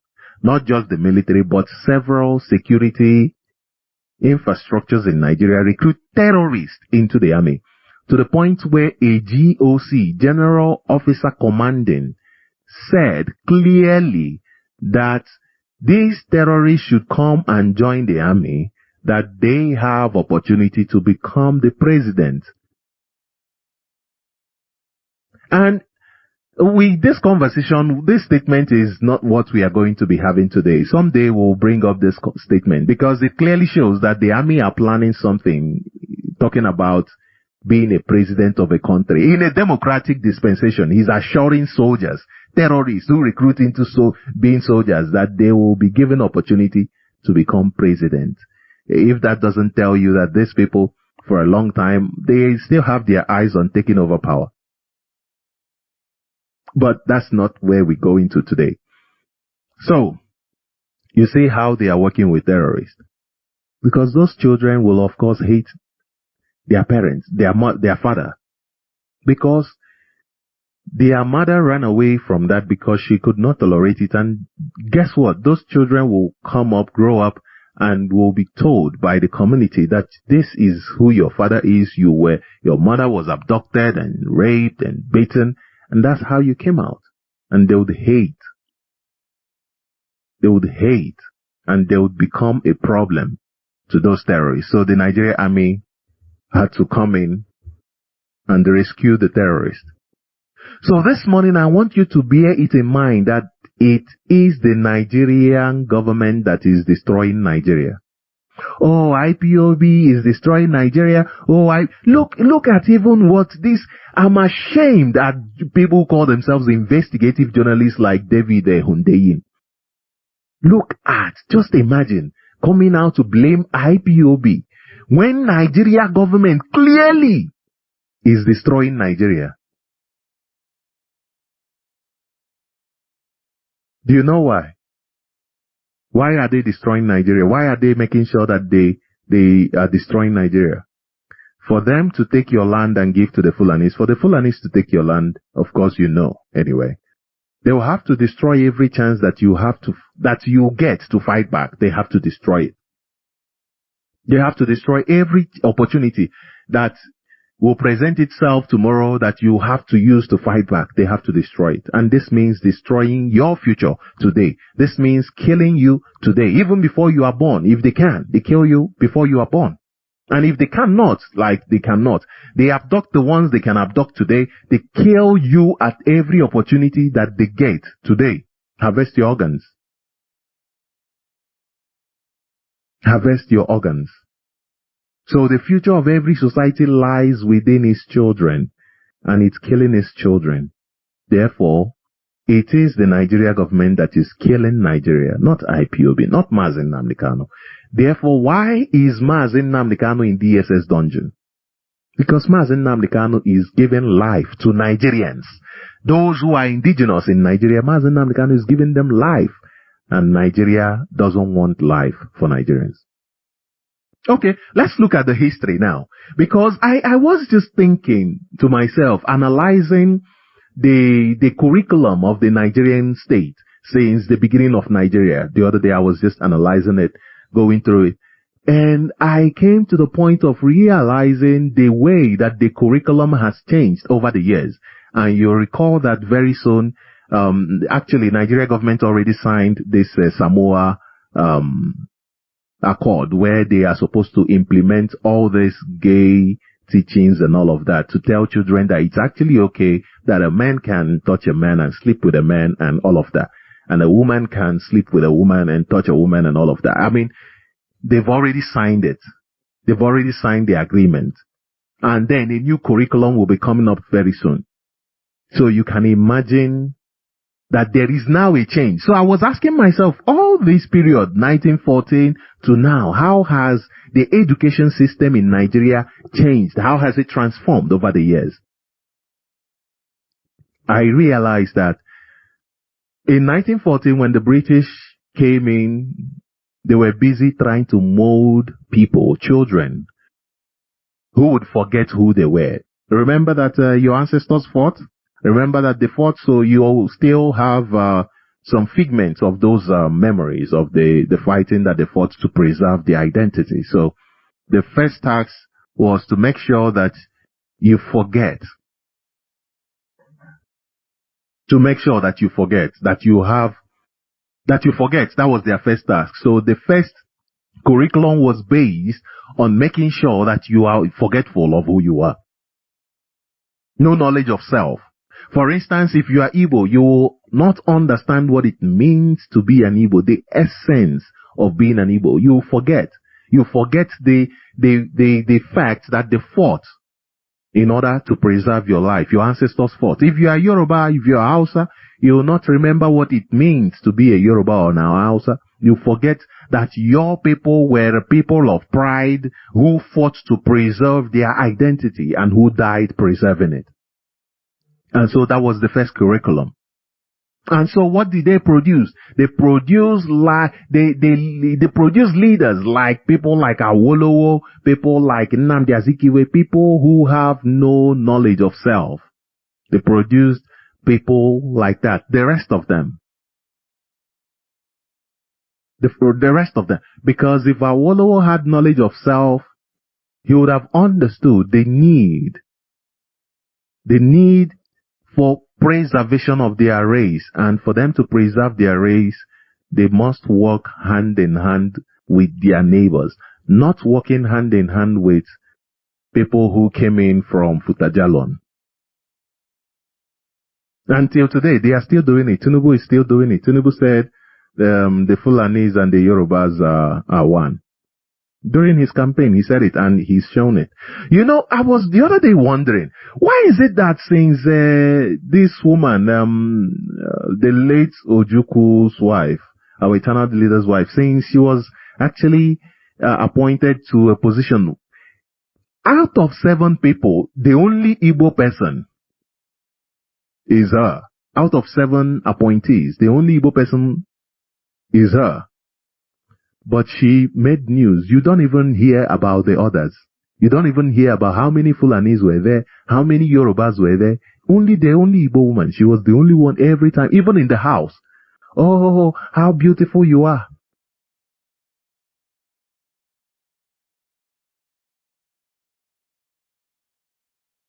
And so they produce leaders like that. So that's the first level of people that they produce. People with, they're always too eager to be accepted where they do not belong. They don't want to be accepted where they belong. You know why? Because they have that figment of memory of where they're coming from. So they are still traumatized. So they are coming from here. They feel like, you know, if you are traumatized being in a place and you feel like, okay, I'm here, this place is not solving my trauma. Therefore, you go out looking for solution where solution is not even. So these people are always seeking to be accepted where they do not belong. So when they go to London, they want to be accepted. When they go to the Fulanis in the north, they want to be accepted. And today, you're still seeing people doing that. You're still seeing Peter Obi doing that. And the rest of them. They want acceptance. But they do not seek acceptance where they are from. Because they feel like they are already accepted. They feel like, I'm Igbo now, so what's the point? So the problem is really not whether the society accepts them or not. It is in whether they accept themselves. That's where their problem lies. Whether they accept themselves. And so they keep searching and keep searching for acceptance where they will never be accepted. And so after that generation, the second generation came, and that generation also suffered the identity crisis. They inherited it from their parents, of course. But their own is even worse. Their own became worse because on top of that foundation, Nigeria, Britain using Nigeria, now formed this identity where they now rely on their fathers. You know, whatever their parents say they are, that identity their parents say they are, is what they agree. And guess what? Their parents who were looking for foreign validation were given the validation of Nigeria as their identity. And guess what? They sold it to their children. The second generation. So their children seeing their fathers as saviors and the redeemer of Africa. Oh, wonderful people, we got our freedom. They hanged on tightly to the Nigerian identity. They hanged on. And so, unlike their parents, who are less likely to die for Nigeria, they became even more available to fight and die for Nigeria. And so that was what led to 1960. They were busy killing us. Those were people who were second generation, third generation of Nigerians. Especially second generation. They were busy fighting and dying for a country that neither them nor their ancestors created. The likes of Obasanjo, the likes of Yakubu Gowon. Men and women until today who are still fighting and willing to die for a contraption that brings only hopelessness. They are still there. The second and third generation produced by Nigeria's curriculum. You know, when we talk about education, education is not just in the classroom. Okay, let's go to the next generation, the fourth generation of Nigeria. Because I feel like this has, over time, has transformed to the point where they feel like we are where we want Nigerians to be now, ready for organ harvesting. Maybe not the final product I think the final product should have taken about, say, 140 years to develop. Say, to properly develop, 140, 120. Actually, if not for Mazi Nnamdi Kanu, this generation would have been the ripe time. If not for Mazi Nnamdi Kanu, this would have been the perfect time. The perfect time. So the fourth generation, that includes Obasanjo's children, that includes Yakubu Gowon's children, that even goes to the point of including someone like me. People born after the 1970 until 1990. Let's say, yeah. People born by then. And how did the curriculum structure us? The curriculum designed us to be workers in the slave farm. Obedient workers. I'm talking about not those workers who resisted the work, but those ones who were the house niggers. That is what the curriculum was designed to make us. And by that, I'm talking about good managers. The education we received turned us into people who can manage. From 1980, actually, from 1980 to 1970 to 1990. Yeah, from 1970 to 1990. It turned us into people, managers, wonderful managers. People who can manage a set up structure, because remember that you've already, you're coming from a generation where your grandfather has identity issues, looking for foreigners to validate them, and then gave birth to your father, who is now busy fighting and dying for Nigeria, gave birth to you, who is now a manager, managing that Nigeria that your father fought and died for. So, they've already created this whole process. Now the manager does not build a structure, rather the manager manages the structure. There is a difference between a manager and an entrepreneur. An entrepreneur is not naturally a manager. An entrepreneur doesn't necessarily know how to manage things. An entrepreneur just sees things in his mind, ideas in his mind, and he's able to create them with the help of a manager. So, they created us to know how to maintain an already set up system, not to think of how to invent, but just to manage it.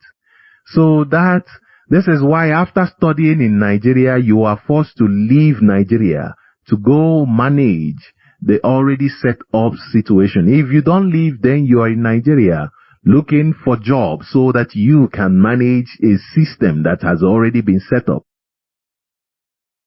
You see? So, the difference, like I said, between a manager and entrepreneur is, I've already highlighted. Entrepreneur, you can start new ideas, and that is what they train their children to be. For us, we are just managers, managing ideas, managing already a structure set up. We do not develop ideas. We do not develop new systems. We do not develop new businesses.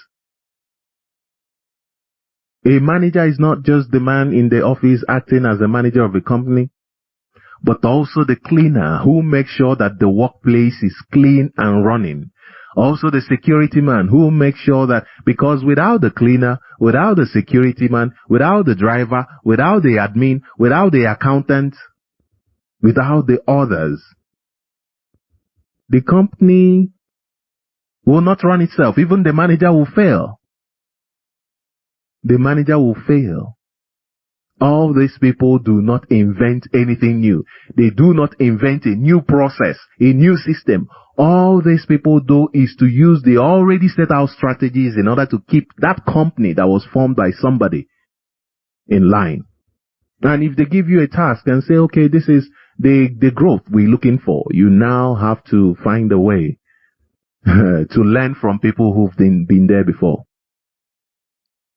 So, like I said, in 1970, the future that Nigeria saw for Nigerians in 1990 was to be shipped out like slaves to America, so that we can manage their businesses there, manage the health of their old parents, manage things for them, maintain their growth. Today, has anything changed with regards to the character of Nigerians? Do you see any change? I'd say, yeah, I've seen some changes. But it has become more constricting. It has become even more discouraging. It is more discouraging for you to generate or grow any idea, to develop any idea. It is even more discouraging than it was in 1970, 1980, 1990. It is choking the life out of any possibility of a better future, whether as a manager, whether as an entrepreneur, because they feel like they've passed that stage. So to achieve this future of hopelessness, Nigeria government have now gone to the young people and to reprogram, to change the system. So from 1990, there has been a generational, should I say, silencing of the generation. They've been able to try to silence the generation, sideline them so as to make them feel silenced and alone, and therefore unable to shape their future. And so this character is consistent with a country that is not building a future for its children. It's consistent with a country that does not want the survival of Nigerians. And so today, they are using those ones that they built in a state of hopelessness, those ones that they built in a more constricting and discouraging environment, to generate organs, to harvest organs. That is why the police and the army are there, raping 16-year-olds, killing, harvesting their organs. And you know, the future they are building for the next generation, can you imagine? Can you imagine? It will become a place where... Let me tell you a story. You see, during slavery, what these slavers did was they created, what do you call this? What do you call this? I've forgotten. You see, you know, there's a place we call Ibariogwa, right? I think it's Ibariogwa. I'm not sure what it's called. Let me see if I can remember what it's called. In Imo State, it's just there at...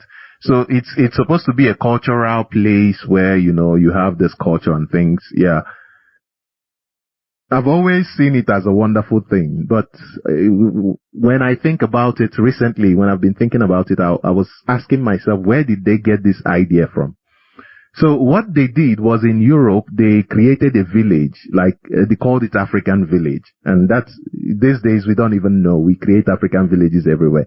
They know America, ha create the African village, Igbo community. Once in a while, they go there and do one nonsense or the other. They don't even know where those things are coming from. So they created those things, and people will go there for excursion. Like you see when you go to the zoo to watch animals. Yeah. So they went to Congo and to several places in Africa all over, not just Congo. They took people and they brought people there inside that place where they fenced it. They built houses that are similar to the mud houses where they were living. And then they left them there and orchestrated drama and all of that for them. So people come and those people come out and be acting their drama, be doing this and that and be doing. I saw a picture recently where a little kid was signing a paper, where foreigners were there looking. And if you look around the village, you think, oh, this is no, it's not an African village. They built that thing there in Europe, and they took it from country to country, from country to country. It was a tour. After in this country, they would spend maybe 2 months, 3 months. People will come and watch. A lot of people will come. Actually, the number of people they said that witnessed that event was in the millions, tens of millions, more than 10 million people. One of the ways of convincing their people that these people are animals. So this is the end where they are coming to. where they will so design it properly, and the next generation, these people who were put in the court for simply protesting, these children who were put in dungeon, DSS dungeon for 3 months for protesting, where they will be put in Nigeria with no fence, nothing. White people will be coming and be watching them like animals. Because you can tell where a country is going from its character, how it treats its children. You can tell the character of a country via how it treats its children. So this morning I'm telling this story for us to be encouraged and not to get you discouraged. No, I'm telling you, why do we see trouble as discouraging? Why? Why? I don't even understand it. Why do we see trouble as discouraging? Why? Why do we see it as that? So this morning, this is an encouragement to you to let you know that there is work to do. You know, there is work to do. So this morning when you wake up, ask yourself, what am I doing really? What am I doing? What am I doing? Ask yourself, what am I doing? So call in, let's have a conversation. Where is the future of Nigeria? Where do you think it's heading? The number to call is +27 73 8090 I repeat, the number to call is +27 73 8090 Where do you think the zoo is heading to? And you know, when our leader called Nigeria the zoo, some people got offended. Oh, why? Oh, this is our country. Why must you call it the zoo? But Nigeria is even worse than the zoo. Our leader actually was very nice calling Nigeria the zoo. For real. You have people that it blows my mind. I don't understand it. Do you know that anybody that you respect in Nigeria, just check them one by one. Check them one by one. You'll be disappointed. Check them one by one. Check them one by one. You'll be disappointed. All of them. How do you think such a country is supposed to exist? People, imagine someone that calls himself an investigative journalist. This is even what drives me crazy. I'm like, yo, can you imagine? Can you imagine the madness? Can you imagine the madness? It's scary. Nigeria doesn't have any future except the future of destruction. That's the only one. That's the only thing that it has. I have a caller on the direct line. Caller, welcome to Radio Biafra. Please go ahead, introduce yourself and your opinion.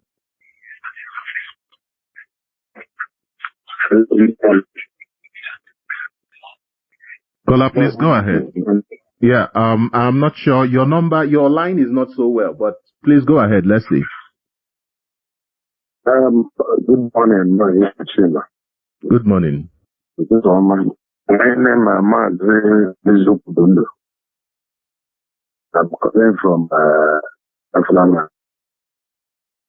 In fact, this morning that there's nobody that will say that we have been learning a lot from our session, Radio Biafra, but we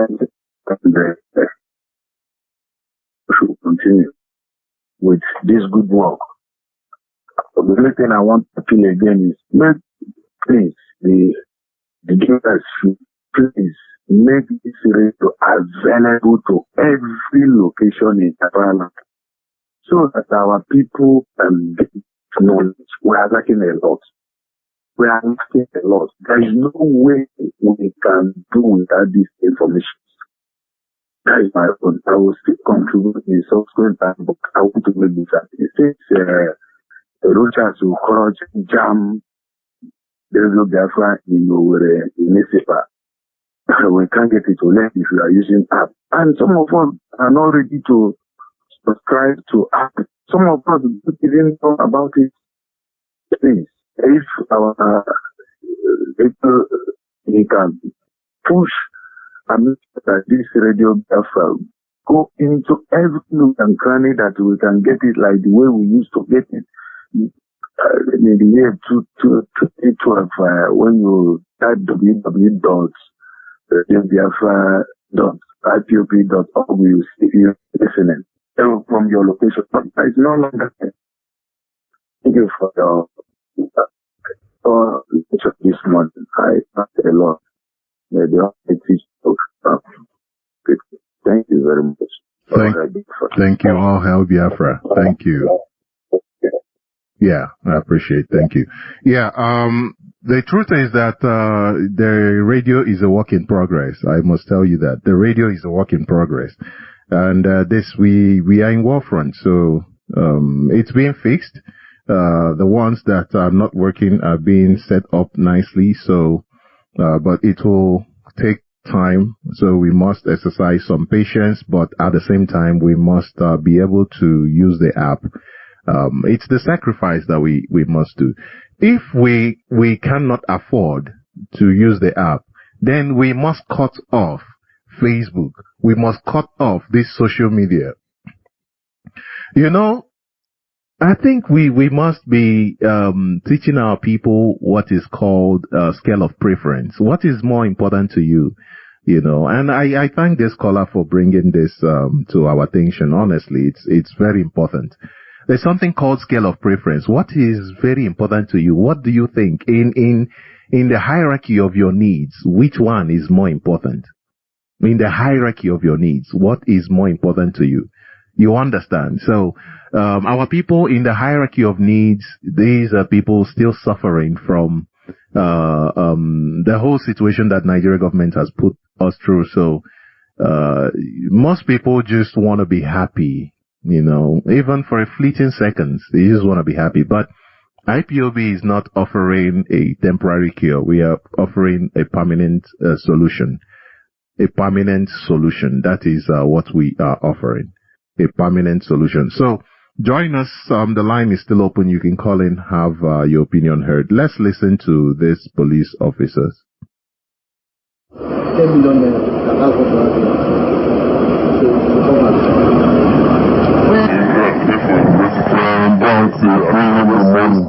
My name is Harrison Wamlishu. We just left Yonogwa, AIG Zone 16, Yonogwa, Bayelsa State. Right. Some NYSC members traveling from Warri to Port Harcourt. You know, they are Deltas. They were stopped at stop and search in Bayelsa State. Some officers who are not identified as surveillance team of the AIG Zone 16, Bayelsa State, took their phones from them and searched them. They found nothing. They searched the car. They found nothing. So they asked them to a place to give them money for fuel. Because of the delay, they delayed them for almost 30 minutes. So the young man transferred 15,000 naira to the officer. This is the account he transferred the money to.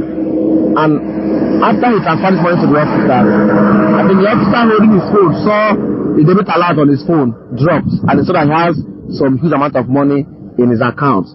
So they can't change them for him. You know, immediately he saw the debit alert on his phone. They dragged them into the car and took them away.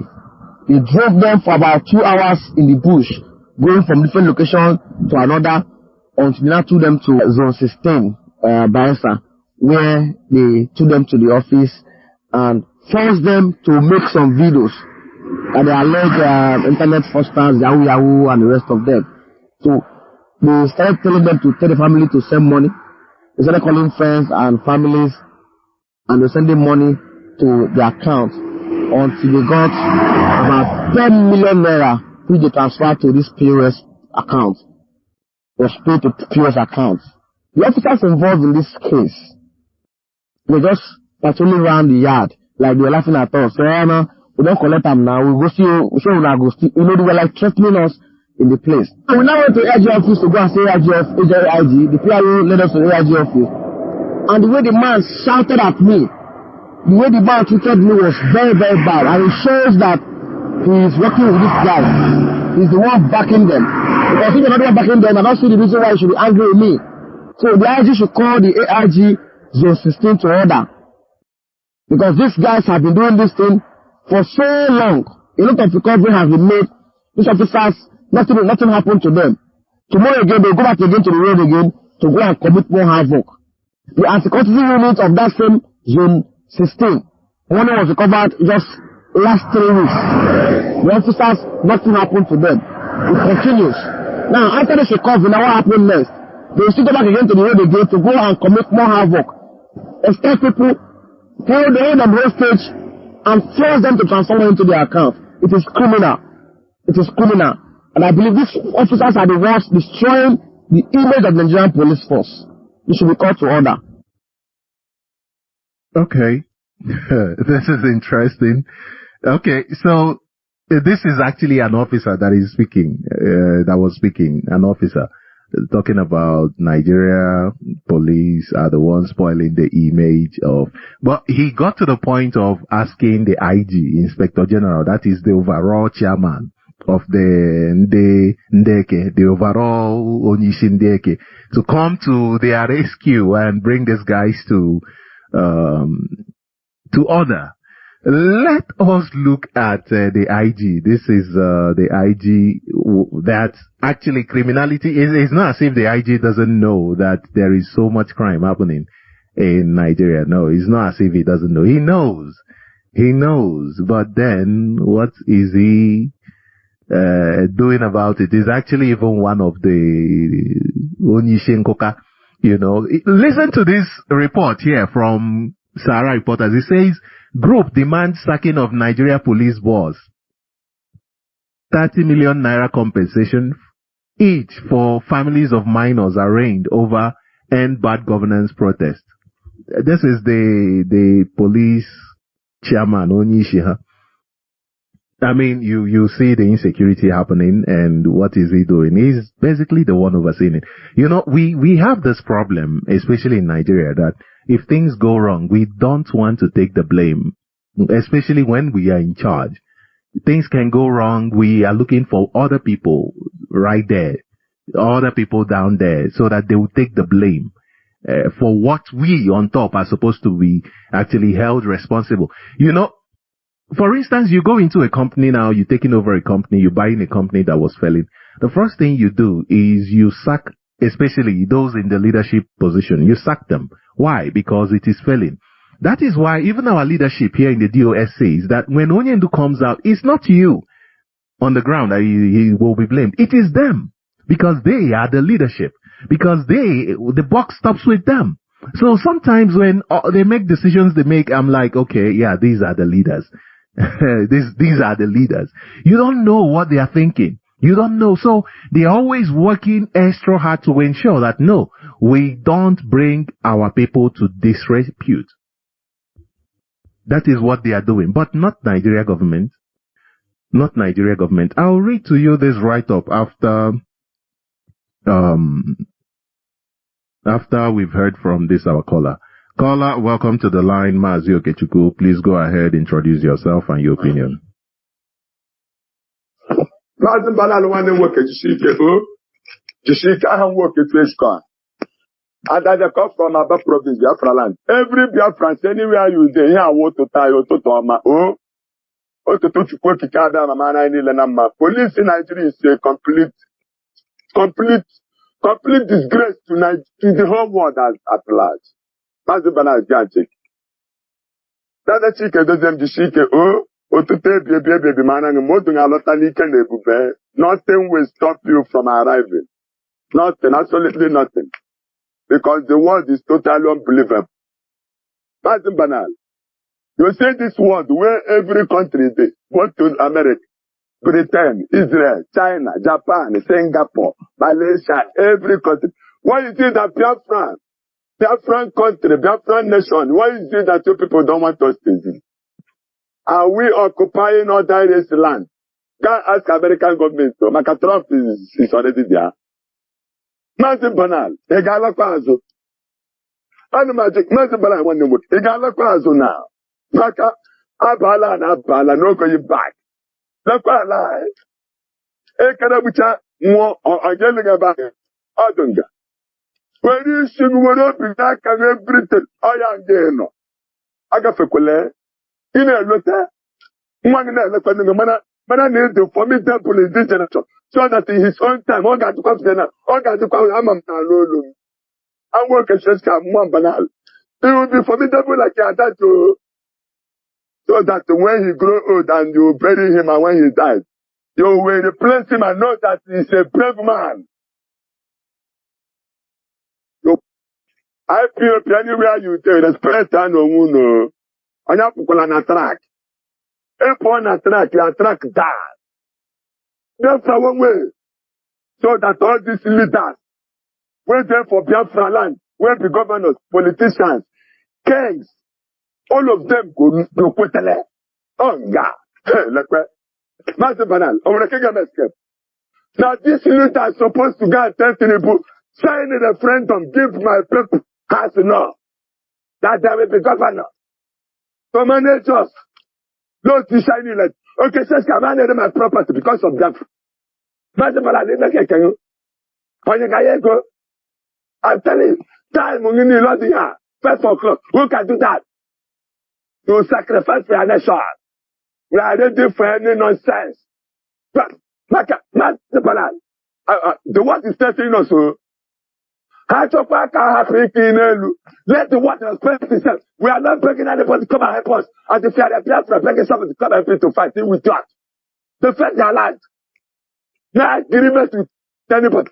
Let the British stay their land. This generation, total freedom. Total freedom. What is said and acquitted? What is said and acquitted that not considered in this? Or the children of the Most High to go to Canada. They come and carry another God to give us. Take away our own God. Carry out our ancestors. Give us. Remove our own ancestors. Master Baladi, see we are meaning to buy the people. In a here this is 12 people. Umoshidari wa aland teacher. Master Baladi, see Apollo. Then I think of the mail letter.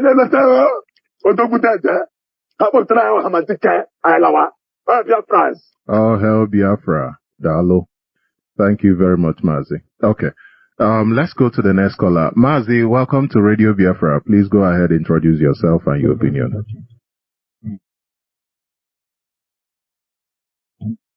Hello? You are not audible. I can't hear you. Mazi. Yeah. The network. Your network is a problem. Okay, I hope it will connect. Let's see. Can you hear me? Mazi, good morning, sir. Okay, good morning, sir. I'm hearing you clear. Good morning, sir. There, we'll go ahead. Well done. I am greeting all Biafrans. In order not to waste time, my name is Mazi Nwanko, the truck pusher. This morning is a good morning and it's a good day to us, to all Biafrans, wherever you are residing. Mazi, I want to use this opportunity to answer your question because you asked a question in this program. Who knows, who can tell you where the zoo country is heading to? My answer is that they are heading to Lagoon. They are heading to Dustbin, where the crusher machine will crush them into pieces and form them in another, push them to another platform. That is zoo for everybody. All Biafrans, we should pray to our leader to live and see Biafra, because Biafra will be restored. It will not take, let me just say, a little time, which we don't know. And it is known by our God, the God of our ancestors. The family will live. The radio presenters will live. Our ES and wherever they are, God will be with them. Whoever that is calling on this radio and whoever that believes that Biafra will be restored, lovers of freedoms, I wish everybody well. Mazi Ndewo Gawaniru. Well, thank you very much, Mazi. I appreciate you. Thank you very much. Of course, Nigeria is heading to destruction, and that is the only way. It's how it's designed for Nigeria to be destroyed. The people who created Nigeria did not create Nigeria to survive. They created Nigeria for it to destroy. It's just a pity that Nigerians are busy pursuing things that don't even matter. Busy pursuing, oh, how much do you have in your bank account? Oh, how much is your house worth? Oh, how much is this and that? Things that don't even matter. Things that tomorrow you won't even be able to go into that house anymore. You see, it doesn't even make sense. So let me take you through this. And this is what IPOB is fighting. People are, oh, okay. You know, I remember when the killing started in Imo State, and some people were crying and saying, oh, ESN, where is ESN? And I'm like, these people, where are they coming from, really? You are not in support of what is happening. You don't even want to know what is happening. In fact, you are one of those people who spread the rumor, who spread allegations against those who are protecting you, because you listen to the mainstream media. You are not listening to them. You are even afraid to speak up for the defense of yourself or your own life. But now, when there is trouble, you are calling, oh, where is ESN? ESN was created to be in the bush to secure our land, to secure our forest. Is our forest more important than you? Yes, it is. Our land is more important than you. Yes, it is. It is. The reason why I say that is because you have a responsibility to defend your land. You have that responsibility. So if those who are defending our forest where the terrorists are camped should leave there to come into the street and defend you, you see, there is a problem, because at the end of the day, we will not even value what we've got. There will not be any value to what we have. No value whatsoever. So because of time, I'm just going to go and read this. Unfortunately, I cannot answer calls anymore. The line has been open for a while now.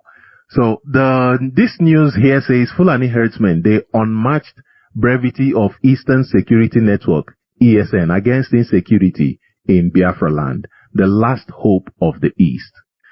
And it goes on to say, following the incessant influx and rampaging of Biafraland by land-grabbing Fulani herdsmen terrorists from northern region of Nigeria, with their wanton massacres of innocent defenseless villagers, mostly farmers in the farmlands, a need for a security solution to immediately arrest these terrorists became imminent.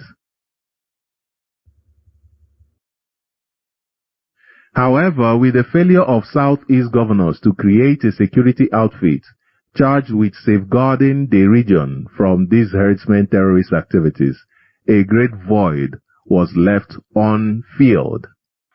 To fill in the gap, the indigenous people of Biafra, IPOB, led by Mazi Nnamdi Kanu, in his magnanimity and love for the well-being of his people, created and launched the People's Vigilante Group, Eastern Security Network, ESN, charged with flushing out Fulani herdsmen terrorists from the bushes of Southeast and beyond.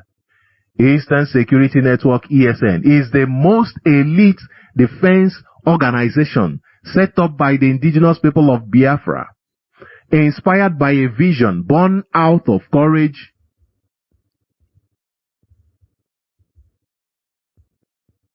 excuse me, these calls are just distracting, sorry.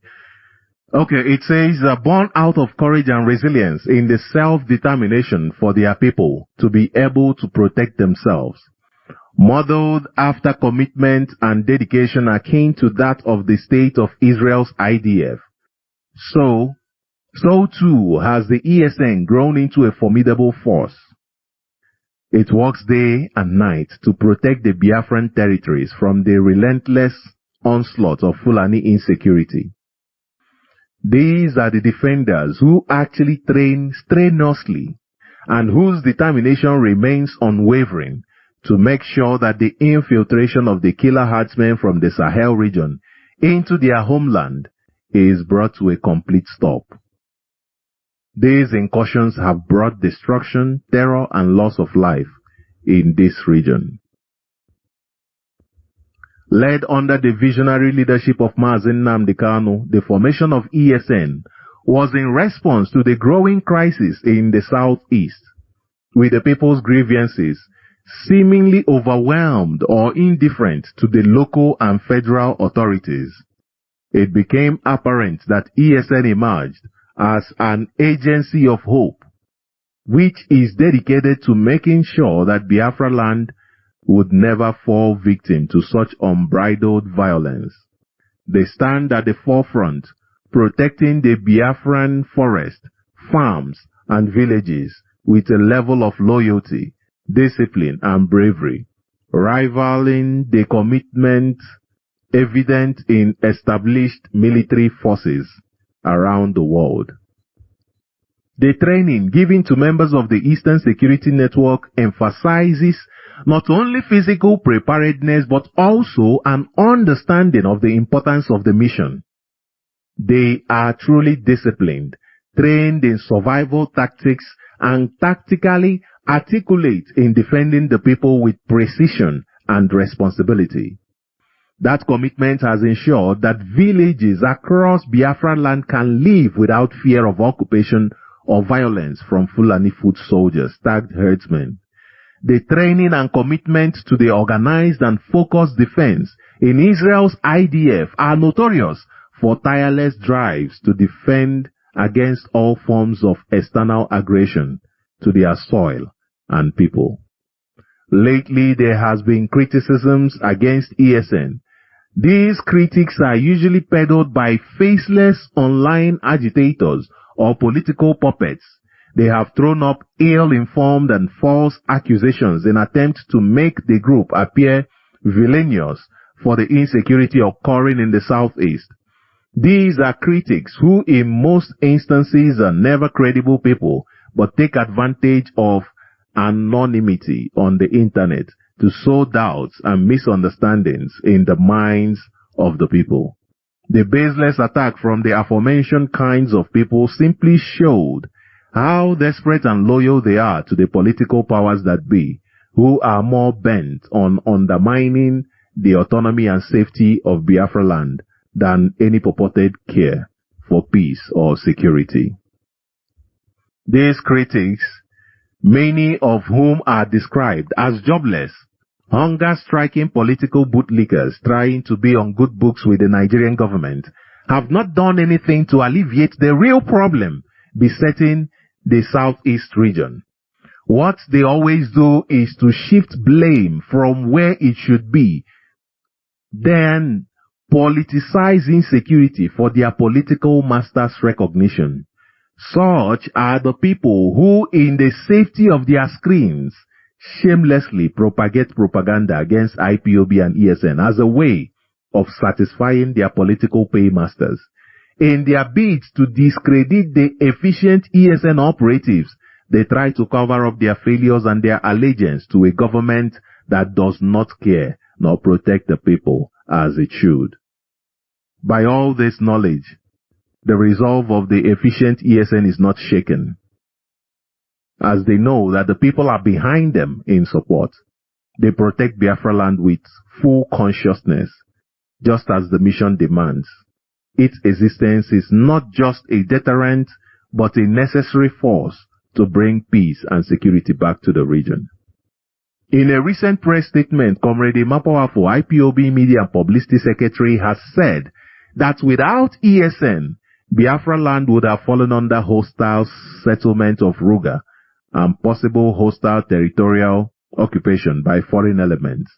What the Biafrans and across the Middle Belt and Oduduwa lands see ESN doing is a saving factor against an impending general crisis. Out of their closets, ESN members are in the field, facing dangers daily in the defense of the integrity of Biafraland. Any person that is genuinely interested in disputing the legitimacy of ESN should make the legitimate demand that the Nigerian government must rise to its responsibilities now and immediately to deal with the causes that have led to this insecurity. It must dissolve the killer herdsmen group operating with reckless impunity It must end terror in Igbo land, and it must ensure the protection of all citizens in a non-selective and non-negligent manner. One should remember that as long as these Fulani land grabbing threats exist, there also exists the responsibility of ESN to defend Biafraland. This is a mission which they undertake with pride, acting as watchmen for a world that has all too frequently turned a blind eye.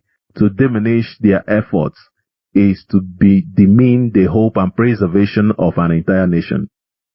The presence of ESN and its actions are but one thing: to defend freedom, dignity, and the future of Biafraland. Okay, this was written by Family Writers Press. Very, very interesting. I think you should take time and go through it. So I want to thank you very much for this opportunity to be here. Remember, our call is for us to come back home. Remember, our call is for us to invest in ourselves, and that means investing back home. And remember, we are calling for the release of Nonsonkwa, who the rascal governor Hope Uzodimma abducted. We are calling for his release because he committed no crime.